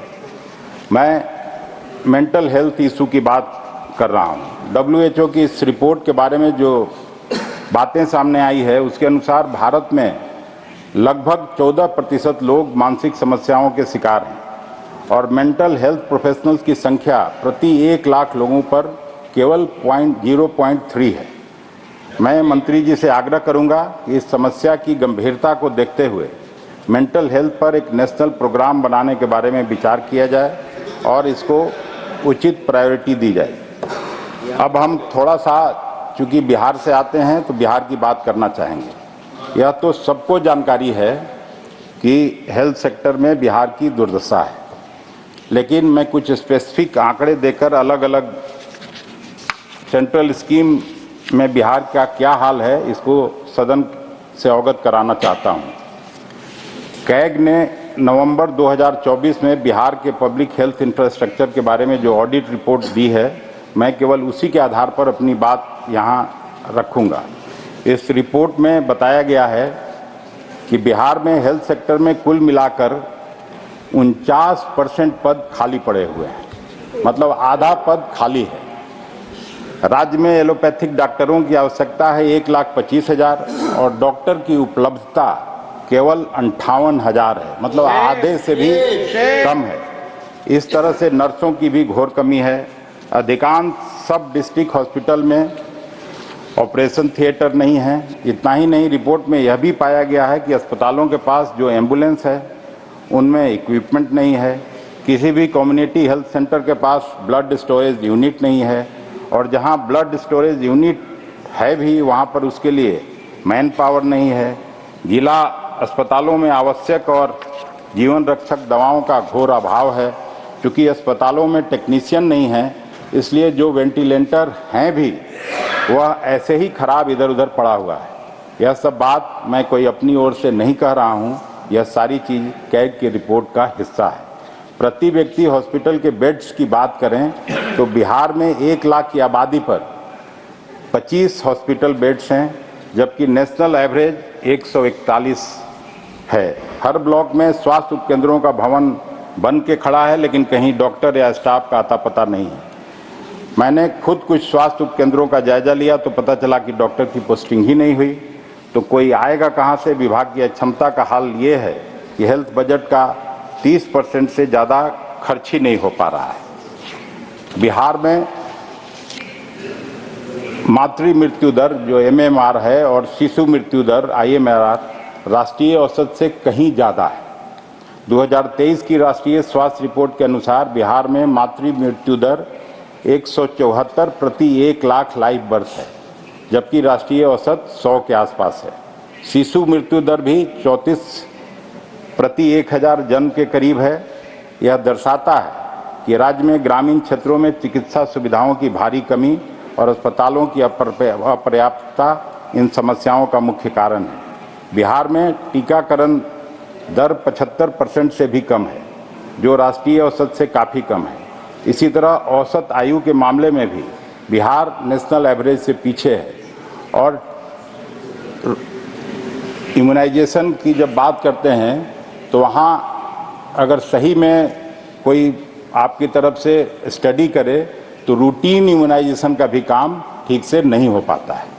बिहार में स्वास्थ्य मंत्रालय की जो योजनाएं हैं उनका भी ढंग से क्रियान्वयन नहीं हो पाता है। उदाहरण के लिए एक जो प्रधानमंत्री बंधन योजना है उसमें बिहार में केवल 25% आवेदकों को ही उसका लाभ मिलता है। बाकी 75% एप्लीकेशन किसी न किसी ग्राउंड पर रिजेक्ट कर दिया जाता है और उस ग्राउंड का कोई कारण नहीं बताया जाता है।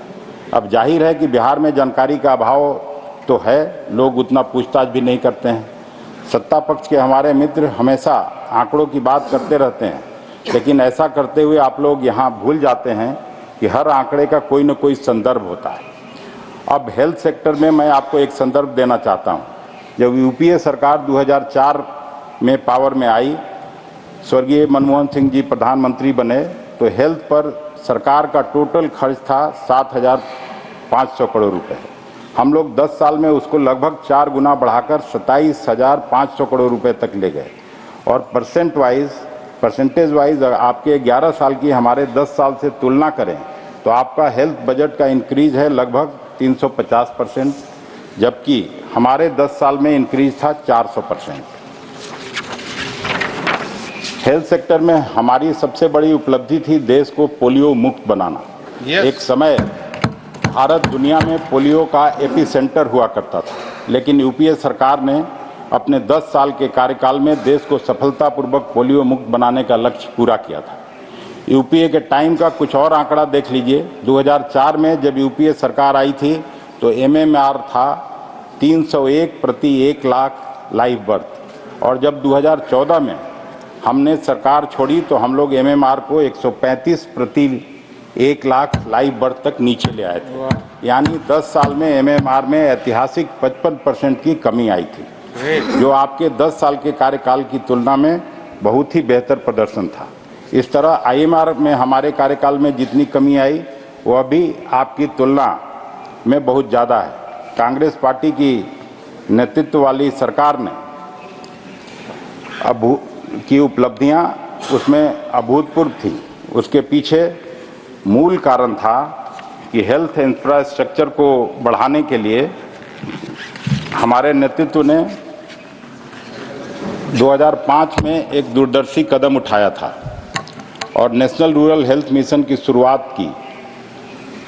नेशनल रूरल हेल्थ मिशन के बारे में वर्ल्ड बैंक और WHO ने कहा था कि ये भारत के हेल्थ इंफ्रास्ट्रक्चर की तस्वीर बदलने वाला ट्रांसफॉर्मेटिव स्टेप है, और आज भी आपके समस्त रूरल हेल्थ प्रोग्राम का फ्रेमवर्क यही NRHM है।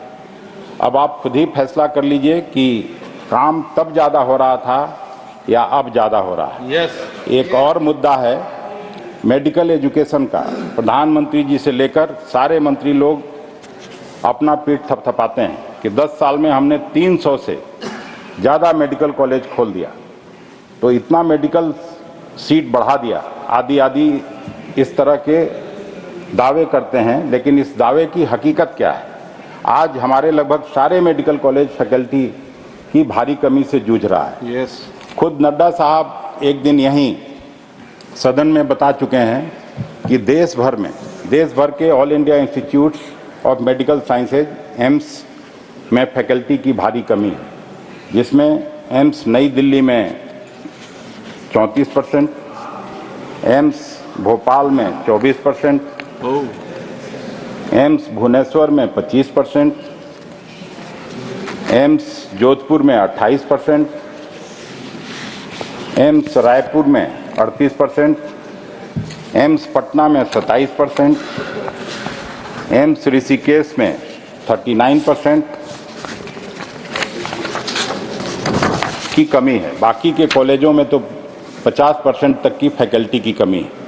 और फैकल्टी की कमी होगी क्यों नहीं? फैकल्टी के लिए पीजी की डिग्री चाहिए और देश में पीजी सीट की डिमांड है 2 लाख और सीट की उपलब्धता है केवल 68,000। अंत में महोदय, मैं यही कहना चाहता हूं कि देश में हेल्थ सेक्टर की स्थिति बीजेपी सरकार के पिछले 11 साल के कार्यकाल में पहले से और ज़्यादा खराब हुई। लेकिन ये सरकार न तो अपनी गलतियों से सीखने के लिए तैयार है और न ही सच्चाई को मानने के लिए। इनको दिन रात पानी पी पी के कांग्रेस पार्टी को केवल कोसना है ताकि इनकी विफलता से देश का ध्यान भटका रहे।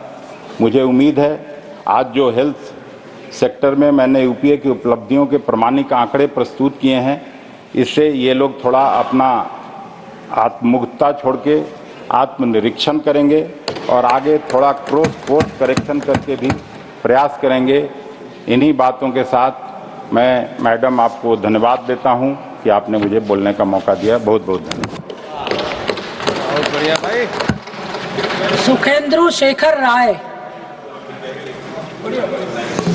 धन्यवाद वाइस चेयरपर्सन मैम। हम माँ दुर्गा की पूजा करते समय जो मंत्र से प्रार्थना करते हैं उनमें से एक मंत्र ये भी है, देहि आरोग्यम देहि में परम सुखम, रूपम देहि जयम देहि यशो देहि दिशो जहि। ये जीवन का मंत्र है, ये जीवन का मंत्र है। But when I as an old man look at the health sector of the country, I feel utter shock and desperation. Why this feeling has crept in my mind? Ma'am, according to Global Cancer Observatory estimates, there were 19.3 million cancer cases worldwide in 2020, and India ranked third after China and USA. Globocon 2022 report also predicted that cancer cases in India would increase to 2.08 million, accounting for a rise of 57.5% in 2040 from 2020. यानी कि पिछले 5 सालों में 28% increase हो चुका है। Ma'am, apart from cancer, the major diseases which cause deaths in India are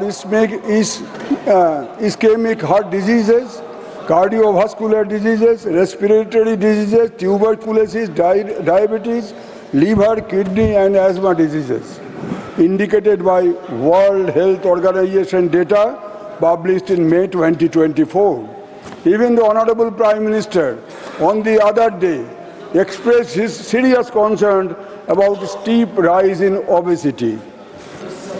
Ma'am, with the mushroom growth of private nursing homes and clinics, the sale of spurious and substandard medicines are skyrocketing. The Central Drug Standard Control Organization also found that more than 50 products as not of standard quality. This finding of CDSCO came even after banning of 344 drugs in 2016 and 156 FDC drugs last year by the government. अभी तो नड्डा जी नहीं है, लेकिन जो अनुप्रिया जी है और दूसरे राज्य मंत्री है आदरणीय, उन दोनों को मैं निवेदन करना चाहता हूं कि please consider setting up a combined combat force with personnel from the central and state governments to initiate a nationwide crackdown on the units and agents engaged in manufacturing and sale of spurious and banned medicines. They are the real enemies within the country who are destroying people's health. देशी और विदेशी दवाई कंपनियों के लिए भारत एक बहुत बड़ा बाजार बन गया। कोरोना काल में हमने देखा जबकि हजारों लाखों संख्या में एमएसएमई थप गए, तब दवाई कंपनियां और दूसरे बड़े कंपनियों का मुनाफा गगन तक पहुंच गए। Government is greasing the oily heads. Ma'am, the government has allocated rupees 95,957 crores to the health sector for fiscal year 2026. That is a 9.46 increase from the 2025 budget. But it does little to address the long-standing resource gap in public health infrastructure because the healthcare sector accounts for 1.94% of the total budget, reflecting a declining trend compared to previous years. Ma'am, despite the rising cost of medicines and treatment, there was a legitimate expectation among the people across the nation, particularly the senior citizens, missing middle-class families, and the workers from the informal sector, that there would be reduction of GST on health insurance premiums from 18% to 5%, and the TDS limit under Section 80 of the IT Act will increase from 25,000 to rupees 50,000, but in vain. Now, let me look for a while to my state, West Bengal. The Honorable Chief Minister of Bengal, Mamta Didi, had introduced Swasthya Sathi in December 2016, long before the introduction of Ayushman Bharat by Government of India. And Swasthya Sathi was acclaimed worldwide, like many other welfare schemes undertaken under the aegis of Didi. Today, 2,914 hospitals in Bengal are empaneled in Swasthya Sathi. In 2021-22, the spending on account of Swasthya Sathi was rupees 2,263 crores, which went up to 2,694 crores in 23-24, benefiting immensely over 8.72 crores people till February this year. We are happy that Government of India and some other states are following the innovative healthcare measures of Didi. Let there be healthy competition to ensure welfare of the common people, the marginalized and the backward classes who are suffering for centuries in absence of proper nutrition and healthcare. Ma'am, at the same time, I am putting a question to myself as to why there should be stepmotherly attitude by center towards Bengal. West Bengal is an integral part of India, that is Bharat, which is a union of states, as envisaged in the very first article of the Constitution of India. It was never and can never be a unitary state. The history of 190-year British rule is witness to the valiant liberation war launched by the people of Bengal from the Battle of Palashi in 1757 by Nawab Siraj-ud-Dawla to Sipahi Mutiny in 1857 at Barakpur led by Mangal Pandey, from the revolutionary upsurge organized by Sri Aurobindo, Khudiram, Bhagajotir, Master Das Surya Sen, Rajbihari Bose and many others, which culminated into war declared by the Supreme Commander of Indian National Army, Netaji Subhash Chandra Bose, against the British on October 21, 1943, and unfurled the national flag on the Andaman and Nicobar Island, as well as in Moirang, nowadays in Meghalaya. More than 3 million of Bengalis died of man-made famine in 1943. To add salt to our injuries, Bengal was partitioned and millions of people became refugees overnight. It continued for 3 generations to settle down and to live with human dignity. Why should we be discriminated against even after 75 years of independence? Let me quickly refer to the funding under the National Health Mission and PMMYV program by the central government. No fund under National Health Mission has been released by Government of India since August 2023, in spite of fulfillment of all conditionalities. Similarly, no fund has been released by Ministry of Women and Child Welfare since November 2022 under Pradhan Mantri Matru Bandhana Yojana. Not to speak of rupees 2 lakh crore, which is due and payable by Government of India on account of Manrega, Awas Yojana and other centrally sponsored scheme, compelling the Bengal government to continue with the scheme out of its own fund. I had never witnessed such an inimical attitude on the part of the central government towards the poor people of Bengal in my 58 years of political life. This is going too far. अगले साल बंगाल की आम जनता इस आर्थिक भेदभाव के खिलाफ मुंह मांगा जवाब देंगे. Before I conclude, I would urge upon the government to take care of the increasingly environmental hazards, rampant use of dangerous chemical components in fertilizer, insecticide, pesticides in farming. Organic farming continues to be a myth. हम जहर P रहे हैं, पानी में जहर, पवन में जहर, खाद्य में जहर. क्यों ये? क्योंकि ये अमृत काल नहीं है, जहर काल है. सरकारी नेता लोग हमें वेद उपनिषद शास्त्र के बारे में हमेशा बोलते हैं. तो कैसे भूल गए? आप कैसे भूल गए ऋग्वेद का 1.9 सूत्र, जहां जिस मंत्र में बताया गया हमारे पूर्वज जिन्होंने ऋग्वेद का जन्म दिया था, लिखा गया था, उसमें है मधुवाता ऋतायते मधु क्षरंति सिंधव माधुर्न संतोषधि मधुनक्तो बुतो शशि मधुमत पार्थिवज्जो मधु दौड़ंतु न पिता मधुमन्न वनस्पति मधुमान अस्तु सूर्य मधुर्गाव भवन्तु न. ओम शांति शांति शांति. May the winds blow sweetly, may the rivers flow sweetly, may the herbs be to us sweet and beneficial, may there be sweetness during the day and night, may the heaven be sweet to us, may the fruit bearing trees be sweet to us, the sun be sweet and benevolent to us.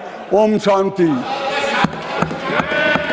आप चिल्लाइए मत. अगर हिम्मत है तो government को बोलिए पर्यावरण को रक्षा करे, नहीं तो कोई दवाई से कुछ नहीं होने वाला है. ये बीमारू देश. बैठिए, मंत्री बाधा डाल रहे हैं. ये हो रहा है यहाँ, मंत्री बाधा दे रहे हैं. अगर हिम्मत है पर्यावरण को रक्षा कीजिए, नहीं तो ये बीमारू देश को कोई बचा नहीं सकता. धन्यवाद. श्री संदीप कुमार पाठक. धन्यवाद ऑनरेबल चेयर मैडम. आज हेल्थ मिनिस्ट्री और हेल्थ और वेलफेयर डिपार्टमेंट के विषय में चर्चा पर मुझे भाग लेने का जो मौका दिया गया है, इसके लिए मैं सदन का और आपका आभारी हूँ. ऑनरेबल चेयर मैडम, हेल्थ का विषय एक ऐसा विषय है जिसको अगर हम राज्य के मैटर और केंद्र सरकार के मैटर में अगर बांट कर देखें तो ये देश कभी बर्दाश्त नहीं कर पाएगा. हमारे बच्चे, हमारे परिवार के लोग इस भावना से प्रताड़ित होते रहेंगे. इसलिए यह विषय किसी राज्य का नहीं है, यह विषय सिर्फ केंद्र का नहीं है, यह विषय इस पूरे देश का है. ऑनरेबल चेयर सर, इससे पहले कि मैं आगे की बात रखूं, मैं 2-3 चीज़ें आपके समक्ष लाना चाहता हूं. 2014 में गवर्नमेंट रन मास स्टरलाइजेशन कैंपेन छत्तीसगढ़ में 10 महिलाओं की मौत हो जाती है. पहले दिन वो सर्जरी कराकर जाते हैं, घर पहुंचने के बाद उनकी मौत हो जाती है. गोरखपुर के बीआरडी मेडिकल कॉलेज में 63 बच्चों की मौत हो जाती है. कारण क्या है कि ऑक्सीजन की जो सप्लाई है वो बंद हो जाती है, ऑक्सीजन कम पड़ जाता है. इसी हॉस्पिटल में 2016 में टोटल 5000 से ज़्यादा बच्चों की मौत होती है. इसी हॉस्पिटल में एक साल पहले 2014 में 6000 से ज़्यादा बच्चों की मौत होती है. ऑनरेबल चेयर सर, आप नांदेड़ के सरकारी हॉस्पिटल में देखें कि एक दिन में 33 लोगों की मृत्यु होती है और उनमें से 12 बच्चे होते हैं. कारण क्या होता है? कारण यह है कि मेडिकल स्टाफ है वो सफिशिएंट नहीं थे, डॉक्टर्स अवेलेबल नहीं थे, दूसरे डिस्ट्रिक्ट से रश आ गया. ये आज भारत देश की हेल्थ व्यवस्था या सिस्टम की एक पिक्चर है जो हम सबके सामने है. इससे मुझे लगता है कि हम सबको अपराध बोध से ग्रसित हो जाना चाहिए. और अगर हमें अभी भी इस बात का खुद पे ये नहीं है कि दुख नहीं हो रहा है, तो मुझे लगता नहीं है कि हम इस काबिल हैं कि इस देश को एक अच्छा स्वास्थ्य और एक अच्छा परिवार दे पाएं। ऑनरेबल चेयर सर, निश्चित रूप से इन परिस्थितियों से निपटने के लिए सरकार कोई टारगेट बनाई होगी। अगर टारगेट बनाए हैं तो कोई प्लानिंग किए होंगे, अगर प्लानिंग किए होंगे तो उस पर कुछ बजट दिए होंगे, अगर बजट दिए होंगे तो उसका एग्जीक्यूशन करने की प्रक्रिया शुरू किए होंगे। क्या वो टारगेट सफिशिएंट है? क्या वो प्लानिंग सफिशिएंट है? क्या वो बजट सफिशिएंट है? क्या एग्जीक्यूशन सफिशिएंट है? ये प्रश्न है जिसके बारे में आज हम सब डिस्कस कर रहे हैं। मैं फिर से ये कहना चाहता हूं कि आज का ये डिस्कशन पक्ष या विपक्ष के प्रिज्म पे ना होकर देश के पक्ष में होना चाहिए। ऑनरेबल चेयर सर, 2017 में सरकार एक नेशनल हेल्थ पॉलिसी लेकर आती है। इस पॉलिसी में ये बताया जाता है कि भाई इस देश में रहने वाले हर एक व्यक्ति को अच्छी और क्वालिटी वाली हेल्थ मिले, यही फ्रेमवर्क था पूरा। इसमें आप अगर देखेंगे कि सरकार ने एक प्लान बनाई, इस प्लान में 2 प्रमुख पैरामीटर्स थे। एक तो था नेशनल हेल्थ मिशन और दूसरा ये लेकर आए आयुष्मान स्कीम लेकर आए। नेशनल हेल्थ मिशन का क्या आइडिया था? नेशनल हेल्थ मिशन का आइडिया ये था कि केंद्र सरकार नेशनल हेल्थ मिशन के माध्यम से सरकारों को इंफ्रास्ट्रक्चर डेवलपमेंट करने के लिए पैसे देगी और ये पैसे प्राइमरी हेल्थ सेंटर और सेकेंडरी हेल्थ सेंटर जो जिला अस्पताल होती है उसके इंप्रूवमेंट के लिए होनी चाहिए। आज स्थिति क्या है? आज स्थिति अगर ये देखें, किसी भी आप पब्लिक हॉस्पिटल में चले जाइए, जिला में या प्राइमरी हेल्थ सेंटर में, या तो हॉस्पिटल ही नहीं है, अगर हॉस्पिटल है तो डॉक्टर नहीं है, अगर डॉक्टर है तो दवाई नहीं है, अगर दवाई है तो टेस्टिंग नहीं है, और अगर ये सारी चीजें उपलब्ध है तो वहां भर्ती करने के लिए बेड अवेलेबल नहीं है। और ये किसी एक राज्य की स्थिति नहीं है, ये पूरे देश की स्थिति है। ऑनरेबल चेयर सर, अगर इसको मैं क्वांटिफाई करूं बड़े सिंप्लीफाइड में, ज्यादा नंबर्स नहीं देना चाहूंगा, ये पूरी परिस्थिति को अगर मैं क्वांटिफाई करना चाहूं तो क्वांटिफाई करने के लिए एक ही चीज कह सकता हूं कि सरकार ने अपने खुद का एक सर्वे कराया। इस सर्वे में ये कहा गया सभी हेल्थ इंस्टीट्यूशन को कि भाई अपना सेल्फ असेसमेंट करो। जब सेल्फ असेसमेंट किया गया तो ये पाया गया कि 80% से ज्यादा जो पब्लिक सेंटर्स थे, हॉस्पिटल्स थे, छोटे बड़े, वो फिट थे और अनफिट थे और सब स्टैंडर्ड थे। 80% से ज्यादा सब स्टैंडर्ड इंफ्रास्ट्रक्चर के साथ हम अपना ये नेशनल हेल्थ पॉलिसी चला रहे हैं। और ऑनरेबल चेयर सर, एक अच्छी बात रही सरकार की कि सरकार ने IPHS और NQS ये स्टैंडर्डाइज देने का या रेटिंग देने का एक पैमाना है, सरकार लेकर आई है। पहली सरकार दूसरे नाम से चलाती थी, इस सरकार ने रिफाइन किया है, अच्छी बात है। अच्छी बात यह है कि ये स्टैंडर्डाइजेशन का प्रोसेस लेके आए हैं। दुर्भाग्य की बात यह है कि इनके इस स्टैंडर्डाइजेशन में इतने साल सरकार चलाने के बाद भी दुर्दशा जस की तस है। ऑनरेबल चेयर सर, एक और चीज ऑनरेबल मेंबर ने ये कहा कि डॉक्टर और पेशेंट का रेशियो काफी अच्छा है। मैं बता दूं कि 10,000 मरीज के पीछे 10 डॉक्टर है इंडिया में, और डेवलप्ड कंट्री में अगर आप लेंगे तो वही 26 और 30 के आसपास है, अगर इंग्लैंड का ले ले और किसी कंट्री का ले ले। लेकिन आपको यह समझना पड़ेगा कि आप डेवलप्ड कंट्री के रेशियो और पेशेंट के कंपेयर नहीं कर सकते। वहां पे यूनिफॉर्मिटी है, मतलब शहर में भी उतने यही रेशियो है, गांव में भी है। हमारे देश में स्थिति यह है कि शहर में तो ओवर क्राउडेड है डॉक्टर्स का, गांव में आप जाते जाएंगे तो वहां पे स्कैर्सिटी है, वहां पे है नहीं। तो आप सिर्फ ये नंबर को उठाकर कंपेयर करके ये नहीं कह सकते, थोड़ी संजीदगी से देखना पड़ेगा कि स्थिति क्या है। मैं गांव से आता हूं, मैंने देखा है, मैंने जिया है, मेरे साथ मेरे आसपास रहने वाले लोगों को मैंने देखा है कि गांव का एक आदमी वो क्या क्या बेच के अपना इलाज कराता है। ऑनरेबल चेयर सर, ये तो नेशनल हेल्थ मिशन की स्थिति है। अगर मैं आयुष्मान योजना की बात करूं तो आयुष्मान योजना में सरकार की तरफ से मंत्री महोदय यहां बैठे हुए हैं, इसमें डिजाइन फॉल्ट है। और मैं किसी दुर्भावना से नहीं कह रहा हूं, मैं अच्छी भावना से कह रहा हूं, इसमें डिजाइन फॉल्ट है। क्या डिजाइन फॉल्ट है?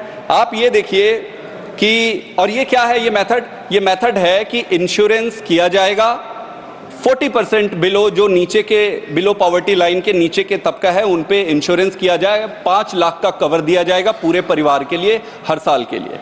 इसमें सबसे बड़ी दिक्कत की बात तो जो बेनिफिशियरी आइडेंटिफिकेशन है वहीं से प्रॉब्लम शुरू हो जाता है। जो 10 करोड़ के आसपास ये बेनिफिशियरी इन्वेस्ट किए हैं, अगर उसको पॉवर्टी लाइन से अगर आप मैच करते हैं, सरकार नहीं किया, अच्छी बात है, सरकार नहीं किया, मैं डेफिशिएंसी बता रहा हूं, तो सिर्फ 2 करोड़ ऐसे लोग मिले जो एक्चुअली में बिलो पॉवर्टी लाइन में आते थे, बाकी का मैच नहीं हुआ। फिर सरकार ने पॉलिसी डिसीजन लिया कि ये मैचिंग में मत पड़ो, काम बिगड़ जाएगा, जो आते जा रहा है उसका करते जाओ। तो सबसे पहली दिक्कत तो यहीं पे है। ऑनरेबल चेयर सर, सीएजी के रिपोर्ट में लैक्स ऑफ फॉल्टी और फ्रॉडुलेंट नेम इस पे मिला। दूसरा इसमें सबसे बड़ी खामी अगर आप देखेंगे तो हॉस्पिटल इम्पैनलमेंट का है। ये इस पूरे देश का ही नहीं, पूरे विश्व का एक ऐसा अजूबा इंश्योरेंस स्कीम है जो मरीज को ध्यान में रख के नहीं बनाया गया है, अस्पताल को ध्यान में रख के बनाया गया है। कैसे, मैं आपको बताता हूं। ज्यादातर स्थिति में सर सीरियसनेस ले आते हैं sir, seriousness sir. Honourable chair sir,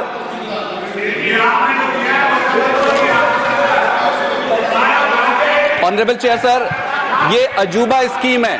आज तक जितने भी इंश्योरेंस स्कीम उठा लीजिए, सारे इंश्योरेंस स्कीम ऐसा होता है कि इंश्योरेंस हॉस्पिटल को देखकर किया जाता है। ये ऐसा स्कीम है जिसमें बीमारी पे इंपैनलमेंट होती है। मतलब कोई अस्पताल ये कह सकती है कि भाई मैं सिर्फ आंख का करूंगा, मैं बाकी चीज का नहीं करूंगा। कोई हॉस्पिटल ये कह सकती है कि मैं पेट का करूंगा, मैं हाथ पैर का नहीं करूंगा। तो जो इंपैनलमेंट है बीमारी के आधार पर है। आप सीजीएचएस ले लीजिए, इसमें हॉस्पिटल के हिसाब से होता है। आप प्राइवेट इंश्योरेंस ले लीजिए, हॉस्पिटल के। क्या कोई आदमी हॉस्पिटल में भर्ती होने के बाद उसके सर्जरी के लिए खुला पड़ा है और वो अचानक कोई प्रॉब्लम आ गया आंख में, तो वो बोलेगा कि भाई करा लो, मेरे पास 5 लाख हैं। बोले भाई साहब आपका इस पे नहीं होता है, आप अभी बंद करवाओ, सिलवाओ पेट को, या दूसरे हॉस्पिटल जाओ या प्राइवेट में पैसा लाओ। आउट ऑफ पॉकेट कहते हैं ऑनरेबल चेयर।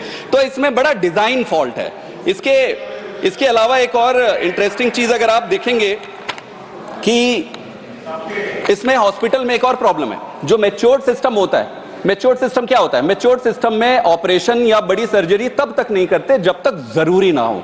ये इंपैनलमेंट जो छोटे छोटे सब स्टैंडर्ड हॉस्पिटल का हुआ है, वहां पे भावना ये होती है कि भाई कैसे भी करके मरीज पकड़ो, ऑपरेशन कर दो, आयुष्मान का। मैं ये सही कह रहा हूं, मैं गांव का आदमी हूं, मैंने देखा है। ये संभव है कि शहर में रहने वाले लोगों को ये पता नहीं होगा। तो और जो इंपॉर्टेंट सर्जरी है ऑनरेबल चेयर सर, जो इंपॉर्टेंट सर्जरी हार्ट से रिलेटेड, उसमें 8,000 रुपए एक सर्जरी होता है। तो जो इंपॉर्टेंट सर्जरी जो होनी चाहिए वो हो नहीं सकती। जिसको दवाई से आप ठीक कर सकते हो वो वहां पे खींच के उसको ऑपरेट कर दिएगा। ऑनरेबल चेयर सर, प्लानिंग और क्लैरिटी में मैं एक चीज कहना चाहूंगा कि भाई देखो, इस देश की पूरे सोशियो इकोनॉमिक सिस्टम को 3 चरण में आप बांट सकते हैं। Lower income group, middle income group और higher income group. Lower income group के लिए आप नेशनल हेल्थ मिशन लेके आए, सरकारी सिस्टम को आप, अभी मैं सिर्फ प्लानिंग और आपकी आइडिया की बात कर रहा हूं, क्या हुआ है वो अलग बात है। नेशनल हेल्थ मिशन में सरकारी अस्पताल को आप ठीक करना चाह रहे हो, वो किसको कैटर करेगा? वही लो इनकम ग्रुप वालों को करेगा। उसके बाद आप आयुष्मान लेकर आए इंश्योरेंस स्कीम, वो किसको कैटर कर रहा है? लो इनकम ग्रुप को। मिडिल क्लास को क्या होगा? मिडिल क्लास को क्या होगा? इतना बड़ा मिडिल क्लास का सेक्शन है, ना वो सरकारी अस्पताल अवेल कर रहा है, ना वो इंश्योरेंस की कैटेगरी में आ रहा है। तो अगर ये दोनों नहीं कर रहा है तो फिर ये तो डिजाइन फॉल्ट है सरकार के पूरे मेथड में। सरकार को पता ही नहीं है कि आपका डायरेक्शन क्या है। अगर आपको आपका डायरेक्शन नहीं पता है तो आप क्या ही एग्जीक्यूट करोगे? नीरज जी, डियर सर, इसके अलावा एक चीज और मैं कहना चाहूंगा। आप टैक्स लेते हो मिडिल क्लास से, भाई आपका खर्चे के लिए कहां से पैसा आ रहा है? कोई अपनी जेब से तो नहीं दे रहा है। मिडिल क्लास से पैसा आ रहा है, पैसा मिडिल क्लास से आ रहा है, लेकिन उसकी सुविधा के लिए आपने कुछ भी नहीं किया। एक और है, इसमें अंडर स्पेंडिंग। क्या कारण है? क्या कारण है भाई? केंद्र सरकार 2 लेके आई, नेशनल हेल्थ मिशन और दूसरा आयुष्मान। दोनों में ही मैंने आपको आपके सामने डिजाइन फॉल्ट बता दिया, इनसफिशिएंट बता दिए। क्यों ऐसे हो रही है? क्यों ऐसे हो रही है? ऐसा होने का कारण सर, यही कारण है, ऐसी राजनीति के कारण ही देश यहाँ पहुंचा है। आपके पास पैसा है, आप इलाज करा सकते हो। गरीब आदमी के पास पैसा नहीं है, वो इलाज नहीं करा सकता। अगर आप बजट को देखेंगे, अगर आप बजट, भाई आपकी भावना का अंदाजा तो आपके बजट से लगता है। आपने बजट में 1.4% का आपने टोटल जीडीपी का एलोकेट किया है। आप कहते हो कि मार्जिनल इंक्रीज हुआ है। भाई मार्जिनल इंक्रीज तो जीडीपी के ग्रोथ जिस हिसाब से हो रहा है वो होना ही होना है। आपको with respect to the GDP and also corrected with respect to the inflation लेना पड़ेगा। अगर ये सारे अकाउंट फॉर करते हो तो ये नीचे आ जा रहा है। सर आप जो भी प्लानिंग कर लीजिए, पैसा ही नहीं डालोगे तो होगा क्या? ये आपका हिडन एजेंडा है कि भाषण दो, इस तरीके से डिसरप्ट करो, देश को गुमराह करो और फिर पैसा मत दो आप। सर एक और चीज आप ये समझिए, बहुत बहुत इंपॉर्टेंट चीज कह रहा हूं मैं। तो क्या इस देश में अस्पताल नहीं है? क्यों? क्योंकि पैसा नहीं है, अंडर बजट है। देश में डॉक्टर नहीं है, क्यों? क्योंकि मेडिकल कॉलेज में सीट्स नहीं है। क्यों? क्योंकि बजट नहीं है। देश में मेडिसिन कम पड़ रही है हॉस्पिटल्स में, क्यों? क्योंकि बजट कम पड़ रही है। सिस्टम खराब है, क्यों? क्योंकि बजटिंग।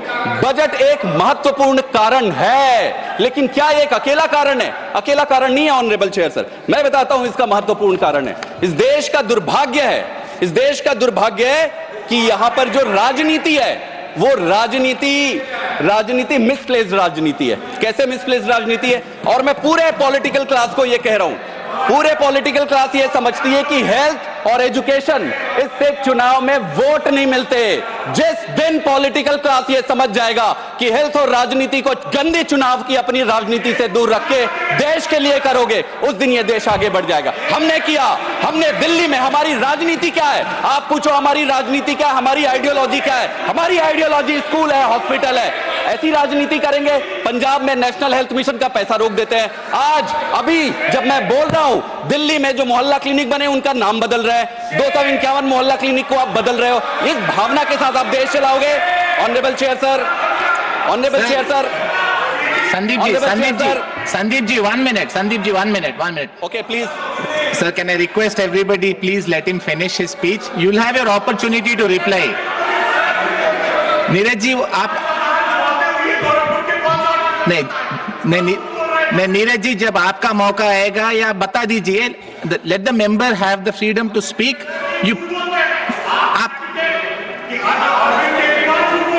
नीरज जी, मेरा आपसे विनती है कि जब आपका मौका आएगा आप बता दीजिए सच क्या है, आप उनको बात करने दीजिए। वो पॉज करें ना। Sandeep ji please continue. Thank you sir. I request please let the member finish.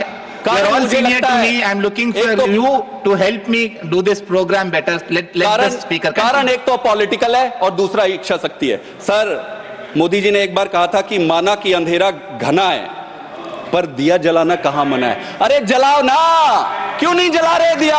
आप जलाओ दिया, हम प्रोटेक्ट करेंगे दिया को, हम सबको मिलकर दिया जलाना है। जलाओ दिया, दिया क्यों नहीं जलाते? मेरा एक सबमिशन है। Sandeep ji, I have a suggestion. No, please conclude in 30 seconds because I stopped you in between. Conclude in 30 seconds. Honourable chair sir, इस देश में 788 लेटेस्ट कंसीडर 800 के आसपास जिला अस्पताल है। मेरा यह सबमिशन है, हाथ जोड़ के विनती है सरकार से। सर 800 के आसपास 778 जिला अस्पताल है। अगर पूरा देश इकट्ठा हो जाए, प्रधानमंत्री जी, उनकी सारी कैबिनेट, पूरी पार्टी, सारे विपक्ष, पूरा देश अगर इकट्ठा हो जाए, तो क्या इन 800 के आसपास जिला अस्पताल को ठीक करना डिफिकल्ट है? डिफिकल्ट नहीं है।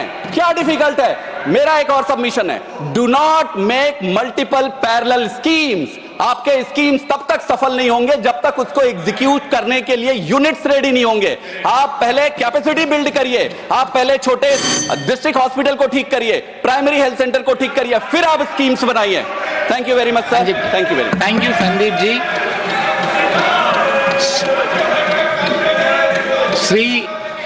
The next speaker is Sri Golla Babu Rao ji. Sir, you have 10 minutes.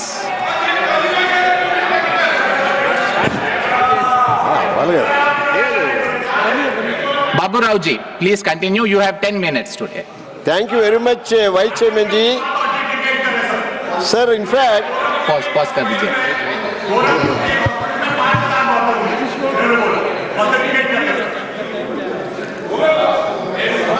Yes, sir.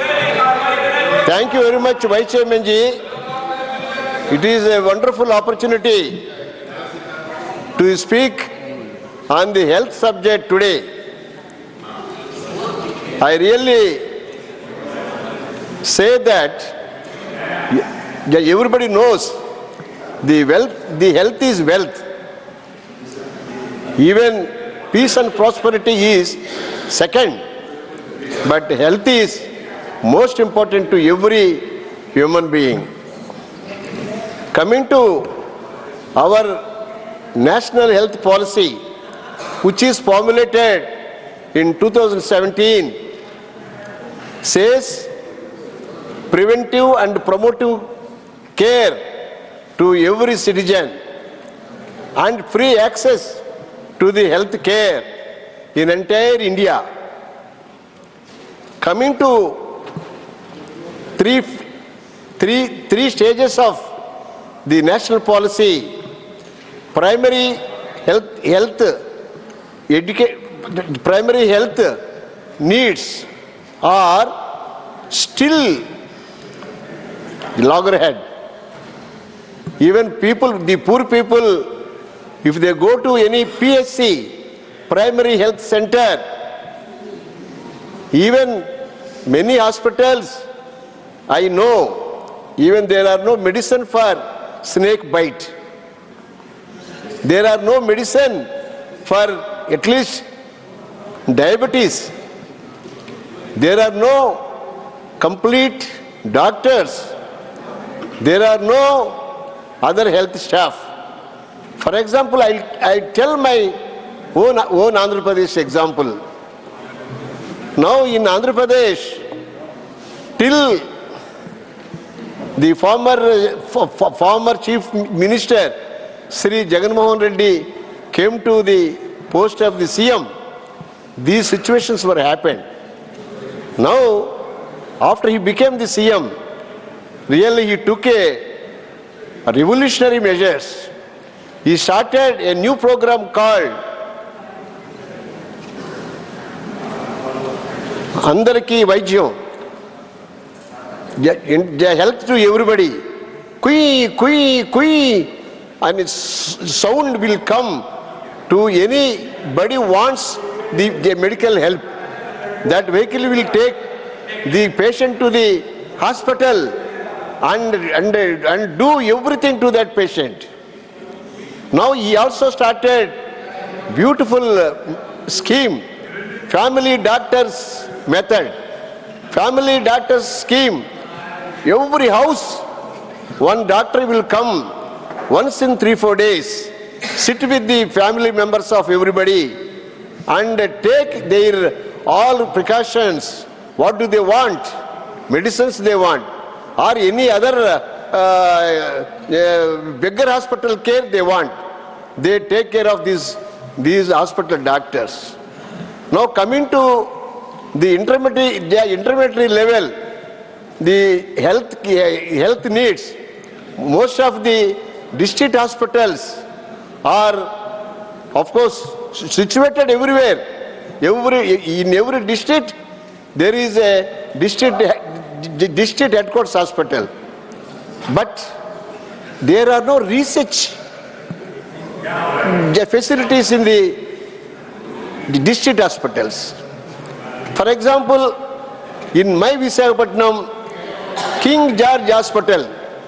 King George Hospital is the hospital constructed by British people.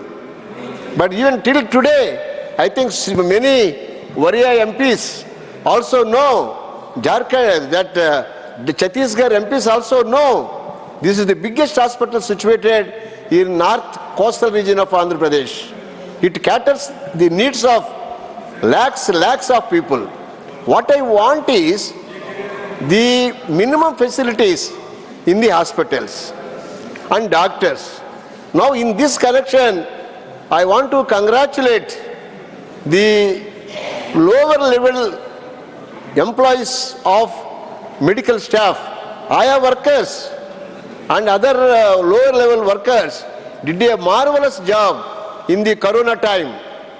Even in the Corona time, I still remember, I was an MLA, everybody did a marvelous job to save the lives of even lakhs of people. That's why medical care is utmost important. Coming to the tertiary level, AIMS hospitals, I really congratulate the Union government to start the aims in the Delhi. Sir, And also these aims are being started in every state headquarters. I saw my aims in Andhra Pradesh, Mangalagiri. It is just like a foreign hospital. Foreign doctors cannot do anything. But our Mangalagiri, that aims doctors are experts. They take every inch of pain to see the patients. Now, what I request the government of India to start more and more tertiary hospitals like aims in every one region, one hospital. For example, in Andhra Pradesh, one Visakhapatnam you construct one aims. At one Tirupati, you start one aims. And just in Amaravati, that is Vijayawada.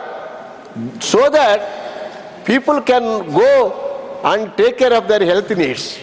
Coming to the research avenues. Now the government of India has granted nearly 1 lakh crore of rupees. 1 lakh crore. It is not ordinary fund. We can do miracles with this 1 lakh crore. What I request is you utilize these funds properly for the use of all the patients. Now, coming to most important program is Ayushman Bharat. Ayushman Bharat is a wonderful even medical program.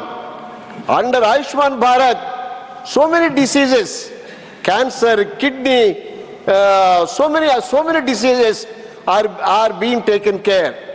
Now, up to 5 lakhs, they are giving the insurance coverage.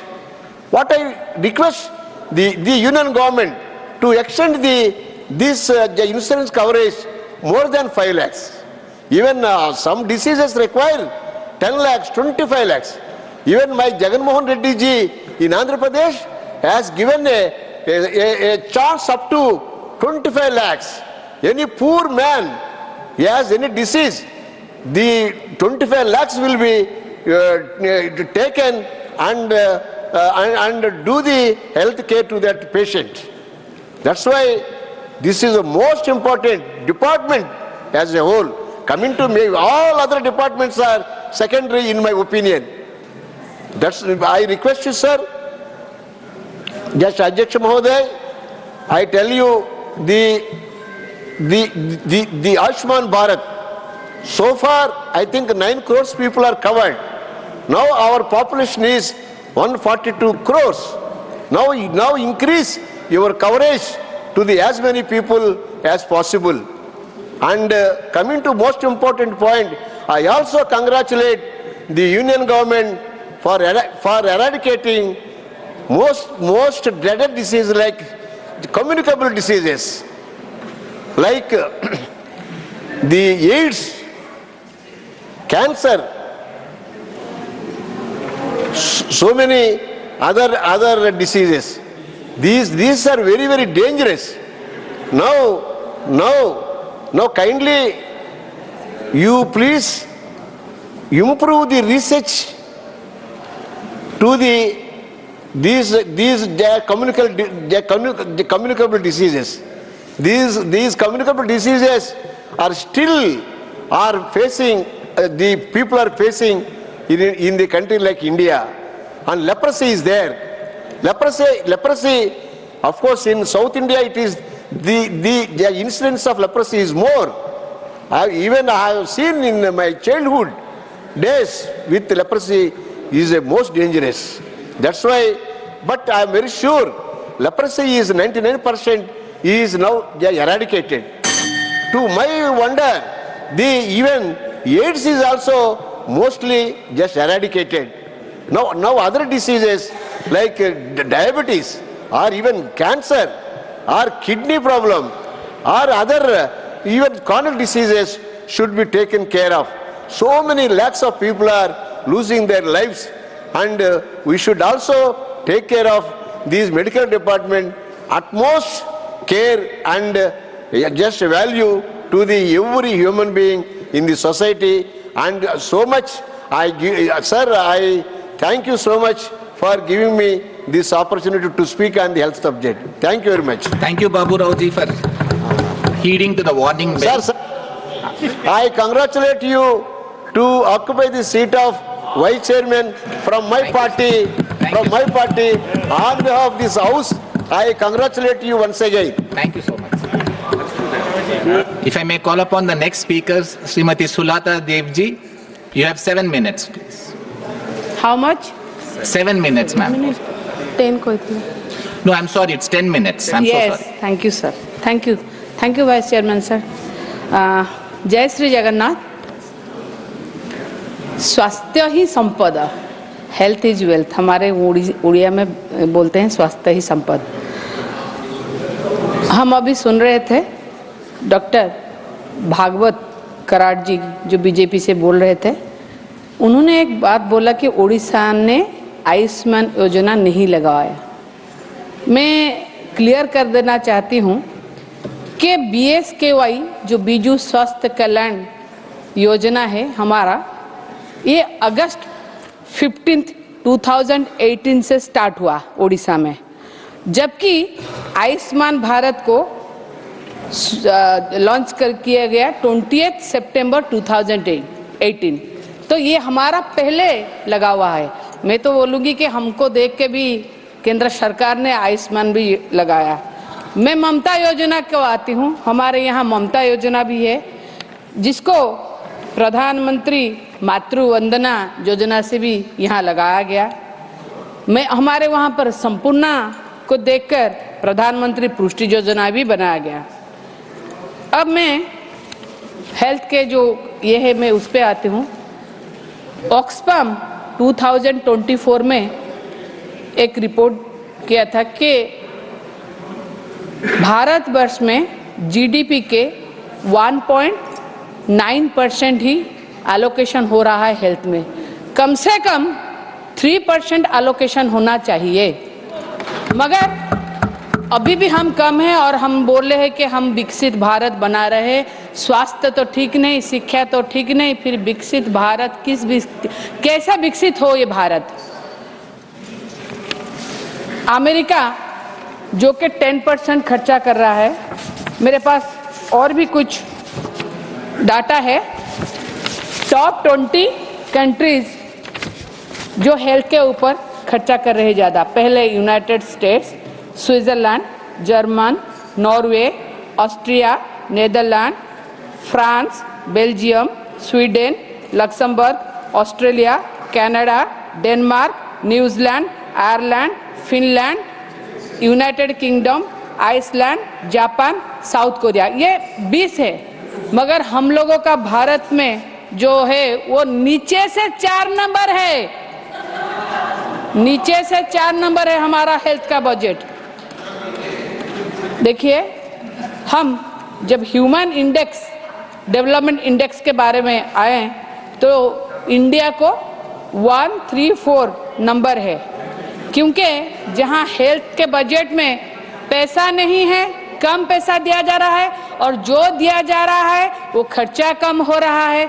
तो ऐसे कैसे होगा? Develop कैसे होगा? उसमें कभी development नहीं हो सकता, इसमें मानव संबल का विकास नहीं हो सकता. इसीलिए हम लोग ह्यूमन डेवलपमेंट इंडेक्स में आज 134 है, मगर पहले भारत ने 112 था ह्यूमन डेवलपमेंट इंडेक्स. आज हम और भी नीचे आ रहे हैं. पता नहीं क्यों ऐसा क्या हो रहा है.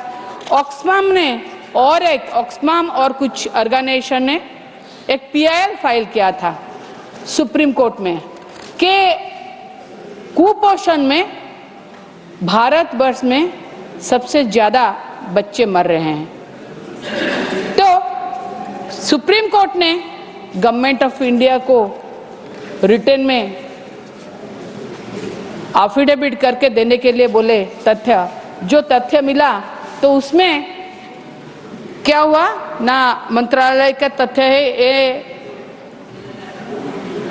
भारत में 0 से 5 साल के बच्चे 5 साल में 69% उनका कुपोषण में डेथ हुआ है 5 साल में.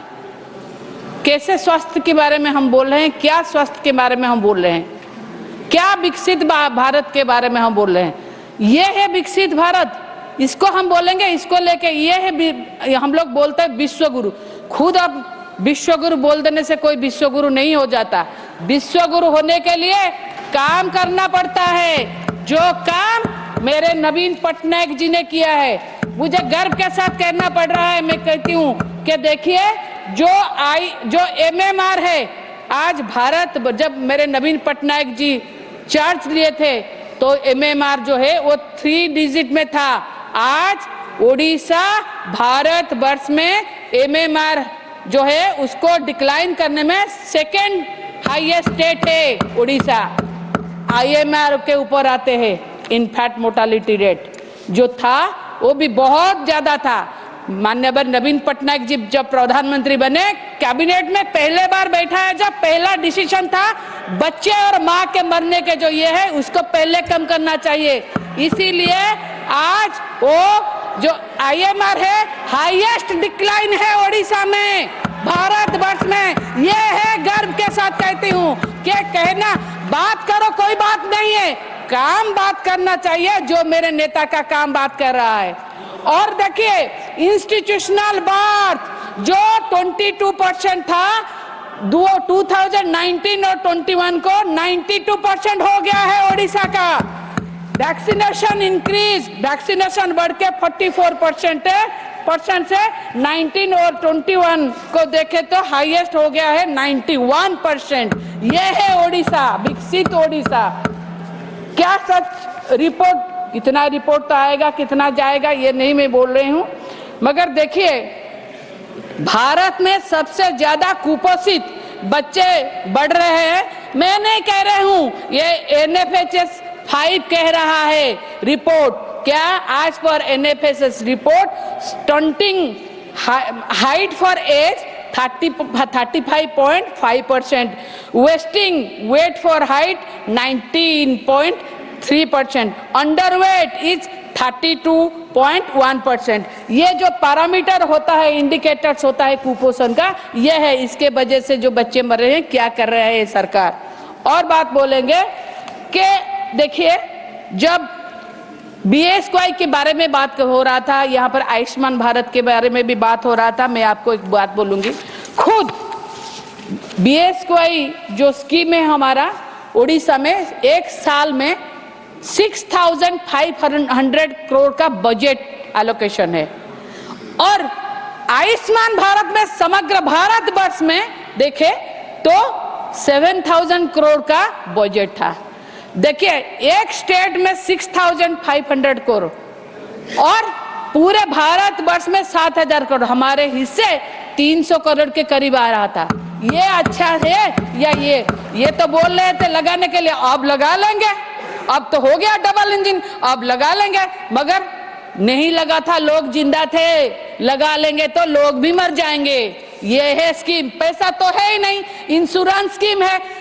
पहले सामान बेचो, इंश्योरेंस में जाओ, फिर पैसा दे तो दे, ना दे तो ना दे। मगर BSY इंश्योरेंस स्कीम था पहले। ये ऐसे कितने लोग वहां पर ट्रीटमेंट होके अच्छे हुए हैं, इसको भी देखना चाहिए। और मैं बोलती हूँ और एक बात, आयुष्मान भारत के बारे में बोल रहे हैं, जहां गुजरात, जहां खुद प्रधानमंत्री एवं होम मिनिस्टर की खुद की राज्य है, वहां पर आयुष्मान में कैसे घोटाला हुआ। हॉस्पिटल ख्याति नाम का प्राइवेट हॉस्पिटल में कैसे हुआ, आप देखिए। वहां पर जबरदस्ती जाके गांव में कैंप लगाते हैं, हेल्थ कैंप लगाते हैं, मगर क्या होता है, हेल्थ कैंप लगाने के बाद में ये झूठ मूठ का रिपोर्ट बना के ले आते हैं। कोई उसमें कोड वार्ड भी है, अगर एंजियोप्लास्ट होना है तो बोलते हैं क्या, कचरा साफ करो, एक कोड वार्ड भी है। ऐसे करके 2 आदमियों को मौत हो गया और 7 सीरियस भी थे। मुझे बोलने के भी ये नहीं है कि 3,000 कार्ड डुप्लीकेट हुए थे। 1500 रुपया दो, 15 मिनट में आयुष्मान कार्ड बन जाते थे। मैं नहीं कह रही हूँ, ये जो आपके वहां के शरद सिंघल जी जो कमिश्नर के पोस्ट में है, जो जॉइंट कमिश्नर है क्राइम ब्रांच के, वो खुद बोले उनके नाम पे भी कार्ड बनाया गया। ऐसे कैसे हो सकता है, ऐसे तो हम बोले। और हम बोलते हैं कि देखिए जो बोल रहे हैं, देखिए हम अभी बोलते हैं, देखिए भारत में पैंडेमिक हुआ, हम सब देखते हैं पैंडेमिक हुआ, भारत में पैंडेमिक हुआ, तब पता चला भारत का हेल्थ स्वास्थ्य का नग्न छवि सबके सामने आया। ये देखे, ऑक्सीजन के कारण ना लोग मर रहे थे, ऑक्सीजन नहीं मिला, बेड नहीं मिल रहा था। आप एक बात बोलिए, हमारा स्टेट ओडिशा, नवीन पटनायक जी ने 18 स्टेट को ऑक्सीजन भेजा, जान बचाई, ये है ओडिशा।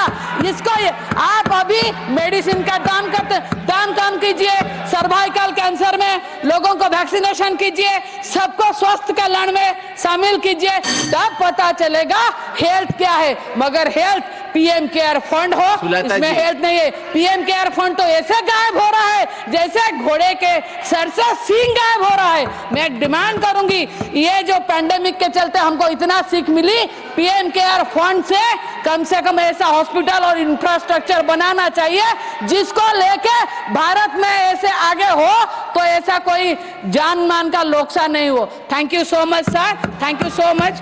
नमस्कार, वंदे उत्कल जननी। श्री मनोज कुमार झा जी। शुक्रिया वाइस चेयरमैन साहब, शुक्रिया वाइस चेयरमैन साहब। बहुत महत्वपूर्ण विषय है मेरे दल से। Sir my time should be paused, sir my time should be paused. Manoj Jha ji, एक मिनट। इसको ऑथेंटिकेट किया जाना चाहिए। मैं आपसे आग्रह करूंगा, कृपया आप निर्देश दें। आपको मतलब किस इश्यू पे ऑथेंटिकेशन? जो उन्होंने आयुष्मान के एक मिनट मैडम, नहीं honourable member is speaking. No, I just want to understand. One minute sir, एक मिनट मैं आपको ही मौका दे रहा हूँ। I am requesting other members. माननीय सभापति महोदय, बहुत स्पष्ट प्रणाली है, आरोप लगाया जा सकता है जनरल, लेकिन व्यक्ति अगर कोई इस प्रकार के भ्रष्टाचार के आरोप लगाता है तो उसको ऑथेंटिकेट करना चाहिए। ये तो बड़ा सिंपल सा नियम है, और आप देखे होंगे उस चेयर पे माननीय सभापति महोदय सारे वरिष्ठ नेताओं से भी ऑथेंटिकेट करने को कहते हैं। तो आप जो जिस चीज का ऑथेंटिकेशन मांग रहे हैं वो भ्रष्टाचार का जो एलिगेशन है, गुजरात में आयुष्मान भारत की योजना पर इन्होंने स्पेसिफिक आरोप लगाए, उनको ये ऑथेंटिकेट करें। ठीक है Sulata ji, 1 minute Sulata ji, 1 minute Sulata ji, 1 minute. Hospital का नाम लिया और बताया कि वहां पर 2 पेशेंट के साथ ऐसा हुआ और कितने आयुष्मान कार्ड 15 मिनट में फर्जी बन गए। ये सर बहुत बड़ी बात है, इसका सर पता लगवाइए क्या है ये।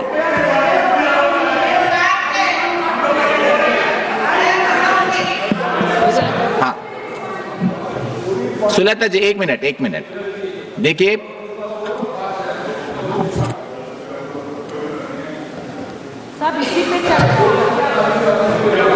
Sulata ji, you have heard the objection that was raised by some of the members. No, please hear me fully.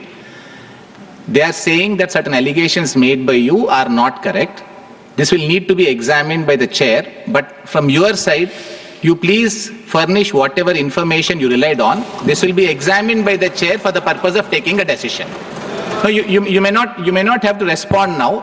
See, there are 2 issues. Sulata ji, 1 minute. नहीं Sulata ji, 1 minute. Sulata ji, 1 minute please, मेरी बात सुनिए।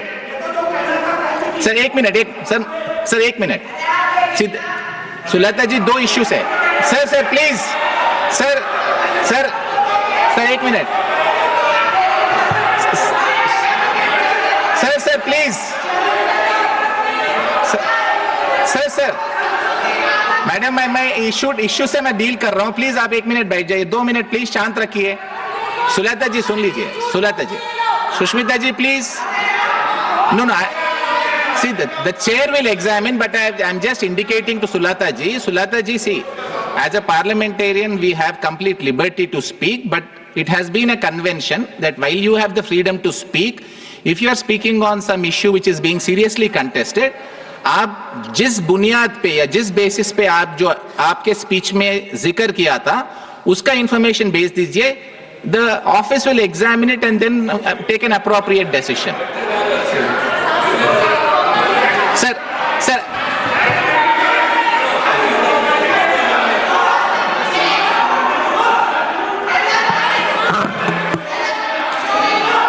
from responding, sir. Sir. No, I'm not. Shashmit ji, I have not. Shashmit ji, no, I have not permitted. Shashmit ji, I have not permitted you to speak, so you will not say you are not yielding. It is only when the chair permits. Shashmit ji, no, sorry. Shashmit ji, I have not permitted anybody else to speak. Shashmit ji, no. And Shashmit ji, 1 minute, please. No, I have not permitted. No, 1 minute. I have not permitted anyone to speak. 1 minute. No, 1 minute. Shashmit ji, please. Neeraj ji, baithiye aap. Neeraj ji, baithiye. Shashmit ji, now please listen to me for 1 minute. Shashmit ji, no, 1 minute. Shashmit ji, please, 1 minute. Just give me 1 minute. No, I have not permitted anybody to speak. So the question of, no, 1 minute. I gave an opportunity. Shashmit ji, please listen to me. No, you hear what I am saying if you want to speak. No, Shashmit. 1 minute. Manoj Kumar Jha ji. 1 second. Please start the clock once again. Sir, no, sir. Sir, I have heard. No, I am sorry. Manoj Kumar Jha ji, your time will start now. Please start. No, it will restart. How can I speak in these kind of circumstances? Sir, please. Yes, sir. Shashmit ji, 1 minute. Shashmit ji, 1 minute. Sir, please sit. 1 minute, sir. Sir, allow the chair. Sir, allow the chair to. Sir, Sir, please allow the chair to deal with it. Shashmit ji, I will not be giving you 30 seconds because you are demanding it. 1 minute. No, please listen to me. No, please listen to the chair. Sir, I am allowing. Sir, please, since as a senior member you want to make a point, I am allowing you, sir. You will not even allow me. Shashmit ji. No, please. Sir. 1 minute.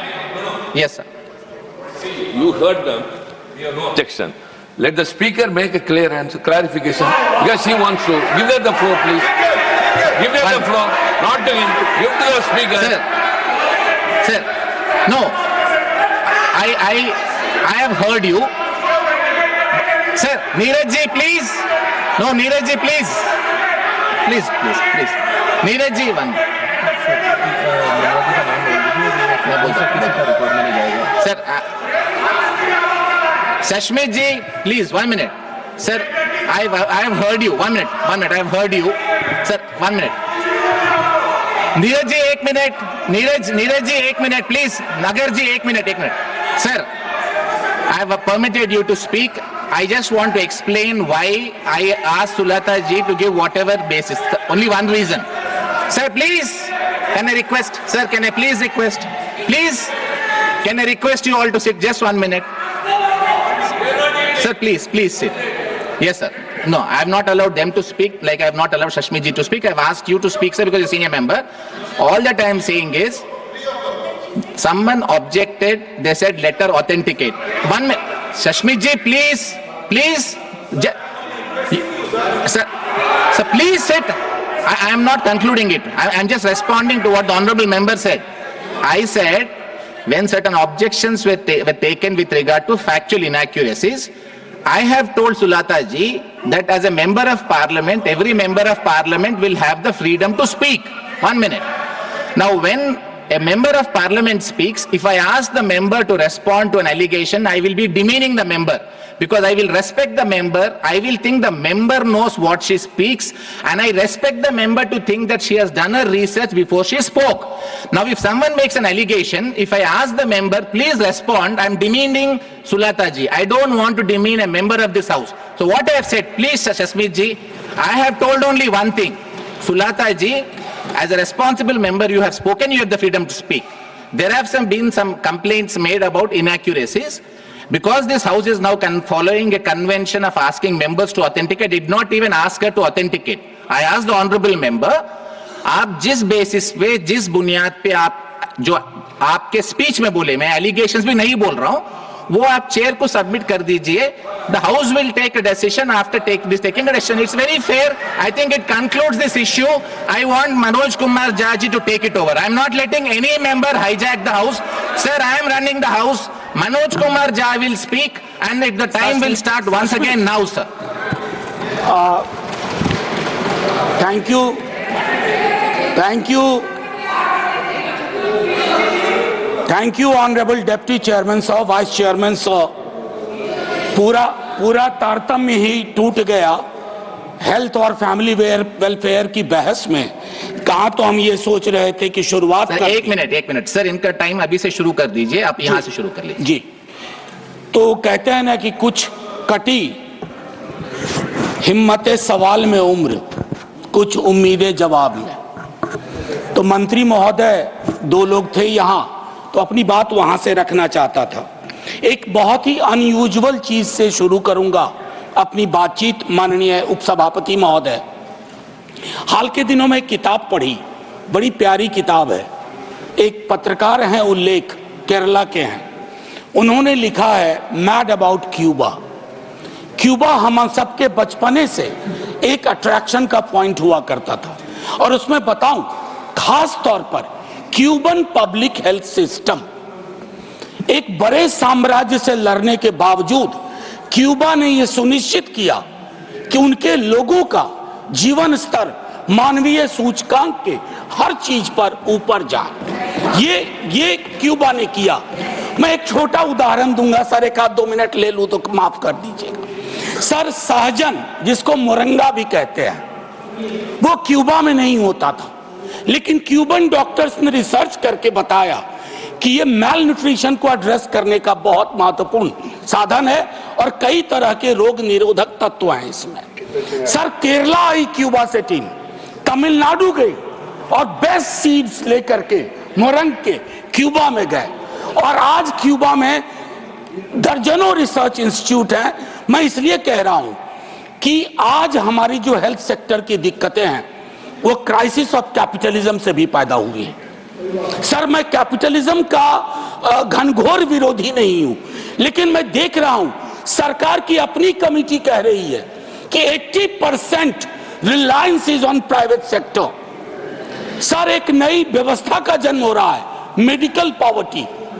लोग medical expense के कारण गरीब होते जा रहे हैं और इसका दर्द मुझसे बेहतर कोई नहीं समझ सकता इस सदन में. सर, प्रतिदिन हमारा 2 काम बिहार के सांसदों के हैं.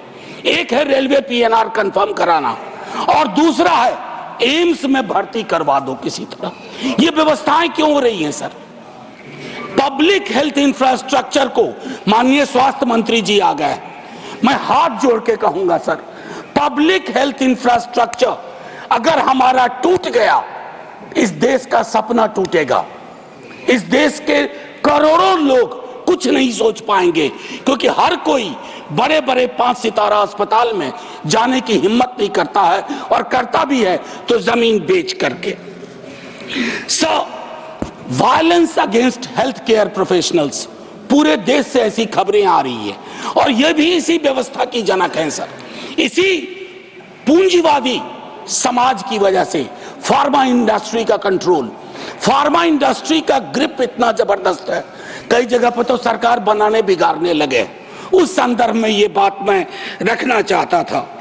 सर, हमारे अपने सरोकार में स्टैंडिंग कमेटी की रिपोर्ट थी NMC को लेकर के, जो चिंताएं थी, मैं चाहूंगा कि मैं उस पर विस्तार से ना जाऊं, आप खुद उसका, क्योंकि आपके पास वो रिपोर्ट है.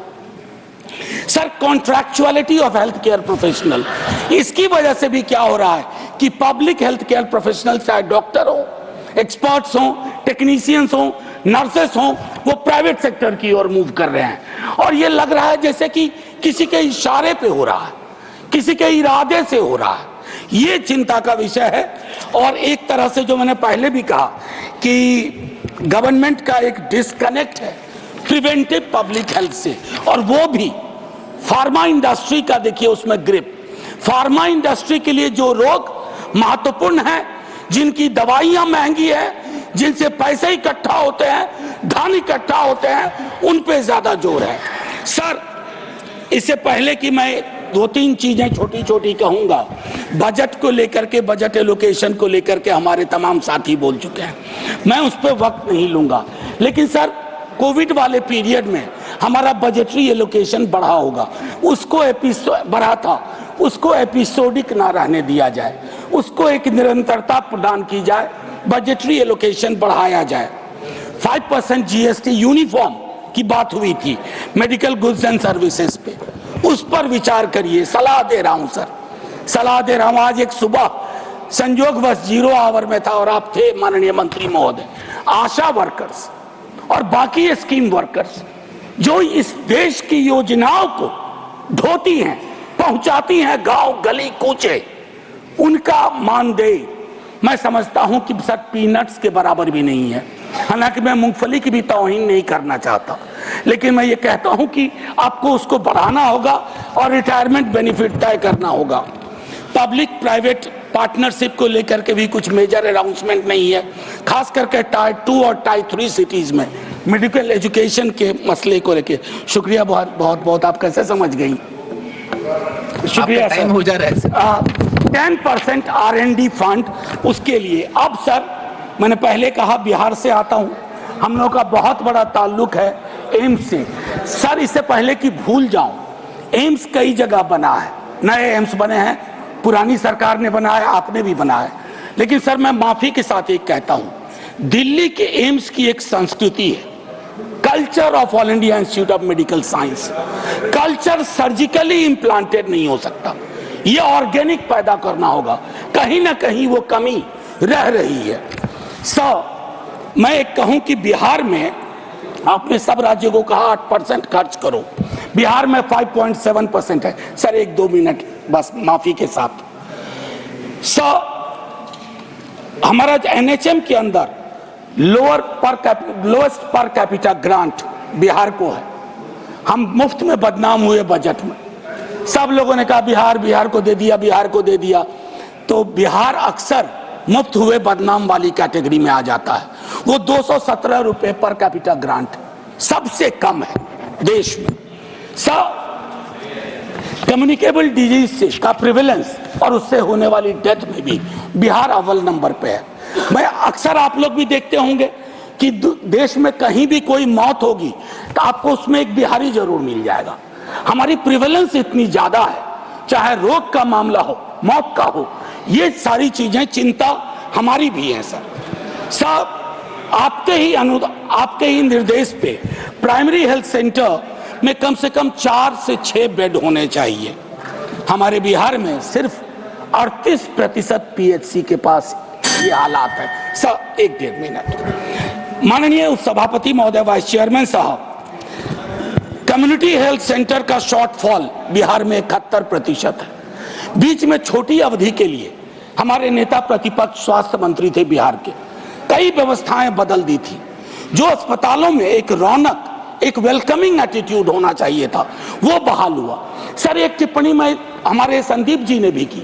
सर, ये जो पहले हम लोग लाइफ इंश्योरेंस का एक स्लोगन पढ़ते थे, जीवन के साथ भी जीवन के बाद भी, आज उसके मानी बदल गए हैं सर। बीमा कंपनियों का ही हम जीवन बीमा कर रहे हैं और उनके जीवन के साथ भी, उनके जीवन के बाद भी, उसके मायने बदल गए हैं sir.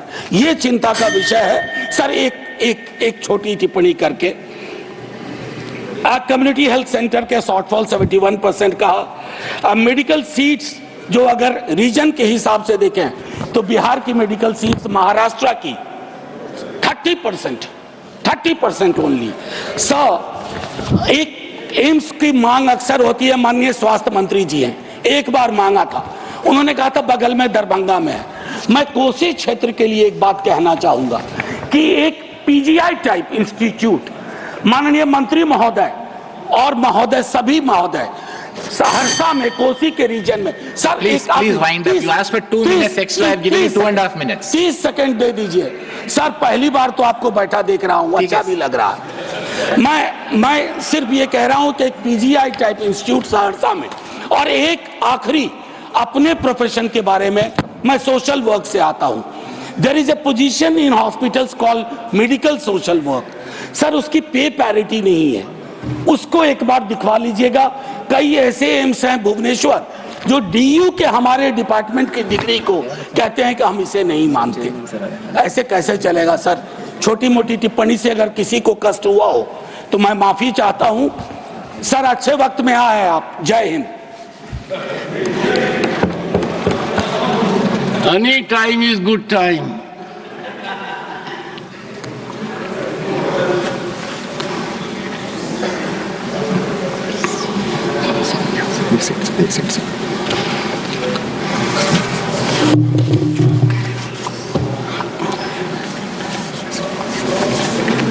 Honorable members, I am indeed honored, and so would the members of this august house, with the felicitation I am indicating from the chair. Honorable members, it is a privilege to honor Sri Ilaiyaraaja ji,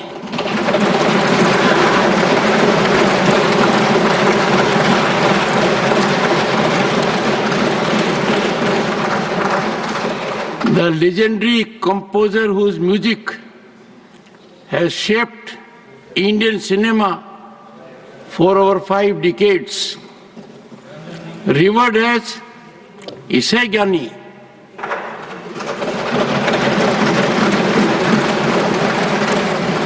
The musical genius, his extraordinary mastery of blending classical traditions with contemporary sounds has given rise to timeless melodies that transcend generations and borders.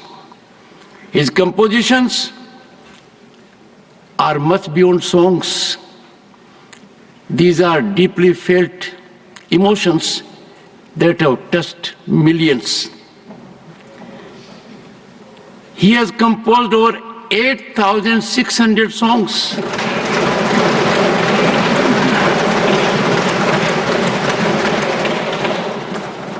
Besides being the only composer in the world to have composed music for about 1,523 feature films,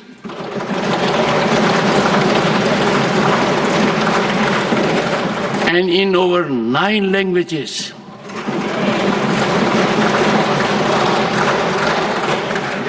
Sri Ilaiyaraaja ji's unparalleled contributions to music have been accoladed and recognized with numerous honors, including 5 National Film Awards, 3 for the Best Music Direction, and 2 for Best Background Score. A gold medalist in classical guitar from Trinity College of Music, London, he has elevated Indian music to global recognition.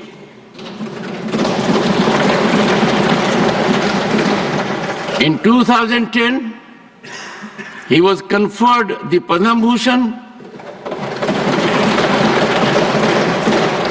and followed by Padma Vibhushan in 2018.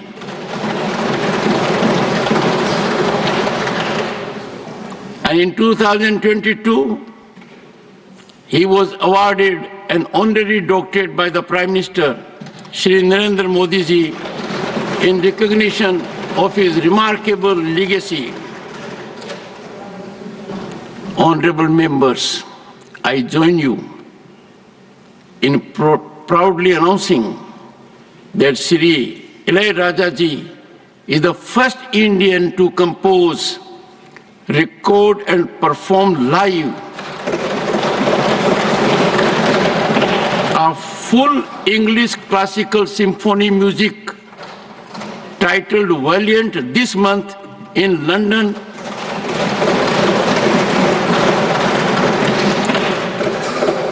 with the Royal Philharmonic Orchestra on March 8, 2025. This symphony was composed by him in 34 days, which is a very unique achievement. And the whole nation and people beyond are proud of this. The achievement is yet another testament to his enduring brilliance and global appeal. Beyond his musical achievements, Sri Ilaiyaraajaji's presence in this august house since July 2022 as a nominated member enriches our collective discourse.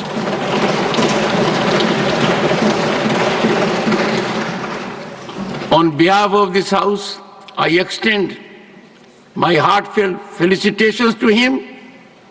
May his legacy continue to inspire, motivate, and may his melodies captivate the world for generations to come.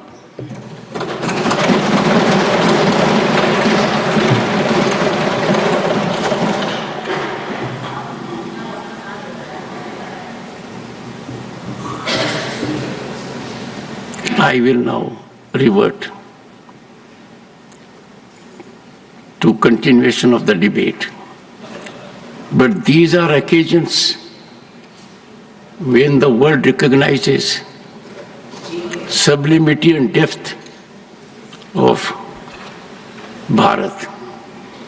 And in the same line, with equal recognition, I now invite Jayaji to take the floor.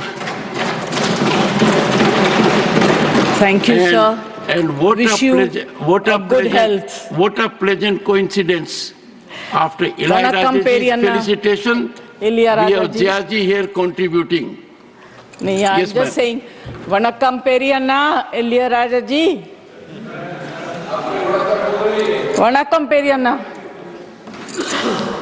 I've had the opportunity of spending a lot of time with him. In fact, we've had the opportunity to work with his son as one of the composers of one of our films. I'm very happy and thankful to the government for bringing such illustrious people from this industry into this house. They are truly the representatives of the upper house, house of intellectuals. It makes me extremely happy. I congratulate the government for doing so. आपको शारीरिक स्वास्थ्य के लिए शुभकामनाएं। Sir, subject बहुत अच्छा है। वैसे तो बोलना चाहिए राम गोपाल जी को, चेयरमैन है हेल्थ कमेटी के, मगर मैंने हाईजैक कर लिया है। कितना अच्छा लगता है जब इस हाउस में खड़े होकर एमपीज अपने स्टेट की उन्नति के बारे में बात करते हैं और बढ़ाई करते हैं। दुर्भाग्यवश हम ये नहीं कर सकते sir.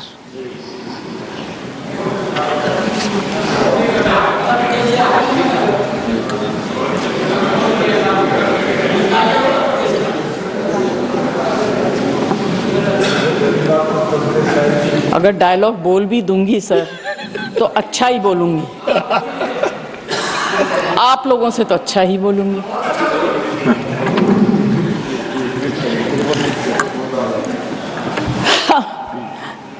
Sir,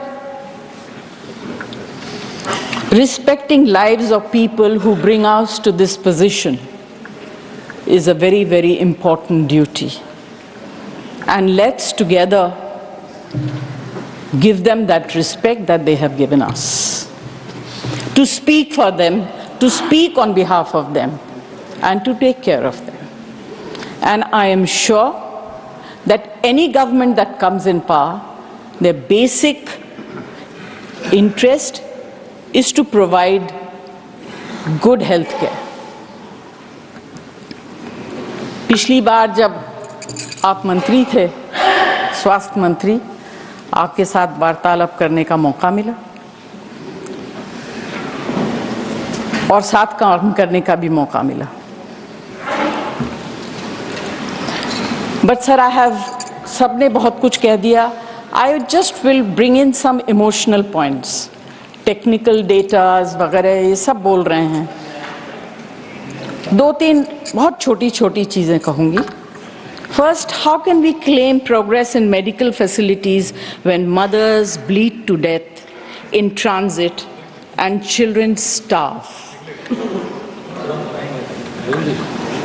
Our infant mortality rate is higher than countries like Sri Lanka and China.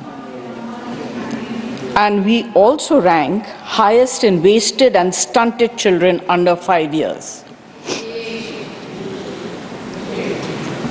I will not elaborate on it, क्योंकि इस हाउस में जितने लोग बैठे हैं, उम्मीद करती हूँ कि most of them are above intellectual level. They will understand what I'm trying to say. The next target or the next population that I would like to speak about are the elderly people, the senior citizens of this country who are grossly neglected. Especially senior citizens who live alone and in urban cities, क्योंकि छोटे शहरों में परिवार इकट्ठा रहता है, parents की देखभाल हो जाती है, मगर बड़े शहरों में पेरेंट्स जब सीनियर सिटीजन हो जाते हैं, उनके बच्चे या तो बाहर चले जाते हैं काम करने के लिए या उस शहर से कहीं और चले जाते हैं उन्नति के लिए, अपने प्रगति के लिए, और इसमें कोई बुरी बात नहीं है। मगर parents who live alone in flats, in houses, are completely ignored by the society, by all of us. एक बिल्डिंग में अगर कोई एल्डरली कपल रहता हो, कितने लोग हम लोगों में से ऐसे हैं जो जाके पता करते हैं कि आप कैसे हैं, आपने कुछ खाया, आपको किसी चीज की जरूरत है। उस तरह की भावना अब हमारे यहाँ से खत्म हो गई। You can continue if you want for a minute. May I? Thank you. अब तो सर बात यह है कि ऐसे लोग जो सेलिब्रिटीज का दिन है ना। सॉरी सर, सेलिब्रिटीज का दिन है। हाँ बोले। अच्छा, thank you. You consider me to be a celebrity? I thought I was a maybe. Sir, ये अर्बन एरियाज में जो सीनियर सिटीजन रहते हैं, they suffer from undetected dementia and Alzheimer's. There is need to conduct a census of such elderly people so that timely health care can be given and dignity upheld during the twilights of their lives. Next is organ donation. Sir, हमारे देश में awareness की कमी है, religious beliefs की वजह से and strict laws की वजह से more than 112,000 Indians are waiting for transplant and a new name added to the national transplant waiting list every 10 minutes. This requires urgent attention. हम फिजिकल हेल्थ के बारे में बात करते हैं कि किसको क्या बीमारी, बड़ी बड़ी बीमारियों के बारे में बात करते हैं, बट एक छोटी सी एलिमेंट है जिसके बारे में हम लोग उतना ध्यान नहीं देते हैं, बात करते हैं, ध्यान नहीं देते, and that is mental elements. India allocates less than 1% of its total health budget to mental health. Sushmita, और आप खत्म कर लें तो मैं आगे बढ़ूं, because you are disturbing me.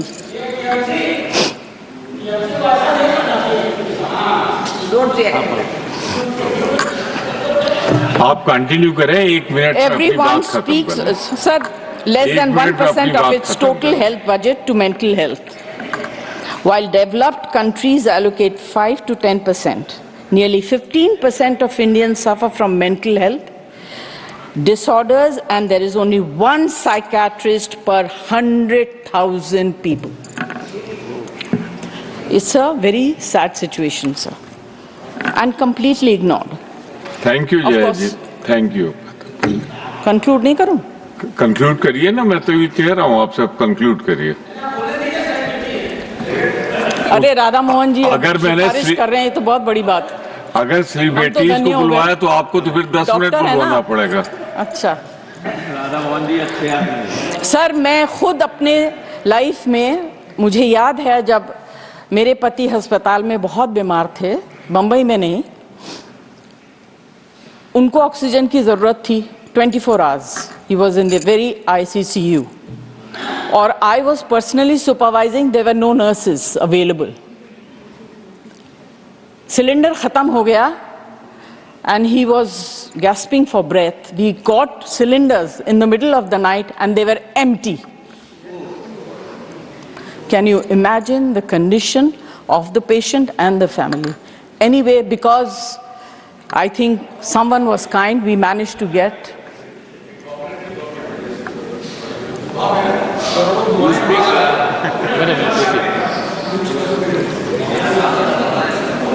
So this is very important, and this comes under the category of medicines as well. You get spurious medicines. In fact, medicine, a simple thing like Vicks is full of wax and scent. Right. It is very, very bad. These things need to be controlled and taken care of. I don't want to say too much. I would like to conclude by saying that the government should consider bringing a unified healthcare law which will ease various aspects of healthcare services for Indian citizens. Thank you very much. Thank you, Jayaji. Thank you, Jayaji. Mr. Irana Kadadi. For 10 minutes. धन्यवाद उपसभापति महोदय। आज मैं कर्नाटक से आ रहे हैं, इसलिए कन्नड़ में बोल सकते हैं। You have requested, आपकी रिक्वेस्ट मिल गई। ಕೇಂದ್ರ ಸರ್ಕಾರದ ಆರೋಗ್ಯ ಮತ್ತು ಕುಟುಂಬ ಕಲ್ಯಾಣ ಸಚಿವಾಲಯದ ಬಜೆಟ್ ಚರ್ಚೆಯಲ್ಲಿ ನನಗೆ ಮಾತನಾಡಲು ಅವಕಾಶ ನೀಡಿದ್ದಕ್ಕಾಗಿ ನಾನು ತಮಗೆ ಕೃತಜ್ಞತೆಗಳನ್ನು ಅರ್ಪಿಸುತ್ತೇನೆ। ಭಾರತದಲ್ಲಿ ಆರೋಗ್ಯ ಸೇವೆಯನ್ನು ಸಮಾಜದ ಕಟ್ಟಕಡೆಯ ವ್ಯಕ್ತಿಯವರೆಗೂ ಮುಟ್ಟಿಸುವ ಹಲವಾರು ಯೋಜನೆಗಳನ್ನು ಜಾರಿಗೆ ತಂದಿರುವ ಮತ್ತು ಭಾರತದ ಆರೋಗ್ಯ ಸೇವೆಗಳಲ್ಲಿ ಐತಿಹಾಸಿಕ ಸುಧಾರಣೆ ತಂದಿರುವ ಈ ದೇಶದ ನೆಚ್ಚಿನ ಪ್ರಧಾನಿ ವಿಶ್ವಮಾನ್ಯ ನಾಯಕ ಆದರಣೀಯ ಶ್ರೀ ನರೇಂದ್ರ ಮೋದಿಜಿಯವರನ್ನು ನಾನು ಹೃದಯಪೂರ್ವಕವಾಗಿ ಅಭಿನಂದಿಸುತ್ತೇನೆ। ಹಾಗೂ ರಾಜ್ಯಸಭೆಯ ಸಭಾನಾಯಕರು, ಕೇಂದ್ರದ ಆರೋಗ್ಯ ಸಚಿವರಾಗಿ ತಮ್ಮ ಅತ್ಯುತ್ತಮ ಸೇವೆಯನ್ನು ಸಲ್ಲಿಸುತ್ತಿರುವ ಆರೋಗ್ಯ ಇಲಾಖೆಯ ಗೌರವಾನ್ವಿತ ಸಚಿವರಾದ ಆದರಣೀಯ ಶ್ರೀ ಜಗತ್ ಪ್ರಕಾಶ್ ನಡ್ಡಾಜಿ ಅವರನ್ನು ಕೂಡ ನಾನು ಹೃದಯಪೂರ್ವಕವಾಗಿ ಅಭಿನಂದಿಸುತ್ತೇನೆ। ಇಂದು ಭಾರತ ಆರೋಗ್ಯ ನೀತಿಯು ಕೇವಲ ಚಿಕಿತ್ಸೆಗೆ ಮಾತ್ರ ಸೀಮಿತವಾಗಿಲ್ಲ, ಬದಲಾಗಿ ರೋಗ ತಡೆಗಟ್ಟುವಿಕೆ, ಆಧುನಿಕ ವೈದ್ಯಕೀಯ ಸೌಲಭ್ಯಗಳು, ವೈದ್ಯಕೀಯ ಶಿಕ್ಷಣದ ಆಮೂಲಾಗ್ರ ಬದಲಾವಣೆ ಮಾಡುವ ಮೂಲಕ ಅದರ ವಿಸ್ತರಣೆಯನ್ನು ಮಾಡುವುದು ಮತ್ತು ಡಿಜಿಟಲ್ ಆರೋಗ್ಯ ಸೇವೆಗಳಿಗೆ ಆದ್ಯತೆ ನೀಡಲಾಗುತ್ತಿರುವುದು ಅತ್ಯಂತ ಪ್ರಶಂಸನಾರ್ಹ ಕ್ರಮವಾಗಿದೆ ಎಂದು ನಾನು ಭಾವಿಸುತ್ತೇನೆ। ಕೇಂದ್ರ ಸರ್ಕಾರ ಈ ವರ್ಷದ ಬಜೆಟ್ನಲ್ಲಿ ಆರೋಗ್ಯ ಕ್ಷೇತ್ರಕ್ಕೆ 99,858.56 ಕೋಟಿಗಳ ಐತಿಹಾಸಿಕ ಹಂಚಿಕೆಯನ್ನು ಮಾಡಿದೆ। ಇದು ಕಳೆದ 10 ವರ್ಷಗಳ ಹಿಂದಿನ ಬಜೆಟ್ಗಿಂತ ಪ್ರತಿಶತ 190ರಷ್ಟು ಹೆಚ್ಚಾಗಿದೆ। ಈ ಬಜೆಟ್ನ ಮೂಲಕ ಆರೋಗ್ಯ ಸೇವೆಗಳನ್ನು ವಿಸ್ತರಿಸುವುದಲ್ಲದೆ ವೈದ್ಯಕೀಯ ಸೌಲಭ್ಯಗಳನ್ನು ಆಧುನೀಕರಣಗೊಳಿಸುವ ಮೂಲಕ ಸಮಾಜದ ಅತ್ಯಂತ ಕಟ್ಟಕಡೆಯ ಬಡವರಿಗೂ ಕೂಡ ಚಿಕಿತ್ಸೆಯನ್ನು ಅತಿ ಹೆಚ್ಚು ಸುಲಭವಾಗಿ ಲಭ್ಯವಾಗುವಂತೆ ನೋಡಿಕೊಳ್ಳಲಾಗುತ್ತಿದೆ। ಅದರಲ್ಲೂ ವಿಶೇಷವಾಗಿ ಆಯುಷ್ಮಾನ್ ಭಾರತ್, ಪ್ರಧಾನಮಂತ್ರಿ ಜನ ಆರೋಗ್ಯ ಯೋಜನೆ, ಪ್ರಧಾನಮಂತ್ರಿ ಜನೌಷಧಿ ಕೇಂದ್ರಗಳು, ರಾಷ್ಟ್ರೀಯ ಆರೋಗ್ಯ ಮಿಷನ್, ವೈದ್ಯಕೀಯ ಕಾಲೇಜುಗಳ ವಿಸ್ತರಣೆ, ಜೀವ ಉಳಿಸುವ ಔಷಧಿಗಳ ಮೇಲಿನ ಸುಂಕ ವಿನಾಯಿತಿ, ಕ್ಯಾನ್ಸರ್ ಆರೈಕೆ ಕೇಂದ್ರಗಳು ಮತ್ತು ಡಿಜಿಟಲ್ ಆರೋಗ್ಯ ರಕ್ಷಣೆ ಭಾರತವನ್ನು ಆರೋಗ್ಯಕರ ಮತ್ತು ಸಬಲೀಕೃತ ರಾಷ್ಟ್ರವನ್ನಾಗಿ ಮಾಡುವಲ್ಲಿ ಮೈಲುಗಲ್ಲಾಗಿವೆ। ಈ ಬಜೆಟ್ ಆರೋಗ್ಯ ಸೇವೆಗಳ ಲಭ್ಯತೆಯನ್ನು ಹೆಚ್ಚಿಸುವುದಲ್ಲದೆ ರೋಗಿಗಳ ಚಿಕಿತ್ಸೆಯನ್ನು ಅಗ್ಗ ಮತ್ತು ಪರಿಣಾಮಕಾರಿಯಾಗಿಸಲು ಈ ಎಲ್ಲ ಯೋಜನೆಗಳನ್ನು ಜಾರಿಗೆ ತರಲಾಗಿದೆ। ನಾನು ಆಯುಷ್ಮಾನ್ ಭಾರತದ ಬಗ್ಗೆ ಹೇಳಬೇಕು ಅಂತ ಹೇಳಿದರೆ, ಈ ಬಜೆಟ್ನಲ್ಲಿ ಸುಮಾರು 9,406 ಕೋಟಿ ರೂಪಾಯಿಗಳನ್ನು ಇಡುವ ಮೂಲಕ ದೇಶದ ಸುಮಾರು 12 ಕೋಟಿ ಬಡ ಮತ್ತು ನಿರ್ಗತಿಕ ಕುಟುಂಬಗಳಿಗೆ ಸುಮಾರು 5 ಲಕ್ಷಗಳವರೆಗೆ ಉಚಿತ ಆರೋಗ್ಯ ವಿಮಾ ಸೌಲಭ್ಯವನ್ನು ಒದಗಿಸಲಾಗುತ್ತಿದೆ. ಆಯುಷ್ಮಾನ್ ಭಾರತ ಯೋಜನೆಯಡಿಯಲ್ಲಿ 55 ಕೋಟಿ ನಾಗರಿಕರು ಆರೋಗ್ಯ ರಕ್ಷಣೆಯನ್ನು ಪಡೆದಿದ್ದಾರೆ ಮತ್ತು 8.39 ಕೋಟಿ ಜನರು ಆಸ್ಪತ್ರೆಗೆ ದಾಖಲಾಗಲು ಅನುಮತಿ ನೀಡಲಾಗಿದೆ. ಇದರಿಂದಾಗಿ ಸುಮಾರು 1.16 ಲಕ್ಷ ಕೋಟಿ ಮೌಲ್ಯದ ಚಿಕಿತ್ಸೆ ಜನಸಾಮಾನ್ಯರಿಗೆ ನೀಡಲಾಗಿದೆ. ಈ ಯೋಜನೆಯು ಬಡವರನ್ನು ಆರ್ಥಿಕವಾಗಿ ಸಬಲೀಕರಣಗೊಳಿಸುತ್ತದೆ ಮತ್ತು ಚಿಕಿತ್ಸೆಗಾಗಿ ಸಾಲ ತೆಗೆದುಕೊಳ್ಳುವ ಅನಿವಾರ್ಯತೆಯಿಂದ ಅವರನ್ನು ರಕ್ಷಿಸಲಾಗುತ್ತಿದೆ. ಅದಲ್ಲದೆ ಪ್ರಧಾನಮಂತ್ರಿ ಜನೌಷಧಿ ಕೇಂದ್ರ ಯೋಜನೆ ಇದು ಕಳೆದ 11 ವರ್ಷಗಳಿಂದ ಸುಮಾರು 2,000ಕ್ಕಿಂತ ಹೆಚ್ಚು ಔಷಧಿಗಳು, 300ಕ್ಕಿಂತ ಹೆಚ್ಚು ಸರ್ಜರಿ ಉಪಕರಣಗಳನ್ನು ವಿತರಿಸುವ ಮೂಲಕ ದೇಶದ ಜನಸಾಮಾನ್ಯರ ಸುಮಾರು 30,000 ಕೋಟಿ ರೂಪಾಯಿಗಳ ಉಳಿತಾಯ ಮಾಡುವಲ್ಲಿ ಈ ಯೋಜನೆ ಸಫಲವಾಗಿದೆ ಮತ್ತು ಬ್ರಾಂಡೆಡ್ ಔಷಧಿಗಳಿಗಿಂತ 50% 80% ಕಡಿಮೆ ದರದಲ್ಲಿ ಜನರಿಗೆ ಔಷಧಿಗಳನ್ನು ನೀಡುವ ಮೂಲಕ ಪ್ರಧಾನಿ ನರೇಂದ್ರ ಮೋದಿ ನೇತೃತ್ವದ ಸರ್ಕಾರ ಬಡವರಿಗೆ ಆರೋಗ್ಯ ವೆಚ್ಚವನ್ನು ಕಡಿಮೆ ಮಾಡುತ್ತಿದೆ. ದೇಶದಾದ್ಯಂತ ಈಗಾಗಲೇ 15,000ಕ್ಕಿಂತ ಹೆಚ್ಚು ಕೇಂದ್ರಗಳು ಪ್ರಾರಂಭಗೊಂಡಿದ್ದು ಮುಂಬರುವ 2 ವರ್ಷಗಳಲ್ಲಿ ಇನ್ನೂ 10,000 ಜನೌಷಧಿ ಕೇಂದ್ರಗಳನ್ನು ಸ್ಥಾಪನೆ ಮಾಡುವ ಮೂಲಕ ಜನಸಾಮಾನ್ಯರ ಆರ್ಥಿಕ ಹೊರೆಯನ್ನು ಕಡಿಮೆ ಮಾಡುವಲ್ಲಿ ಇದು ಸಫಲವಾಗಿದೆ.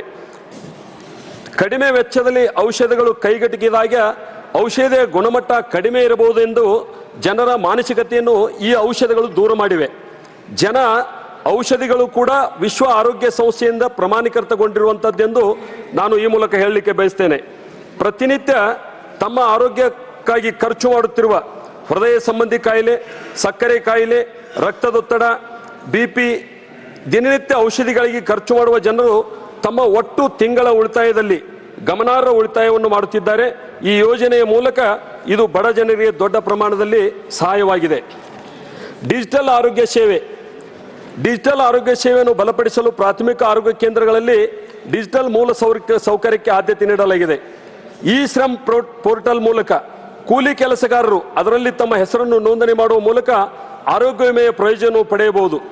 ಇದು ಅಸಂಘಟಿತ ವಲಯದ ಲಕ್ಷಾಂತರ ಕಾರ್ಮಿಕರಿಗೆ ಸಾಮಾಜಿಕ ಭದ್ರತೆಯನ್ನು ಒದಗಿಸುತ್ತದೆ ಮತ್ತು ಅವರಿಗೆ ಉತ್ತಮ ಆರೋಗ್ಯ ಸೇವೆಗಳನ್ನು ಕೂಡ ನೀಡಲಾಗುತ್ತದೆ.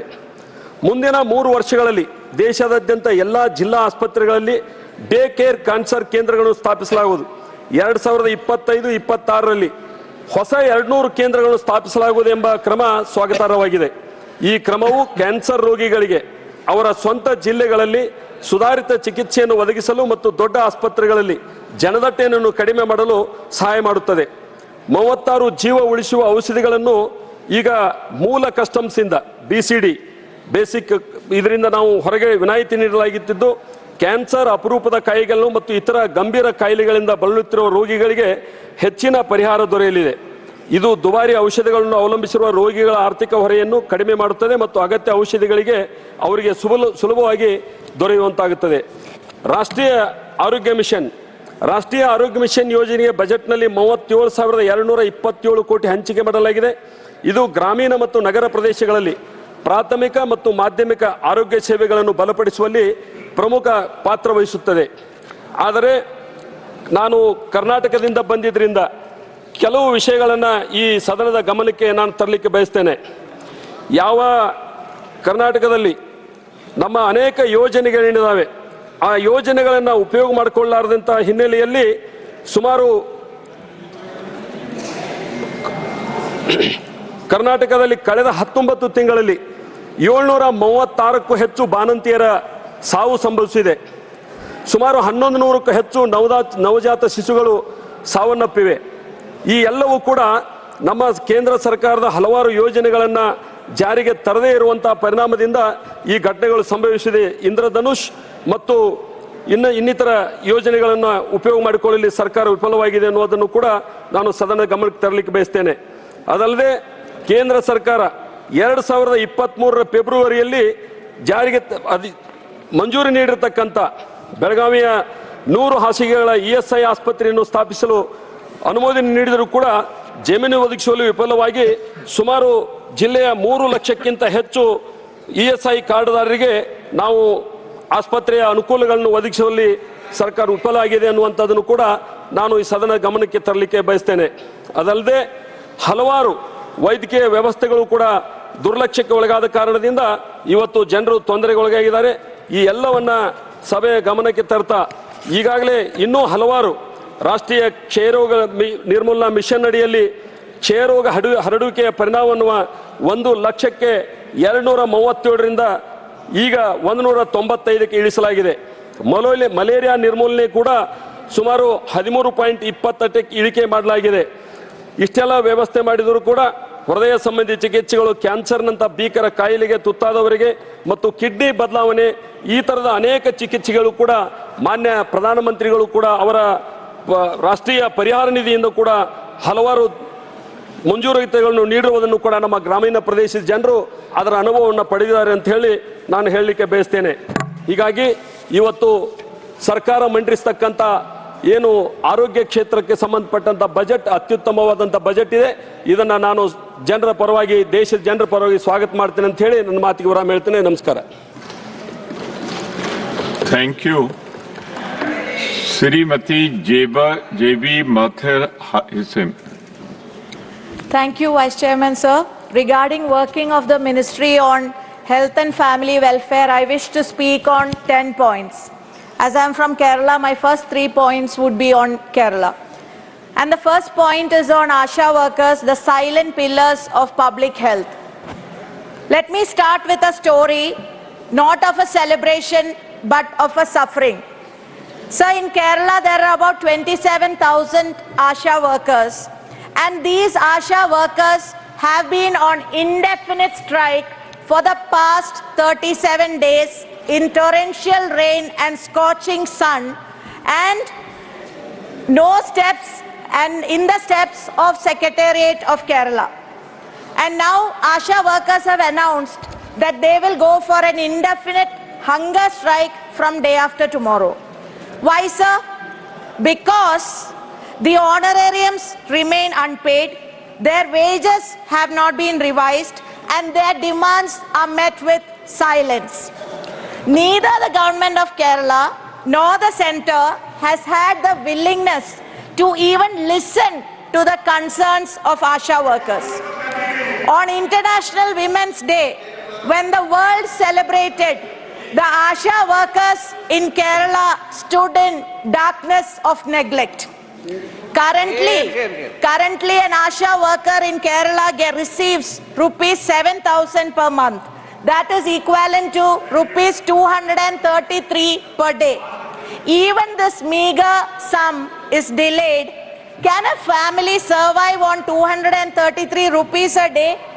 And even for this meager amount, Kerala government had brought a circular which they had to withdraw under pressure yesterday because of the ongoing protest of ASHA workers. 20 years ago, when under NRHM, when ASHA workers became scheme workers, and when they were as voluntary part-time service. Today, they are the first-time responders to our most pressing health issue. During COVID-19, like angels, ASHA workers went from door to door, identifying patients and quarantine, treatment, giving them medicine, PPE kit. And not just for COVID, they have been at the front line of battle, whether it's dengue, malaria, tuberculosis, cholera, leprosy, Nipah, taking even pregnant women to hospitals and even vaccination. Sir, as a 3-term municipal councillor, I have had first-hand experience and I've watched them from close quarters, and this is not a part-time job, and it is undoubtedly a full-time job. But their shifts are endless, sir. Even after going home, they have to do the data entry and reporting. So their responsibilities are boundless, yet their compensation remains disgracefully inadequate. And sir, they work over 12 hours a day without social security, without job benefit, without a pension, and they retire with nothing. Asha ab nirash ho gayi. This is not just a policy failure. This is discrimination. This is exploitation. This is violation of human rights. Can a nation that prides itself in women empowerment justify this exploitation, sir? Meanwhile, Government of Kerala and central government are engaged in a blame game regarding funds. The Finance Minister of Kerala claims Centre has to give 100 crores. The Health Minister of Kerala claims that 636 crores have to be given and it is pending. Whereas the Union Health Minister in the floor of the House says nothing is pending. Where is the truth? What is the truth? And why should ASHA workers suffer? Sir, the recent announcement of considering enhancement remuneration by the Union Minister in the House is a solace, but that is not enough. I am glad JP Nadda ji is here. ASHA workers must be institutionalized as a government employees, and refusal to do so is a deliberate, systematic undervaluing of women labor. So therefore, most respectfully, I urge the central government, regularize ASHA workers as employees, implement a structured pay scale of rupees 21,000 per month, ensure a retirement benefit of 5 lakhs, social security, EPF and pension. So I have raised this issue in this House on Feb 6, 2024, and we will continue to raise it. So now I move on to my second point, Anganwadi workers and helpers, the backbone of child nutrition. Like ASHA workers, Anganwadi workers in Kerala is around 66,100, and they are also on an indefinite strike since yesterday. Their wages have not been meaningful revision in 8 years, but their workload has increased exponentially. An Anganwadi worker earns only 12,500 per month and a helper rupees 8,700 per month. Often they pay for the daily expenses and they have to crave for their reimbursement. So this is a state-sanctioned injustice. So I urge the central government, treat Anganwadi workers as government employees in line with Supreme Court observation, implement a minimum wage of 21,000 per month, increase retirement benefit to 5 lakhs. So I had raised this issue also in the House on 5th December 2023 and will continue to raise it. So the protest staged by ASHA workers and Anganwadi workers in Kerala is a show of strength, of perseverance, of women power. Jwalikette Stree Shakti, Unaratte Keralam, Bayakillini Namdellum, Karuttode Viral Chundum. The women power will rise and shine. Kerala will awake and point fingers on the injustice of state and central government. Very good. Sir, I have started Mahila Sahas Kerala Yatra from Jan 4th, covering 1,474 mandalams, 941 panchayats, 87 municipalities and 6 corporations. And I want to share here, in 40 days when I traveled to 30 panchayats, in every panchayat, ASHA workers and Anganwadi teachers and helpers, they came and narrated their sad story. So if a state like Kerala, which has, due to continuous different successive governments, stay ahead in public health, if this is the plight of Kerala's ASHA workers and Anganwadi, then what will be the plight across the nation? So I urge both, this has to end, and both ASHA and Anganwadi workers will have to be treated as government employees and benefits given. So my third point, Kerala's fight for aims and the tale of stepmotherly treatment. So Kerala has done everything, whatever is required for aims. Initially 4 locations were identified, thereafter 150 acres of land acquired and transferred to Directorate of Medical Education in Kinalur in Kozhikode only for the purpose of establishment of aims. But in spite of doing all that, the union government turns deaf to Kerala and for aims. I asked the Union Minister, very respectfully asked the Union Minister, why does Kerala not deserve an aims? Why the delay when other states are given aims? and this discrimination should end and Kerala should get aims. So now moving on to the national picture, sir. A tale of, my fourth point is tale of two eras, before 2014 and after 2014. So before 2014, across different governments from Jawaharlal Nehru to Manmohan Singh ji, yes, of course, with Atal Bihari Vajpayee also as Prime Minister, so there was a common priority. The common priority was building of a robust healthcare system in India. The focus was on infrastructure, inclusivity, and also accessibility. Priority was provide health. Now from Achhe Din to Sabke Saath, Sabka Vikas, Prayas to Amrit Kal to Viksit Bharat, there is no substance. There is only slogan. Now it is, the GDP is only 5%. If when the WHO recommends 5%, India barely allocates 1.9%. This is embarrassingly low, sir, when compared to giants. Sir, my fifth point is public healthcare system in ruins. I wish to say about Ayushman Bharat. Ayushman Bharat, the healthcare shifted responsibility to private players, ensuring free and accessible institutes is not there, and Controller and Auditor General itself has said that there are fake claims and there is total fraud. So my sixth point is collapse and violence against doctors and health professionals. India has become, their aims is like that. So rising violence against doctors is a big issue and Central is not doing. So my seventh point is NEET catastrophe. Government promised 10,000 medical seats but can't even conduct the NEET exam, and Union Minister, I hope Naddaji has seen Jairam Rameshji's tweet about what has happened about the postgraduate exam. So my eighth point is unacceptable 18% GST on health insurance. That has to be revoked, sir. That is much, much higher than what people in pay in US, UK and South Africa. My ninth point are drug quality concerns.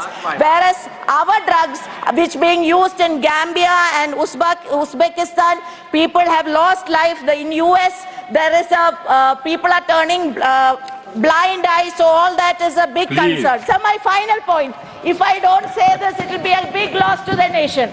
So my final point, India and the WHO, silence is not an option. WHO plays an important role, and even during COVID time, we know what WHO did. And President Trump has unilaterally announced the decision to withdraw from WHO. This is the time our India self-proclaimed Vishwaguru, Honorable Prime Minister must step up and support WHO. I urge our Prime Minister, sir, I do not speak today merely to criticize, I speak to warn. Our healthcare system is dismantled before our eyes. The government's policies are misplaced, flawed and dangerous. I conclude, sir, I conclude. People of India deserve better. Not just slogans, but action. Not just speeches and podcasts, but solutions. Not just promises, but justice. Jai Hind. Thank you. Very good. What is your point of order? Sir, point of order. Rule 239. Sir, when the purpose of explanation during discussion or any other sufficient reason, any member has occasion to ask a question of another member or any matter that under the consideration of the council, he shall ask the question through the chairman, sir.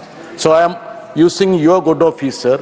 Is it not a fact that, as Mr. Manoja stated in the morning during the 0 hour, that Kerala gives the highest honorarium for ASHA workers?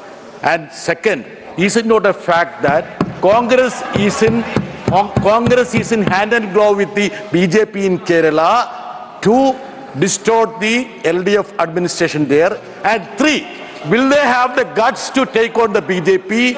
Will they come to Delhi and fight BJP instead of taking on? This is not point of order, please. Sir, 239, this is not sir. Point of order, no point of order. Sir, 239. Yes. Please, no point of order. Thank you. Thank you, sir. Mr. Abdul Wahab. Sir बार बार यही हो रहा है sir, BJP के बाद कांग्रेस की बात, तृणमूल कांग्रेस की टर्न आता, आपने काल भी वो तोड़ दिया था, आज भी तोड़ा क्यों sir? Hello, there is no point and there is no order. तोड़ रहे हैं, what is the reason? It's chairman's discretion, but please maintain the convention, sir. Please. Okay. If I am sitting on the chair, I am also bound by the chairman discretion. Please, Abdul Wahab. No point, no order. Respected Vice Chairman Saab. आप आगे देख के बोलिए, पीछे क्यों देख रहे हैं? Thank you. No, just the point of order. Any other point of order coming? When we are telling about the truth about Kerala government, then these people start making point of orders.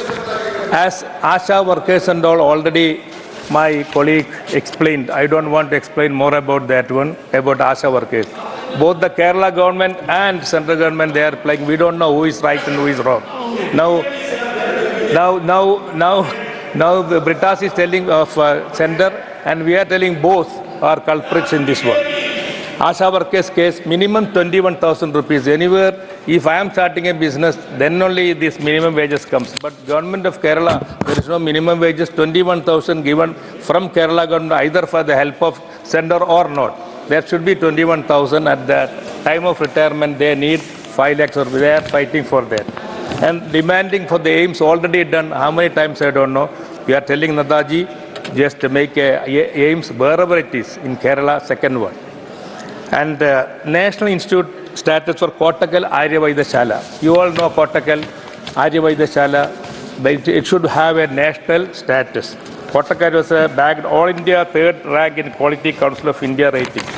And the government should elevate the status of Kottakkal Ayurveda to National Institute of Ayurveda status, like the one in Jaipur. A memorial honor of the late Sri P.K. Warrior, who took the Ayurveda to masses, should also needed to be set up. And now my request is to Nadaji need to increase the seats for MBBS seats. As you all know, because of no seats much and everybody is going outside, Uzbekistan, Kazakhstan, Turkmenistan, they are going. I don't know what they are getting and all. But a lot of money is spent our students there. So increase our MBBS to a level which you are all telling this much doctors should be needed for this much people. The quality of examination to practice in India is great entry barrier for many students coming back. We need to ease the entry of foreign educated medical students by giving them license to practice in India. Increasing attack against medical practitioners, already mentioned by J.B. Mehta. The medical practitioner doctors are having a lot of problems from the families and some people they are coming for the medical care. So medical practitioners feel that they are being unfairly targeted and being treated unjustly. Increased sensitization and strict laws need to be formulated. The pathetic working condition of nurses and other medical staffs in India.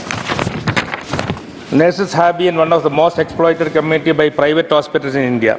The minimum wage for nurses in all private hospitals should be also kept at least Indian rupees 21,000.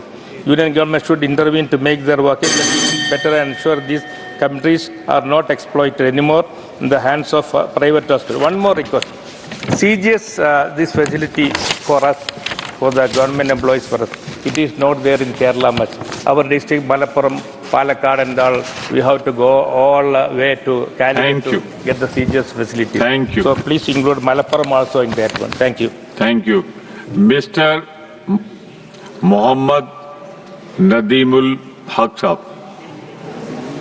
Sir, vice chairman sir, मैं अपनी party all India Trinamool Congress और हमारी leader Mamata Banerjee का तहे दिल से शुक्रिया अदा करता हूं कि आज मुझे ये बोलने का मौका दिया। सर, कहते हैं कि जान है तो जहान है और यही सेहत का राज है। मरकजी हुकूमत अवामी सेहत को मजबूत बनाने के बड़े बड़े दावे करती है, लेकिन हकीकत बिल्कुल मुख्तलिफ है और मुल्क में सेहत आमा की इंतहाई अबतर हालत को उजागर करती है।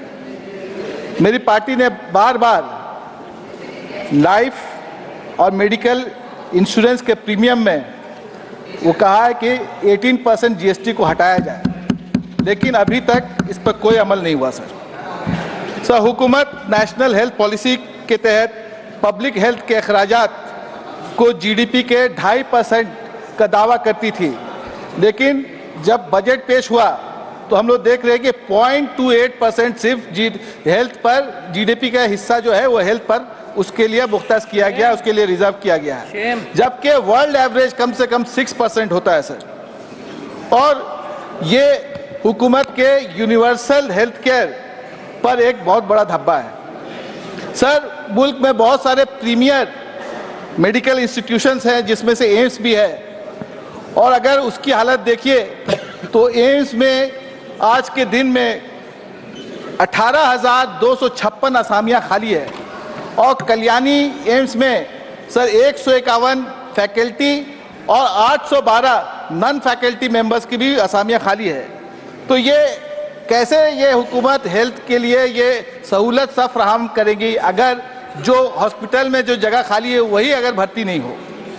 मेंटल हेल्थ अगर देखा जाए तो जो जिसको कहते हैं कि जहनी सेहत, उसमें भी जो हेल्थ का बजट है उसमें सिर्फ 1% उसका खर्च किया जाता है, उससे भी बल्कि कम।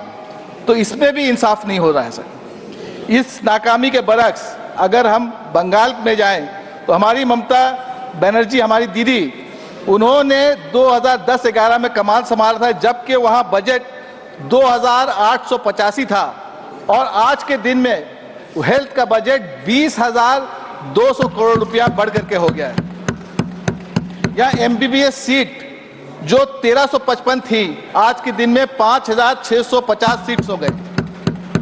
पोस्ट ग्रेजुएट, पोस्ट डॉक्टरेट की तादाद दुगनी हो चुकी है, और नर्सिंग सीट्स 10 गुना हो चुकी है आज के दिन में।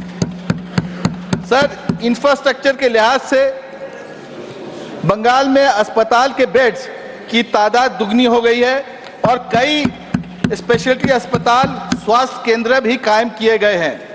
सर, कौमी खानदानी सेहत सर्वे NFHS 5 के मुताबिक इस इकदाम से, इस कदम से 88% वैक्सीनेशन आज पूरे बंगाल में हो रहा है, और नेशनल एवरेज सिर्फ 77% है।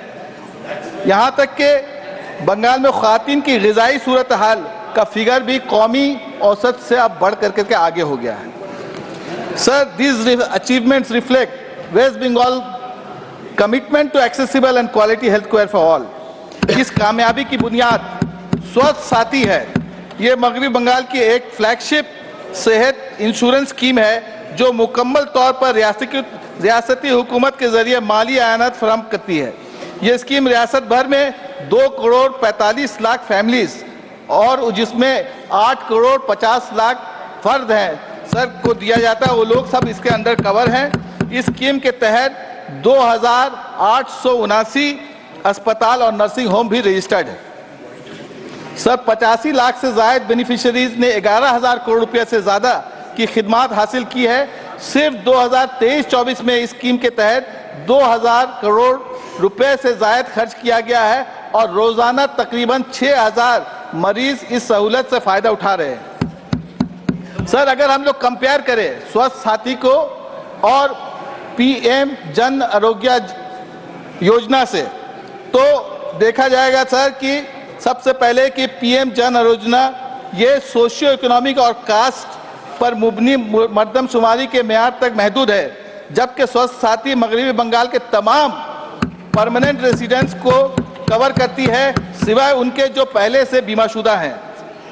सर चूंकि ये पुराने डाटा पर इन्हसार करती है, PMJAY में बड़े पैमाने पर अखराज की गलतियां होती है, जबकि स्वास्थ्य साथी बुजुर्ग खातून खाना के नाम पर एक स्मार्ट कार्ड जारी करती है जो शनाख्ती अमल को आसान और जामा बनाती है। PMJAY एक इंश्योरेंस मॉडल है जहां पर अक्सर इंश्योरेंस क्लेम रिजेक्ट भी किया जाता है, जबकि स्वास्थ्य साथी एक एश्योरेंस मॉडल है जहां पर किसी को महरूम नहीं किया जाता। सर मजीद आगे बढ़े तो कौमी सेहत मिशन माने नेशनल हेल्थ मिशन मरकजी हुकूमत की जानिब से एक फंडिंग में बहुत बड़ा धोखा किया जा रहा है। सर 60:40 60:40 स्कीम का ये शेयर होना चाहिए, लेकिन बंगाल को जुलाई 2023 में 280 करोड़ रुपया पिछला मिला था और 2023 से लेकर के 2025 तक 1 रुपया भी उसमें कहीं पर भी हम लोग को नहीं दिया गया। और अपने पॉकेट से अभी जो बकाया हो गया है 2720 करोड़, इसकी वजह से बहुत बड़ा प्रॉब्लम हो रहा है सर। और स्टेट गवर्नमेंट पर ये पूरे अखराजात के इसका बोझ पड़ रहा है। सर मरकजी हुकूमत फकर से दावा करती है कि डॉक्टर की आबादी और का जो आबादी का जो रेशियो है वो 1:811 है, जबकि WHO का जो स्टैंडर्ड है 1:1000 है। लेकिन इसमें आयुष के डॉक्टर को 6,14,000 आयुष डॉक्टर को जोड़ लिया गया है।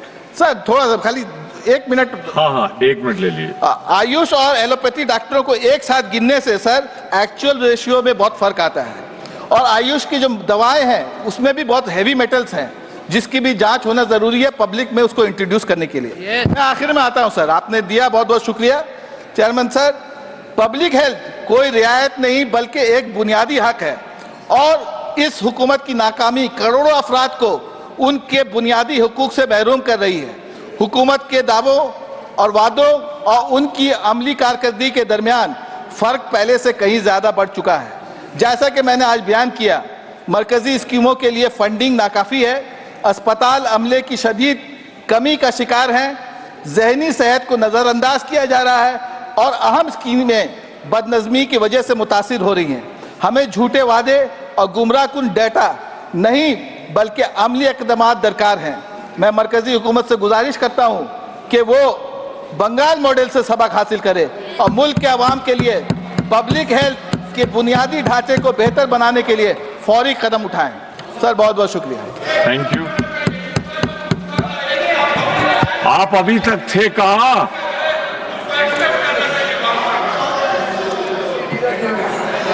श्री प्रफुल्ल पटेल जी।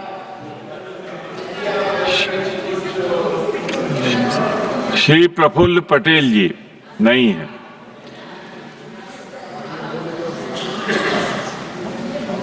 रमीला बेन बारा। रमीला बेन बारा। धन्यवाद माननीय अध्यक्ष श्री। इस सदन में खूब ज महत्वपूर्ण सब्जेक्ट स्वास्थ्य और परिवार कल्याण मंत्रालय के कार्यक्रम पर चर्चा करने का मुझे मौका मिला है। आपके माध्यम से आपको प्रणाम करते हुए हमारा देश के यशस्वी प्रधान माननीय मोदी जी को, हमारे वित्त मंत्री जी को और हमारे कल्याणकारी आरोग्य मंत्री जी को मैं धन्यवाद करना चाहती हूँ। सभापति जी, मोदी जी की सरकार गरीबों को समर्पित सरकार है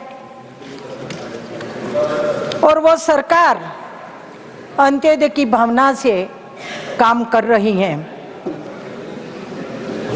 मोदी जी ने 2014 से प्रधानमंत्री पद संभाला, तब से लगातार बजट की बढ़ोतरी। उन्होंने पदभार संभाला तब पहले से 2014 पहले ये जो सामने बैठे बड़ी बड़ी बातें कर रहे हैं, उनका बजट कितना था? उनका बजट था 37,330 करोड़। और मोदी जी ने जब धुरा संभाली और लगातार बजट बढ़ता गया, और इस साल का जो 25-26 वर्ष का जो बजट है वो बजट है 99,859.56 करोड़ माननीय अध्यक्ष के।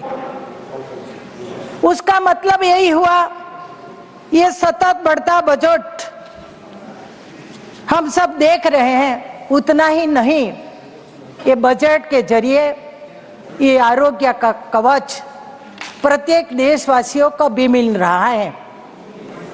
माननीय सभापति जी, समग्र देशवासियों उस बजट का लाभ भी उठा रहे हैं। हमारे प्रधानमंत्री जी दूरगामी दृष्टि से काम कर रहे हैं। हमारे कई माननीय सदस्य जी कुपोषण के बारे में बोल रहे थे, माता मृत्यु दर के बारे में भी बोल रहे थे, नवजात शिशु के बारे में बोल रहे थे, लेकिन किसी ने उपाय सोचा खरा? मैं आज गौरव से कहूंगी, इस सदन में हमारा देश के प्रधानमंत्री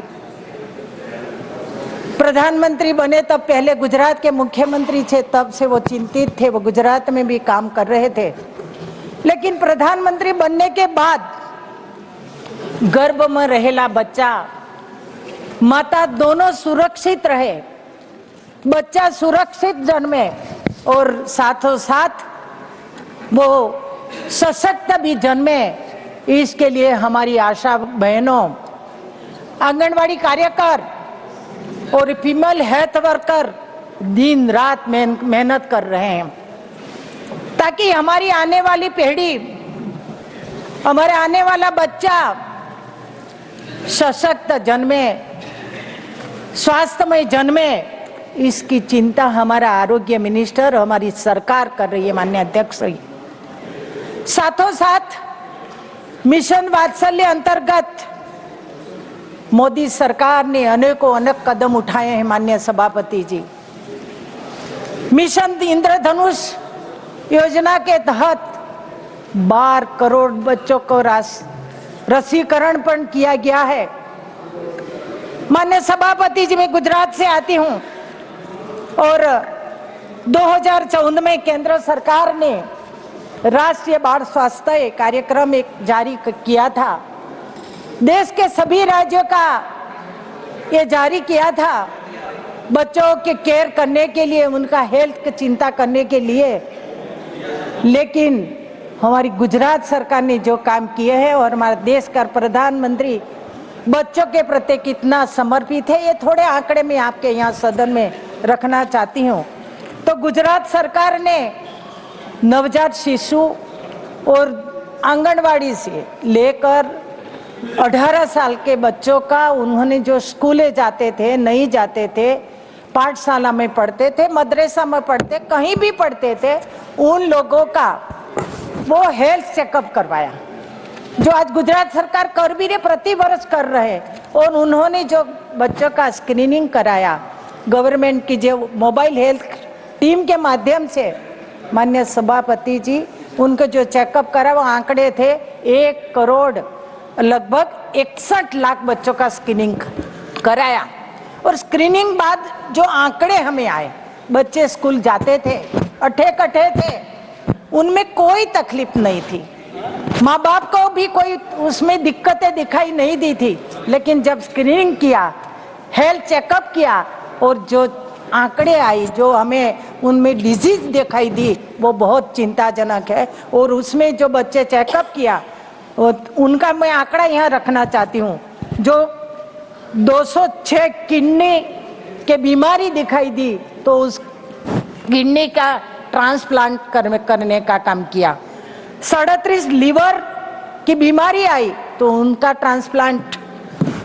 3260 कॉन्क्लियर इम्प्लांट की तकलीफ दिखाई दी। 211 bone marrow transplant, 20,981 kidney related treatment, 11,215 cancer related treatment और माननीय सभापति जी 1,67,379 हृदय रिलेटेड बीमारी। हम ये बता सकते हैं कि जो बच्चे बिल्कुल हेल्थ दिखाई देते थे, ये सेंटर से देश के यशस्वी प्रधानमंत्री जी ने सभी राज्यों का ये काम करने का भेजा है। लेकिन गुजरात ने जो कामगिरी अति प्रशंसनीय की, सेंट्रल ने राष्ट्रीय अवार्ड भी गुजरात को दिया है। और आगे मैं ये बताना चाहती हूँ कि और जो हमारा मोदी सरकार जो काम कर रही है, मैं ट्राइबल एरिया से आती हूँ, मैं कुछ बिंदु रखना चाहती हूँ माननीय सभापति जी। सिकल सेल एनीमिया, हमारा यशस्वी हेल्थ मिनिस्टर यहाँ बैठे हैं। ये जो सिकल सेल एनीमिया है, ज़्यादातर ट्राइबल लोगों में दिखाई देता है। देश आज़ाद हुआ, ये जो बीमारियां हैं कई सरकारों आई लेकिन अनदेखा करा, ये बीमारियां बढ़ती गई। लेकिन हमारे देश में प्रधानमंत्री ने, हमारे आरोग्य मिनिस्टर माननीय नड्डा जी ने जो ट्राइबल बहुमूल्य राज्यों हैं, बहुमूल्य बस्ती वाले राज्यों हैं, उनका चिन्हित करके उनका सिकल सेल एनीमिया मिशन तहत उनका टेस्टिंग करवाया। माननीय सभापति जी, लगभग 5 करोड़ लोगों का स्क्रीनिंग हुआ। आपको जानकर हैरानी होगा, ये चेकअप कराने के बाद, टेस्टिंग कराने के बाद उसमें कितने लोग इफेक्टेड हुए? 2 करोड़ आदिवासी लोग इफेक्टेड हुए। यदि उसका स्क्रीनिंग नहीं होता, उसका टेस्टिंग नहीं करवाते, तो वैसे ये रोग जेनेटिकल है, ये वारसागत है, चेपी रोग नहीं है, लेकिन उनका रोकथाम अति आवश्यक है। तो ये उनको कार्ड जारी करा गया है। आने वाले दिन में उन लोगों के साथ सहानुभूति पूर्वक कार्यवाही कराया जाएगा। ये प्रशंसनीय कामगिरी हमारा हेल्थ डिपार्टमेंट ने किया है। आपके माध्यम से मैं देश के प्रधान को धन्यवाद देना चाहती हूँ। दूसरा काम, माननीय सभापति जी, आज सुबह में क्वेश्चन भी आया था कैंसर रिलेटेड। कैंसर एक असाध्य रोग है। जिसको कैंसर होता है वो अपनी जात को मानते हैं कि मेरा जिंदगी खत्म हो जाएगा, लेकिन उनका उपाय ग्रामीण क्षेत्र के लोग कैंसर को जानते नहीं, मानते नहीं वह सुविधा पहले थी। आज तो मैं धन्यवाद करूंगी कि हमारा वेलनेस सेंटर इतने बड़े गांव हर एक एरिया में हो गया है, तो उनको नजदीक में सुश्रुता प्राप्त हो, उनकी दवाइयाँ प्राप्त हो, उनका टेस्ट की सुविधा हो। तो प्रत्येक अस्पतालों में कैंसर केयर यूनिट की जो स्थापना करने वाले हैं, लगभग 372 अस्पतालों में तो उसका हो गया है।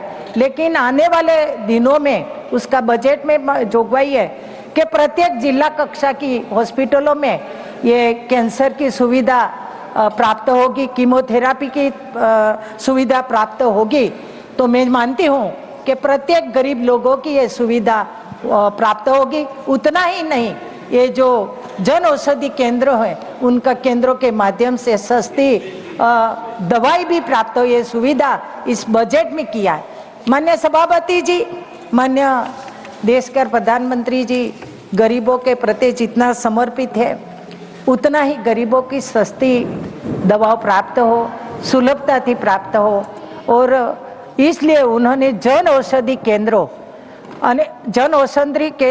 से प्राप्त हो, तो इसलिए उन्होंने 7 मार्च जन औषधि केंद्र डे उसका सेलिब्रेट किया और साथों साथ जानकारी भी दी कि सभी लोगों को मालूम हो जाए कि जन औषधि केंद्र से मिलने वाली दवा गुणवत्तापूर्वक है और उनको सस्ती भी है, तो सभी लोग वहां से खरीदे।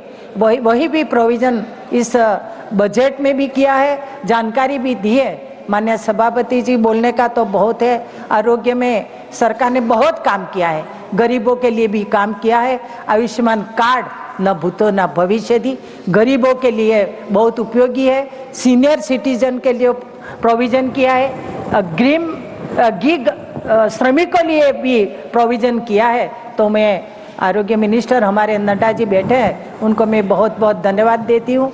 और विकसित भारत आने वाले दिनों में हेल्थ रिलेटेड देश आत्मनिर्भर जरूर बनेंगे, ये बात कह के मेरी वाणी को विराम देती हूँ।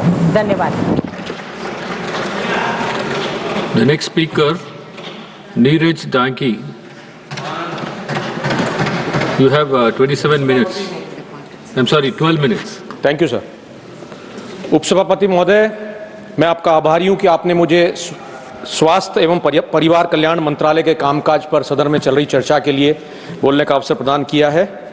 स्वास्थ्य विभाग एक बहुत ही महत्वपूर्ण विभाग है और हम सबकी यही मान्यता है कि एक स्वास्थ्य हजार नियामत, अर्थात स्वास्थ्य मनुष्य की पूंजी है। आदमी चाहे लाख दौलतमंद हो जाए, धनी हो जाए, अगर तंदुरुस्त नहीं है तो कुछ भी नहीं है, और स्वास्थ्य है तो सब कुछ है। और तंदुरुस्ती से बढ़कर कोई आशीर्वाद, कोई दौलत उसके मुकाबले नहीं है, ये मैं कहना चाहूंगा। स्वास्थ्य बजट पर इसीलिए जब चर्चा होती है तो देश को और सरकार को जो है पूरी तरीके से जो ध्यान सरकार का होना चाहिए वो स्वास्थ्य सेवा प्रदान करने के लिए ही होना चाहिए। स्वास्थ्य विभाग में कई सुधार लाने की भी आवश्यकता है। हम सभी लोग जानते हैं कि दवाइयां और जीवन रक्षक औषधियां जो है आज की तारीख में बहुत ज्यादा महंगी हो गई है, वो आम आदमी के और गरीब लोगों के पहुंच से बाहर हो गई है। इस वजह से जो है स्वास्थ्य लाभ उनको नहीं मिल पाता, गरीब लोगों को। इस पर विशेष रूप से ध्यान देने की आवश्यकता है। सिर्फ बजट वृद्धि जो है वही प्रणालीगत सुधार नहीं ला सकती। स्वास्थ्य बजट में 11% वृद्धि की गई है और 1,03,851 करोड़ कर दिया गया है, जिसमें आयुष्मान भारत PMJY व्यय भी शामिल है। इसलिए जब हम समायोजित करते हैं तो ये वास्तविक वृद्धि जो है वो 9% के लगभग है, और ये 140 करोड़ लोगों के देश के लिए पर्याप्त नहीं है, ऐसा मेरा मानना है। इस वृद्धि के बावजूद सकल घरेलू उत्पाद के प्रतिशत में जिस रूप में स्वास्थ्य सेवा आवंटन जो है वो 2% से भी नीचे रह गया है। यह राष्ट्रीय स्वास्थ्य नीति जो 2017 की है उसका जो लक्ष्य निर्धारित किया गया 2.5%, उस लक्ष्य से बहुत दूर है। इसलिए यह बजट भी जो है ये स्वास्थ्य सेवा को प्राथमिकता देने में ये कहूंगा कि विफल हुआ है। केंद्र सरकार की योजनाओं में जब 2024-25 की बात करते हैं तो उसमें व्यय में भी 11% की गिरावट आई, और उस गिरावट की वजह से जो प्रमुख कार्यक्रम स्वास्थ्य के हैं उसमें अक्षमताओं और धीमी कार्यान्वयन को उजागर किया गया है। मैं इसमें कहना चाहूंगा कि स्वास्थ्य के क्षेत्र में उपलब्धियों के साथ साथ अनगिनत चुनौतियां भी शामिल हैं, और सबसे बड़ी जो चुनौती देश के सामने है वो है ग्रामीण और शहरी क्षेत्रों के अंदर जो स्वास्थ्य सेवाएं हैं उसमें बहुत बड़ी खाई है, बहुत बड़ा अंतर है। उस अंतर को पाटने की आवश्यकता है। देश में जो 65% अस्पताल हैं वो शहरी क्षेत्रों के अंदर है, जबकि देश की 70% आबादी वो ग्रामीण क्षेत्र के अंदर आती है। ऐसे में एक जिसे कहेंगे कि कमी जो है ग्रामीण क्षेत्र में डॉक्टर नर्सों की बहुत अधिक है, उसको कम करने की आवश्यकता है, उस पर ध्यान देने की आवश्यकता है। और WHO के अनुसार भी अगर हम देखते हैं तो डॉक्टर और जनसंख्या का जो अनुपात है 1/1456 है, जबकि मानक जो है वैश्विक मानक जो है वो 1/1000 है। इसको ध्यान में रखने की जरूरत है। ग्रामीण भारत जिसकी 70% आबादी है वहां अस्पताल के बेड्स अगर देखते हैं तो ग्रामीण क्षेत्र में 40% बेड्स हैं, और इसमें हम अगर देखते हैं मानक जो जरूरत है वो आवश्यकता 1000 व्यक्तियों पर 3.5 बेड्स की आवश्यकता है। इस प्रकार से अगर हम कमी अगर देखते हैं देश में ओवरऑल बेड्स की, तो वो कमी लगभग जो है 2.5 मिलियन बेड्स की कमी है। वो कैसे पूरी हो इस पर ध्यान देने की जरूरत है। मैं समझता हूं कि जब बजट में एम्स और शहर केंद्रित चिकित्सा संस्थाओं के विस्तार को प्राथमिकता दी गई हो, ऐसे में ग्रामीण भारत में जो प्राथमिक स्वास्थ्य केंद्र है PSC और सामुदायिक स्वास्थ्य केंद्र है CSC, इसमें पर्याप्त धन नहीं मिला है। आज की परिस्थितियां CSC और PSC की हो गई है। डॉक्टर्स नहीं है, वहां एम्बुलेंस नहीं है, प्रशिक्षित स्टाफ नहीं है, नर्सेज नहीं है, बेड्स नहीं है, सोनोग्राफी मशीन नहीं है, एक्सरे मशीन नहीं है। ऐसी परिस्थितियां हैं तो MRI जैसे जो है लाभ वो कैसे ग्रामीण क्षेत्र को मिल सकते हैं, ये सोचने की आवश्यकता है। बड़ी विचित्र परिस्थितियों से जो है देश गुजर रहा है।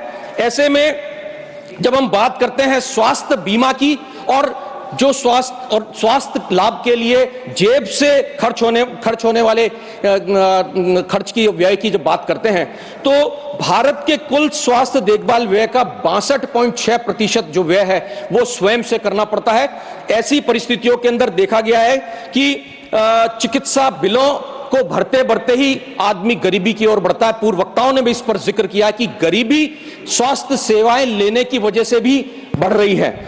ऐसे में जो जरूरत थी बजट में उन नीतिगत हस्तक्षेपों की जिसकी जरूरत थी वो उस पर पूरा नहीं किया गया, वो नजरअंदाज किए गए हैं।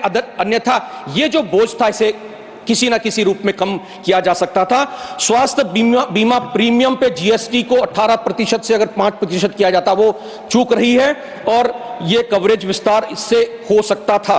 एक पत्र भी इस संदर्भ में मैंने जो है फाइनेंस मिनिस्टर को लिखा है। इस संदर्भ में मैं समझता हूं कि अगर सरकार ध्यान देगी तो बहुत बड़ा लाभ देश को होगा। धारा 80D के अंतर्गत भी जो कटौती 25,000 से 50,000 की जानी चाहिए थी, वह बढ़ावा भी मेरे ख्याल से एक खोया हुआ अवसर के रूप में ही देखा जा सकता है। हम लोग बात करते हैं अगर आयुष्मान भारत में PMJAY की, तो बजट में 28.9% की वृद्धि है, उसका स्वागत है। लेकिन निजी अस्पताल जो है वो प्रतिपूर्ति जो है रिएम्बर्समेंट की कमी की वजह से मरीजों को दाखिल करने से ही मना कर देते हैं और वो जो है इसका लाभ गरीब मरीजों को नहीं मिल पाता है। अगर वास्तव में ही कुछ काम करना है स्वास्थ्य के क्षेत्र में तो वैसा काम करके दिखाना होगा जो राजस्थान के अंदर कांग्रेस की सरकार ने, अशोक गहलोत जी मुख्यमंत्री थे उस समय में, उन्होंने करके दिखाया। चिरंजीवी योजना का लाभ जो है गरीब जनता को मिला। गरीब जरूरतमंद मरीज को 25 लाख रुपए का मुफ्त इलाज मुहैया कराने का काम कांग्रेस की उस सरकार ने उस समय किया। और यही नहीं, कोविड प्रबंधन भी ऐसा था। प्रधानमंत्री मोदी जी ने एक डिजिटल कॉन्फ्रेंस के अंदर जो है उसमें भी उनकी बुरी प्रशंसा मुख्यमंत्री अशोक गहलोत जी उस समय थे उनकी की है। तो मैं कहना चाहूंगा कि कोविड प्रबंधन जहां राजस्थान में हुआ, हिंदुस्तान में कोविड प्रबंधन में कहीं ना कहीं खामियां रही, कहीं ना कहीं चूक रही, वरना हालात इस तरह के नहीं होते। मैं जिक्र करना चाहूंगा पश्चिमी राजस्थान के उन जगहों का जहां से मैं आता हूं, जालोर, सिरोही, पाली, यहां की स्वास्थ्य सेवाओं को अगर देखा जाए तो स्वास्थ्य की दृष्टि से बहुत ही चिंताजनक हालात उन क्षेत्रों की है। कुछ बड़ी अगर बीमारी होती है तो पास के क्षेत्र में गुजरात के अहमदाबाद, पालनपुर, डीसा में जाना पड़ता, जहां प्राइवेट हॉस्पिटल्स में बड़े लंबे चौड़े बिल बनते हैं और उन बिलों की पूर्ति करते करते इंसान अपने खेत खलियान, अपने जमीन जायदाद को बेचने पे मजबूर होता है या उसे बड़ा ऋण लेना पड़ता है। ऐसे हालात वहां पर हैं जहां हम 25 वर्षों के बाद आजादी के अमृत काल की बात करते हैं। अमृत अगर नहीं दे सकते हैं तो कम से कम जो है जहर बरसाने का काम भी नहीं होना चाहिए। सरकार को देखना चाहिए कि ऐसे क्षेत्र में जहां गरीबी ज्यादा है, वहां जहां हालात किस तरह के बने हुए, पिछड़ापन, गरीबी और जहां शिक्षा का अभाव है, वहां कहां से वो पैसा लाएगा उन बड़े बड़े बिलों को भरने के लिए। मैं यही कहना चाहूंगा कि हम जब बात करते हैं ऐसे में तो 70 सालों की बात करते हैं। 10 साल आपको मिले, 3 टर्म आपको मिले, 11वां साल चल रहा है। 10 साल में उन कमियों को आप पूरी कर देते अगर उन 70 सालों की बात करते हैं। बुनियादी ढांचा अगर स्वास्थ्य क्षेत्र का किसी ने बना के दिया तो कांग्रेस ने बना के दिया है। उसी बुनियादी ढांचे पर आज हम खड़े होकर के बात कर रहे हैं आने वाले कल की। मैं ये कहना चाहूंगा कि जहां जालोर, सिरोही और पाली जो एक पिछड़ा हुआ क्षेत्र है, गरीबी बहुत ज्यादा है, शिक्षा का भी वहां पे अभाव है, ऐसे में हमारे पास सुविधाओं से लेस अत्याधुनिक ट्रोमा केयर सेंटर नहीं है। मेरा केंद्र आपके माध्यम से केंद्र सरकार से अनुरोध है कि सिरोही, जालोर, पाली क्षेत्र में तत्काल आधार पर एम्स जैसे अत्याधुनिक केंद्रीय उत्कृष्टता वाले संस्थान की स्वीकृति प्रदान करें और उसके लिए बजट की आवंटन की भी आप जो है स्वीकृति करें, तो मैं समझता हूं कि उस क्षेत्र को बहुत बड़ा लाभ पहुंचेगा। अगर हम चिकित्सा शिक्षा की बात करते हैं तो मेडिकल सीटें बढ़ाना भी जो है वो समस्याजनक है। 10,000 सीटें इस वर्ष और उसको बढ़ा करके 5 सालों के अंदर 75,000 सीटें करने का जो दावा है, मैं समझता हूं कि यह स्पष्ट नहीं है कि सरकार जो है वो मेडिकल कॉलेजेस और खोलने जा रही है या निजी जो है मेडिकल कॉलेजों की इसकी अनुमति मिलेगी, यह स्पष्ट करने की जरूरत है। वरना 75,000 जो है पद तो सीटें बढ़ तो जाएंगी, लेकिन जो स्वास्थ्य लाभ की पूर्ति है वो पूर्ण होना संभव नहीं है। क्योंकि चिकित्सा शिक्षा की हम बात करते हैं तो दक्षिण भारत जो है, दक्षिण भारत में जो है चिकित्सा शिक्षा वो केंद्रित है दक्षिण भारत की तरफ, लेकिन आज भी सुविधाओं का अभाव जो है यहाँ, जब हम बात कर रहे हैं पूर्वोत्तर भारत की, तो आज भी कई सुविधाओं की कमियां यहाँ पर हैं।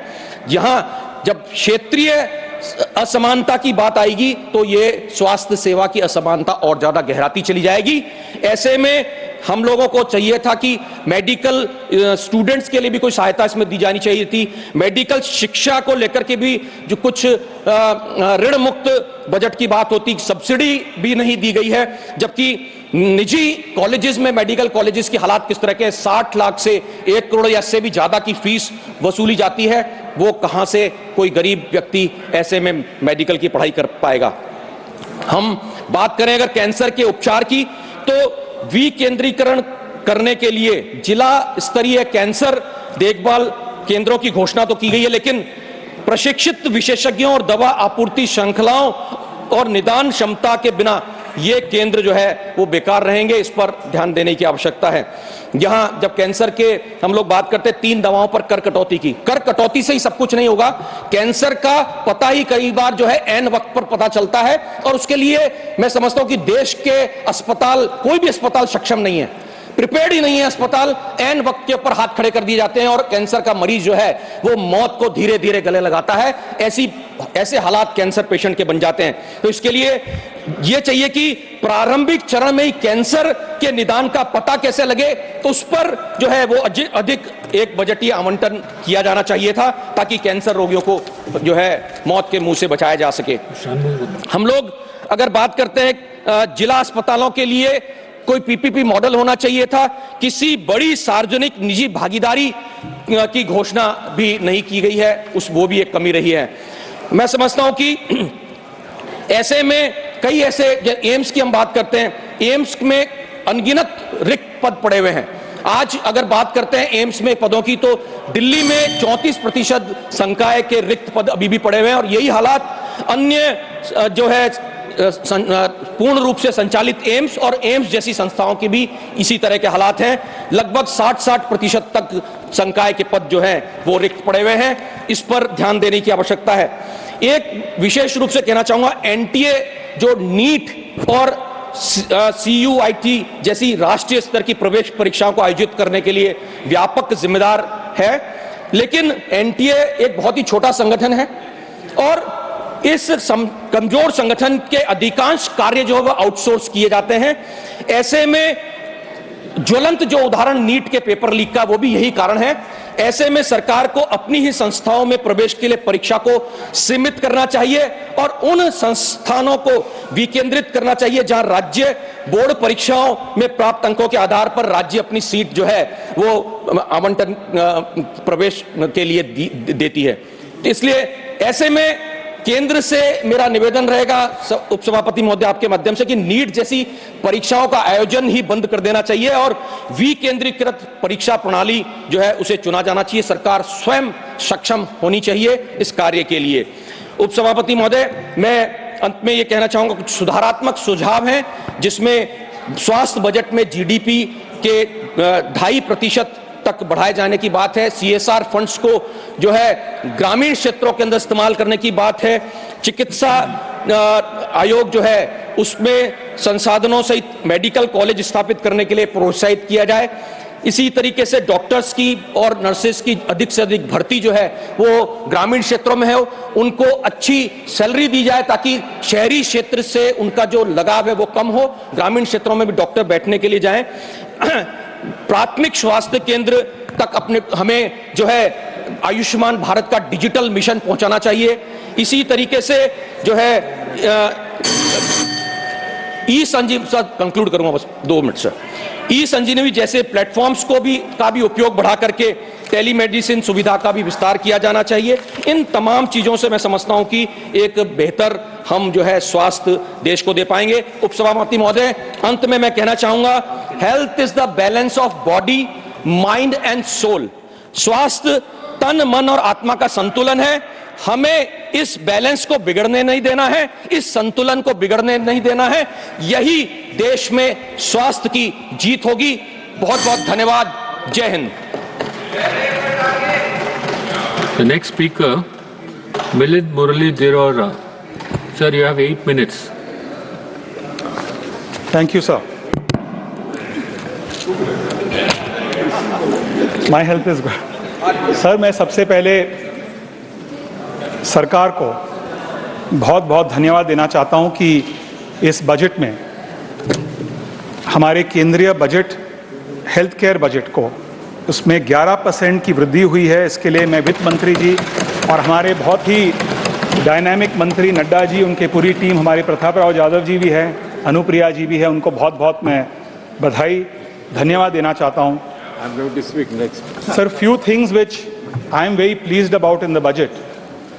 One is the commitment to increase medical seats, 10,000 medical seats next year, and 75,000 medical seats over 5 years, which I think will significantly improve the healthcare infrastructure in our country. मैं मुंबई से आता हूँ। मुंबई में एक बहुत बड़ा ट्रेंड है, उस ट्रेंड का नाम है फास्ट कॉमर्स। फास्ट कॉमर्स की वजह से गिग वर्कर्स जो है, गिग वर्कर्स बहुत उनकी वृद्धि हो रही है। और नड्डा जी, आपने जो आयुष्मान भारत को गिग वर्कर्स तक एक्सटेंड किया, इसके लिए मैं आपको बहुत बहुत धन्यवाद एवं बधाई देता हूँ। सर, मैं अपना बजट ये स्पीच एक ही विषय पर फोकस करना चाहता हूँ। मेरे पहले कई माननीय सांसदों ने कम्युनिकेबल डिजीजेस पर जोर दिया। Prevention is certainly better than cure. मैं एक ही नॉन कम्युनिकेबल डिजीज पर अपना बजट की स्पीच पर फोकस करना चाहता हूं।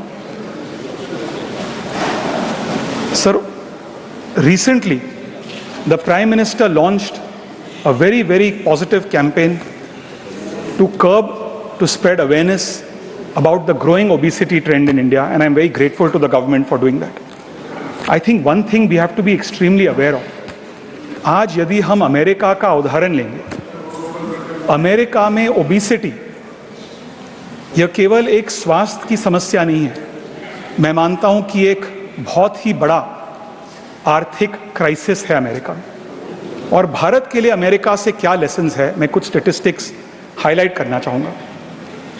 आज अमेरिका में 42%, staggering 42% of adults and 20% of children in the US are obese. And this is a sharp rise of 30% from just 2 decades ago. Obesity-related illnesses in the US today are accounting for $1.4 trillion annually, which is 7% of the country's GDP. In fact, 1 in 3 deaths in the US, if you take all deaths, accidents, diseases, 1 in 3 deaths can be linked to obesity-driven diseases like diabetes and heart disease.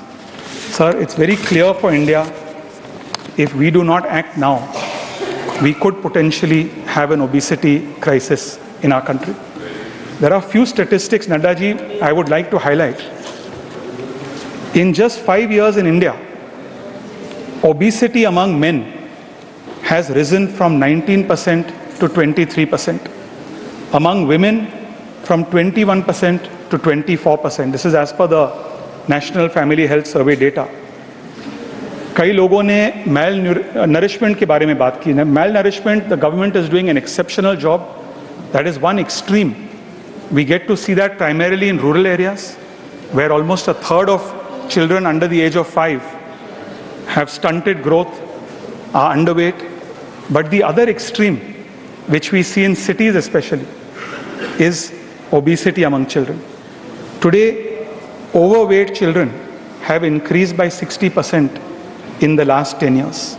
And by 2030, it's estimated that obesity-related healthcare costs, in America, that number is 7% of GDP. In India, in 2030, that number could be as high as 1.6% of our GDP, or 7 lakh crore rupees annually. इसलिए obesity मैं मानता हूँ कि एक स्वास्थ्य की समस्या नहीं, बल्कि एक बहुत ही गंभीर आर्थिक चुनौती है। और अगर इसे रोका नहीं गया, तो बढ़ते हेल्थ केयर जो कॉस्ट्स है और घटती प्रोडक्टिविटी भारत की लॉन्ग टर्म आर्थिक प्रगति को अफेक्ट कर सकती है। अमेरिका का उदाहरण मैंने इसलिए एग्जाम्पल मैंने इसलिए लिया क्योंकि अमेरिका ने कई सालों से, कई दशकों से ओबेसिटी को एक प्रकार से इग्नोर किया। और आज मैं 2 देशों का उदाहरण देना चाहता हूं, सिंगापुर और Japan, who are proactively fighting obesity and ensuring that nobody in their country is obese.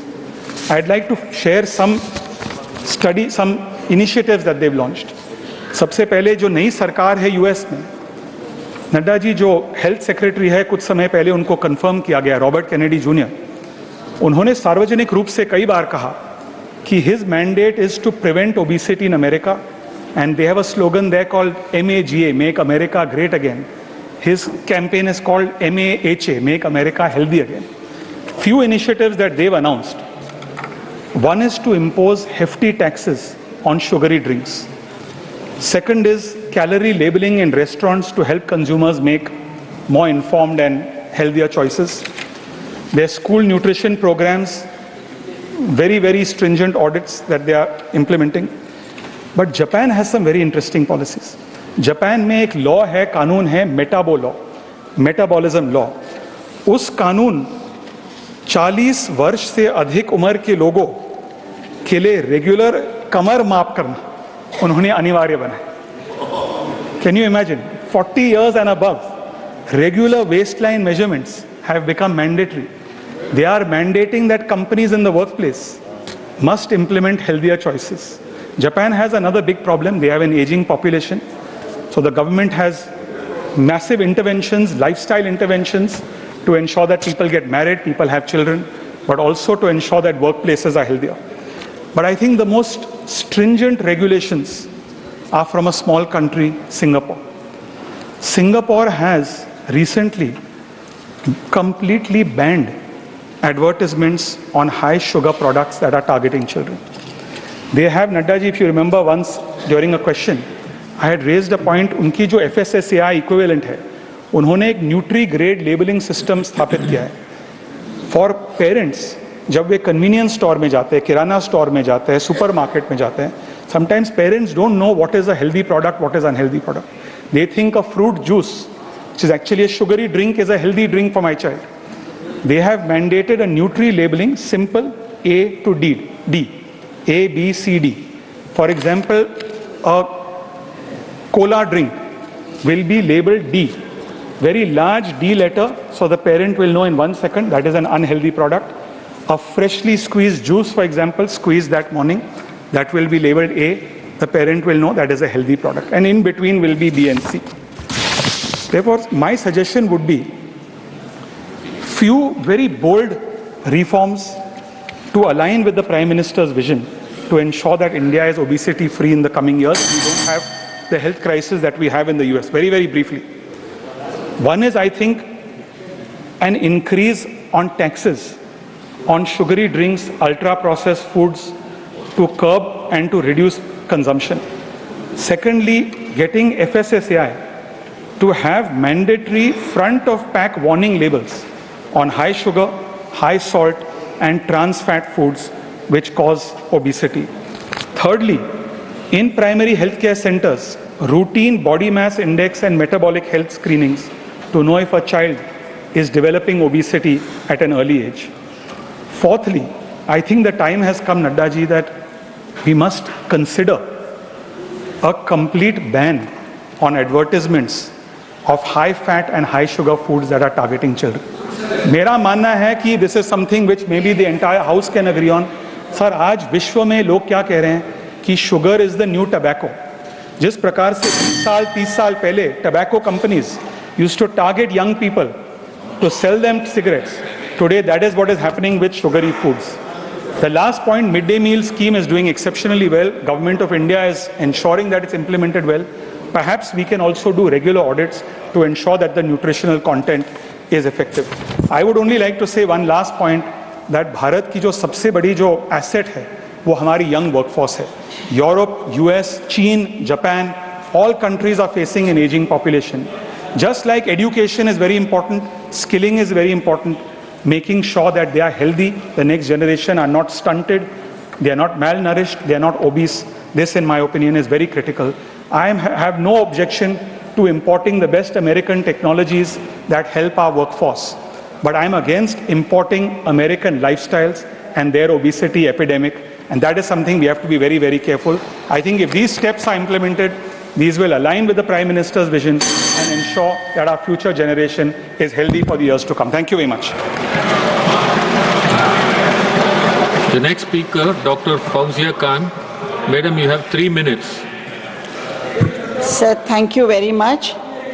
मैं महिलाओं के स्वास्थ्य तक अपनी बात को सीमित रखना चाहूँगी। सर, भारतीय संस्कृति में दिव्य नारी शक्ति इस पे श्रद्धा अटूट तरीके से रची बसी है।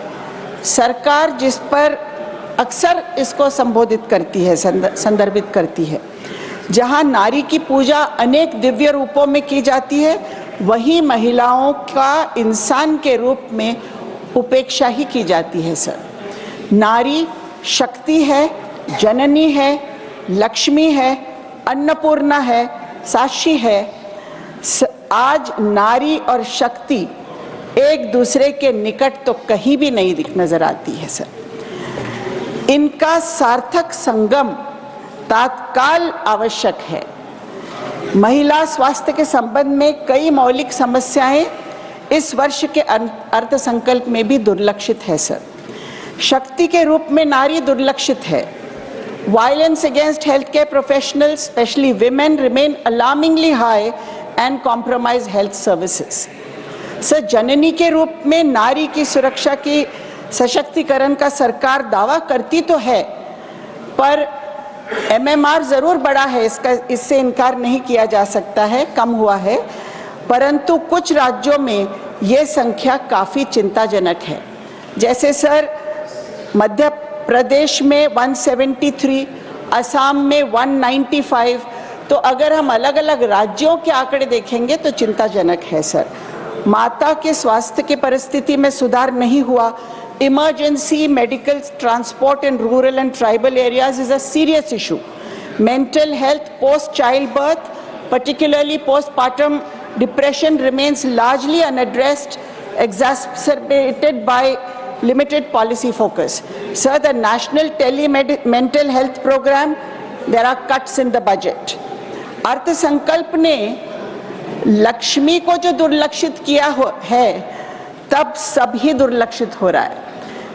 Insufficient budgetary allocations continue to be the trend, sir. The National Health Policy of 2017 recommended a combined health expenditure of 2.5% of the GDP by 2025, yet the current allocation stands at 0.27% of the GDP. Moreover, allocations as a percentage of GDP and total budget have steadily declined since 2022, undermining health infrastructure and service delivery. Annapurna भी दुर्लक्षित है। Anaemia 14 से 49 years के बीच में बढ़ोतरी हो रही है, 51.5% in 2015-16 to 57% in 2019-21. सर, शास्ति के प्रोटेक्टर ऑफ चिल्ड्रन भी दुर्लक्षित है। Malnutrition under 5 years, sir, please give me just 1 minute. Malnutrition under 5 years, stunted children increasing from 35.5% in 2021 to 37% in 2024. In 2024, 6 children were wasted and 17% were underweight. Although HPV vaccine was a highlight in pre-election budget, there has been no follow-up action.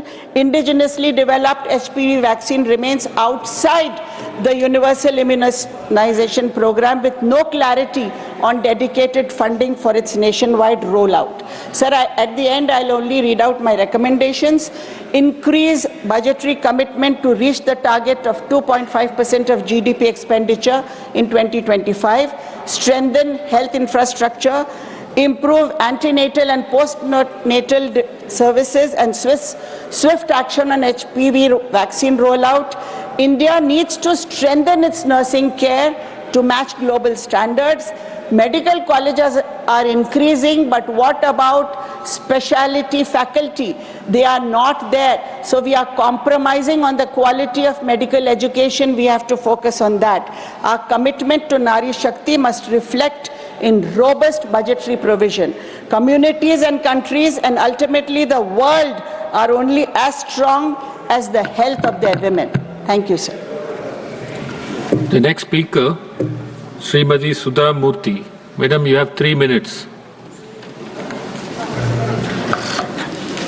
I don't have. Sir, thank you for the time. I want to congratulate Naddaji and our Prime Minister for Janaushadhi, because I work in rural area and in the city also. It has helped a lot to poorest of the poor people.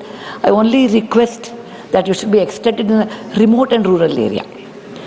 Sir, one may have money, robust health, beauty, everything, but if one is not mentally sound, then they will never enjoy life.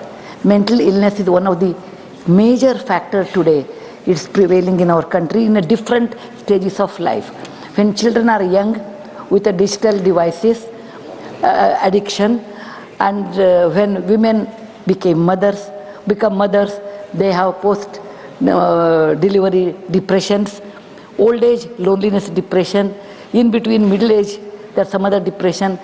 So people look down upon mental illness and the awareness is very poor. Because of that, there are many people who suffer but they don't even express. In Janaushadhi, I found out even the depression tablets have become extremely cheap, and in my work I found out that helped a lot, less than a cup of coffee, I tell that. NIMHANS in Bangalore is a central government institute for health, and it's extremely well known. And many people from our neighboring countries like Pakistan, Bangladesh, Nepal, people come, the patients come there and take treatment. It's one of the finest institute, but we require many such institutes in India because our population is very large. One NIMHANS or two NIMHANS will not be sufficient. We should have many more NIMHANS, mental education institute, curing hospitals in India.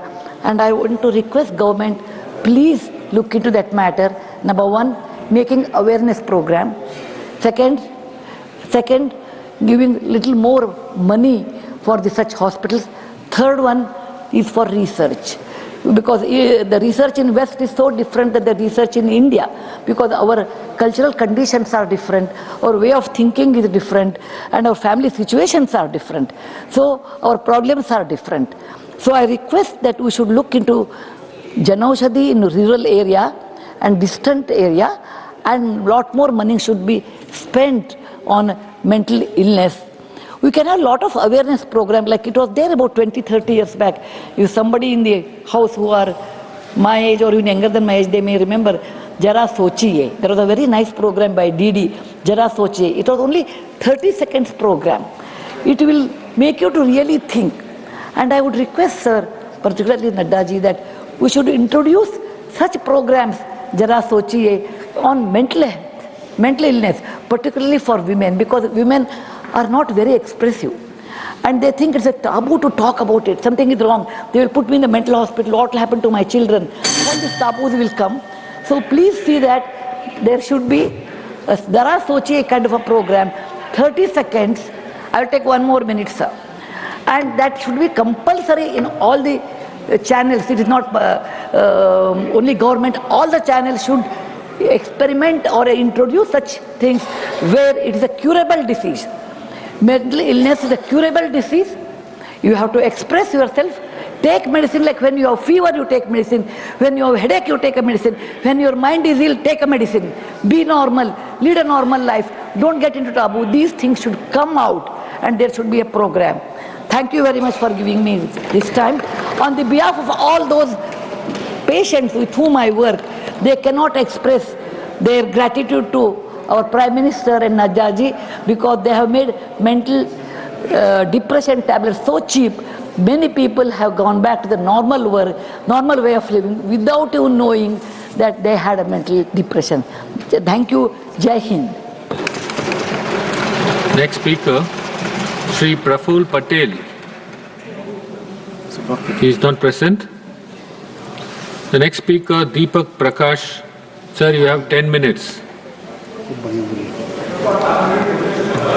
बहुत बहुत धन्यवाद उपसभापति महोदय, आपने मुझे महत्वपूर्ण विषय पर बोलने का अवसर दिया। साथ में मैं दिल की गहराई से मैं साधुवाद देना चाहता हूं अपने सदन के नेता और स्वास्थ्य एवं परिवार कल्याण के मंत्री सम्मानित नड्डा जी को, उन्होंने मुझे महत्वपूर्ण विषय पर बोलने के लिए अवसर दिया। इसके लिए मैं दिल की गहराई से उनका अभिनंदन करना चाहता हूं। महोदय, हमारे शास्त्रों के अनुसार आरोग्यम परम भाग्यम स्वास्थ्यम सर्वाद साधनम, अर्थात स्वास्थ्य परम धन है और अच्छे स्वास्थ्य के हर अच्छे काम पूरा किया जा सकता है। और इसको धरातल पर अगर किसी ने उतारने का काम है तो दुनिया के सर्वाधिक लोकप्रिय नेता श्रीमान प्रधानमंत्री नरेंद्र मोदी जी का है। महोदय, इस स्वास्थ्य एवं परिवार कल्याण मंत्रालय का तो उपलब्धियों का भंडार है। अगर चर्चा की जाए तो 3-4 दिन तक ये चर्चा चल सकती है। इसलिए मैं कहना चाहता हूं कि चाहे कोरोना का कालखंड हो और सबसे अच्छा मैनेजमेंट दुनिया में अगर किसी देश ने दिखाने का काम किया तो भारतवर्ष था और वो प्रधानमंत्री नरेंद्र मोदी के नेतृत्व में दिखाया गया। महोदय, चाहे वैक्सीनेशन का सवाल हो, चाहे घर में बैठे हुए लोगों को हमारे राष्ट्रीय अध्यक्ष के रूप में नड्डा जी ने पार्टी के एक कार्यकर्ताओं को सेवा ही संगठन के माध्यम से नर सेवा नारायण सेवा का संकल्प देने का दिलाने का काम किया। पार्टी का एक कार्यकर्ता उस जमीन तक पहुंचने का काम किया और उनके लिए सेवा का संकल्प लेकर काम किया। महोदय, चाहे आधारभूत संरचना बढ़ाने का हो मेडिकल क्षेत्र में, नरेंद्र मोदी जी के नेतृत्व में आगे बढ़ता चला गया। महोदय, चाहे डॉक्टर हो चाहे स्वास्थ्य कर्मी, उसकी गुणवत्ता को बढ़ाने का काम अगर किसी ने किया तो हमारे मंत्री श्रीमान जगत प्रकाश नड्डा जी के नेतृत्व में बढ़ते चला गया। महोदय, चाहे मेडिकल टूरिज्म की बात है इस बजट के अंदर, दुनिया के आज विकासशील देश के जो बीमार से ग्रसित लोग हैं वो भारत की ओर मुखातिब हो रहे हैं, भारत की ओर मुखातिब हो रहे हैं। महोदय, चाहे वो बजट बढ़ाने का हो, 2013-14 से 14 में जब उनकी सरकार थी उससे 167% ये सरकार ने बढ़ा करके गरीब और मध्यम वर्गों के प्रति संकल्प दर्शाने का काम किया। इसके लिए मैं विशेष रूप से अपने मंत्री जी और निर्मला सीतारमण जी को मैं बधाई देना चाहता हूं। महोदय, चाहे प्रसव काल में महिलाओं के लिए योजनाओं बनाने का सवाल हो, चाहे एम्स बढ़ाने का सवाल हो, पहले के समय में देश के विभिन्न जिलों से विभिन्न स्थानों से सांसदों के घर में मरीज आते थे एम्स में इलाज कराने के लिए।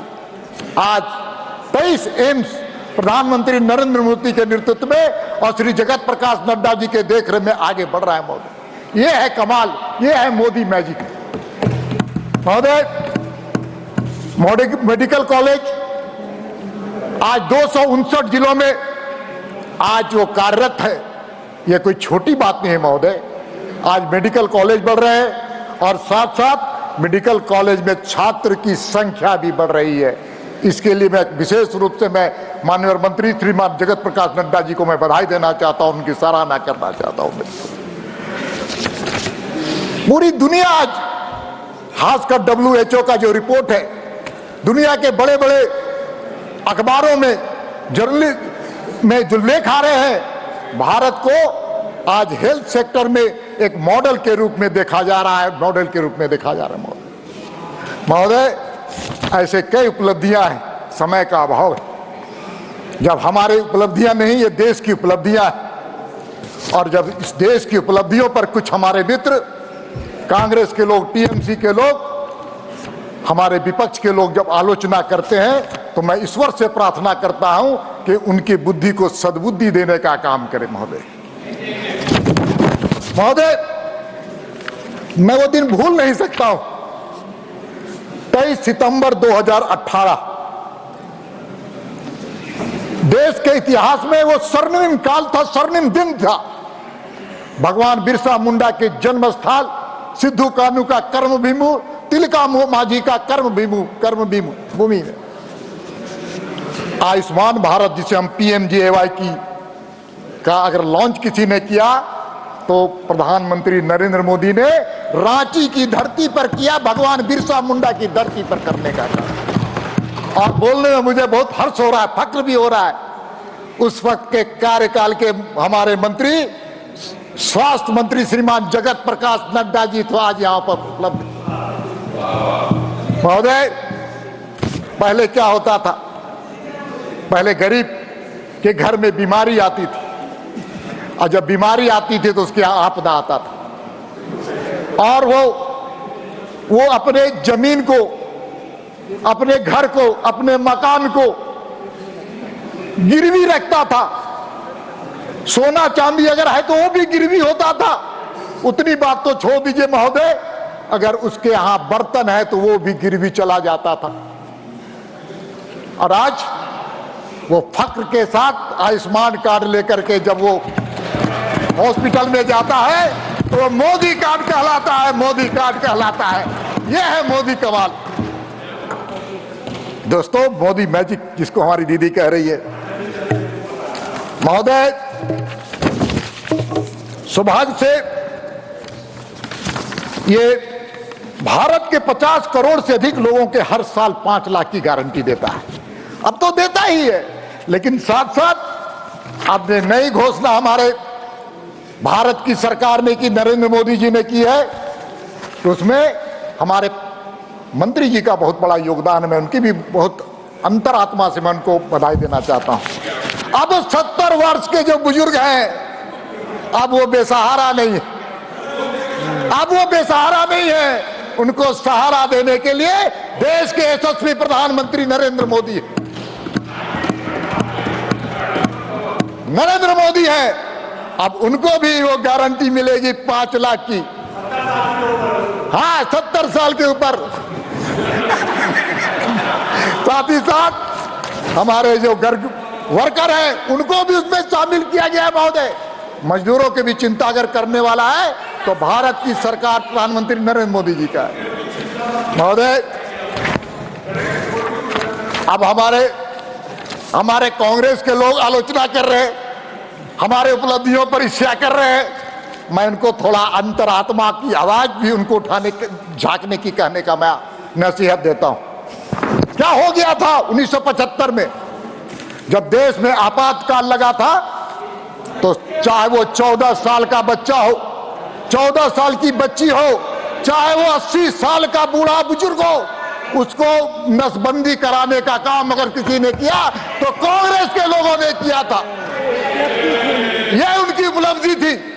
जोर जुल्म पर, वो जबरदस्ती पर नौजवानों को, बेरोजगारों को, बूढ़ों को, बुजुर्गों को, हमारी माताओं को, हमारी बहनों को जबरदस्ती अगर कोई ढंग से नसबंदी कराने का काम किया तो कांग्रेस के लोगों ने किया। आप, हम तो बच गए। आप अपना कुर्सी देखिए Pramod ji.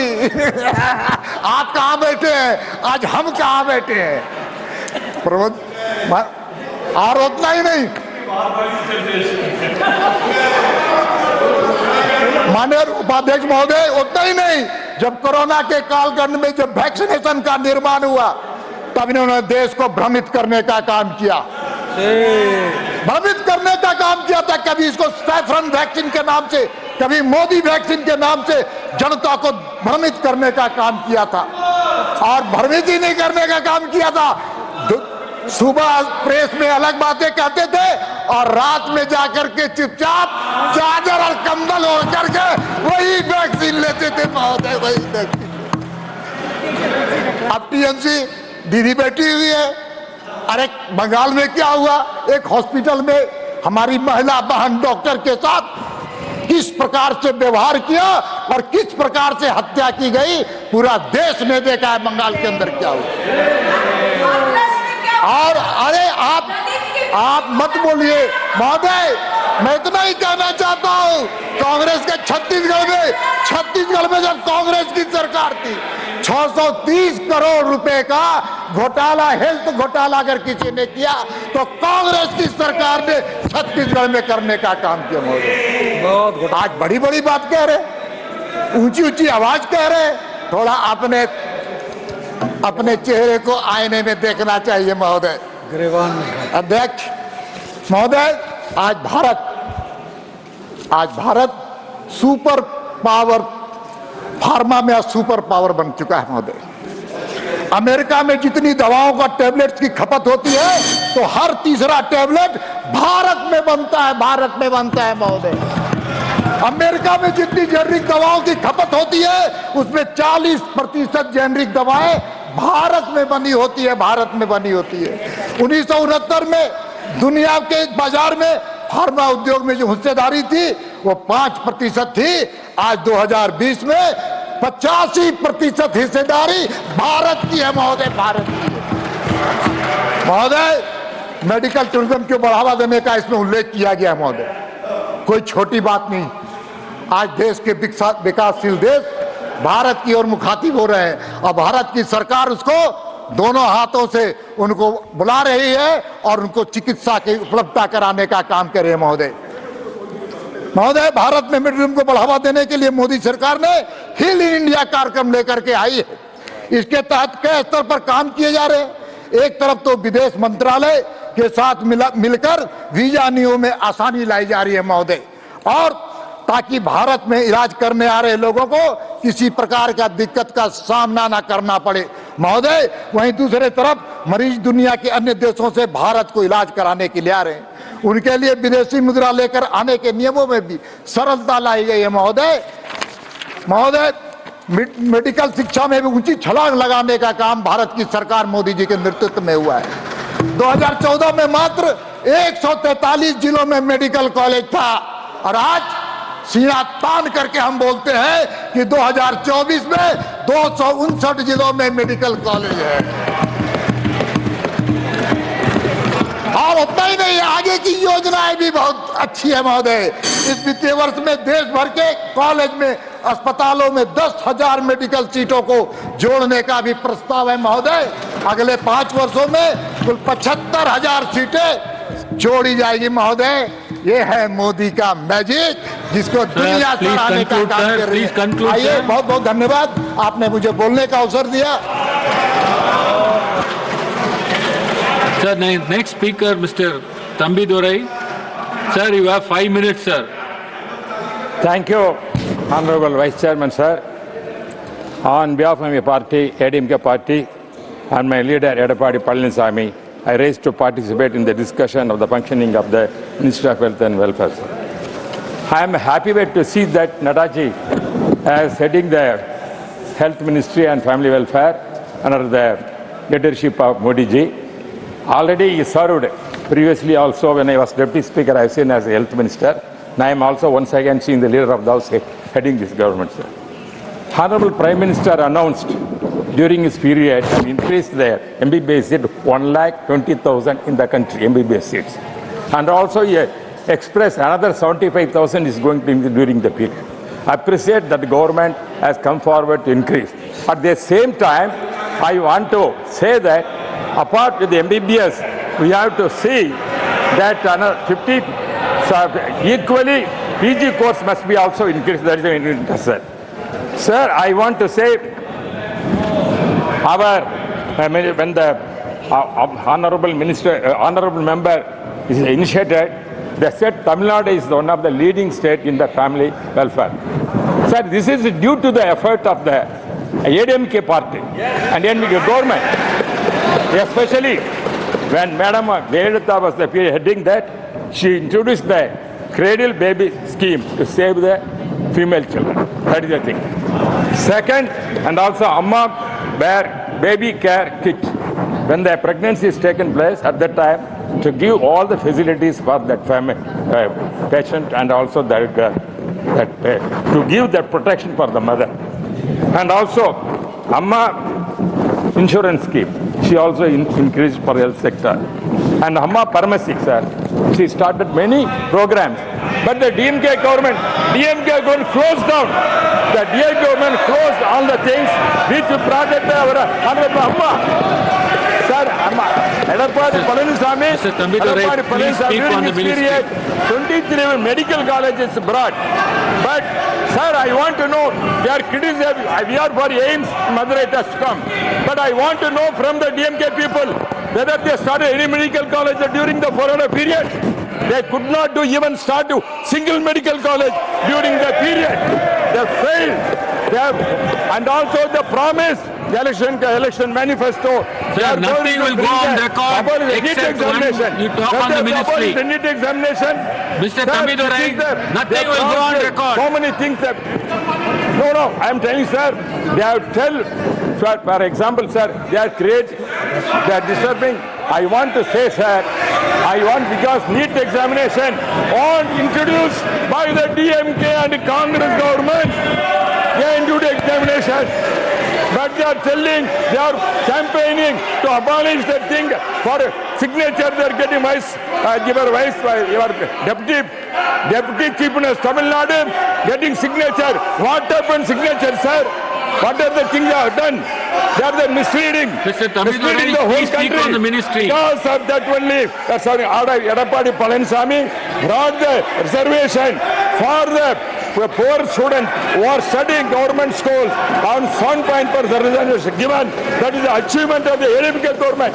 But they cannot claim during the DMK period, there is no safety for the doctors. There is no safety for the doctors. And also hospitals are ransacked by the hooligans. It's going on. That is why the protection is necessary for that. That our members... So please speak on the ministry. This is the fact I want to tell that doctors are humiliated. They are the hospitals ransacked during the DMK period. They have no protection for that. Therefore, I request the Honorable Minister, take care of the serious thing and protect our hospitals which are running. Sir, most of the hospitals has come down by private sector and during the MGR period. Medical college also started, but the DMK failed to bring one medical college during the period and could not abolish the NEET examination, which are the things. Sir, kindly speak on the ministry. Election manifesto, they said they failed, but here they are making shout. Sir, we are proud. ADMK government is proud. Brought all the schemes for the medical revolution has taken place, and also central government cooperated and given Honourable members, 11 medical the colleges. discussion will be continued tomorrow. The remaining speakers will have the chance to speak tomorrow, and the reply will also be given by the Honourable Minister tomorrow. The House stands adjourned to meet at 11 a.m. on Wednesday, 19th March 2025.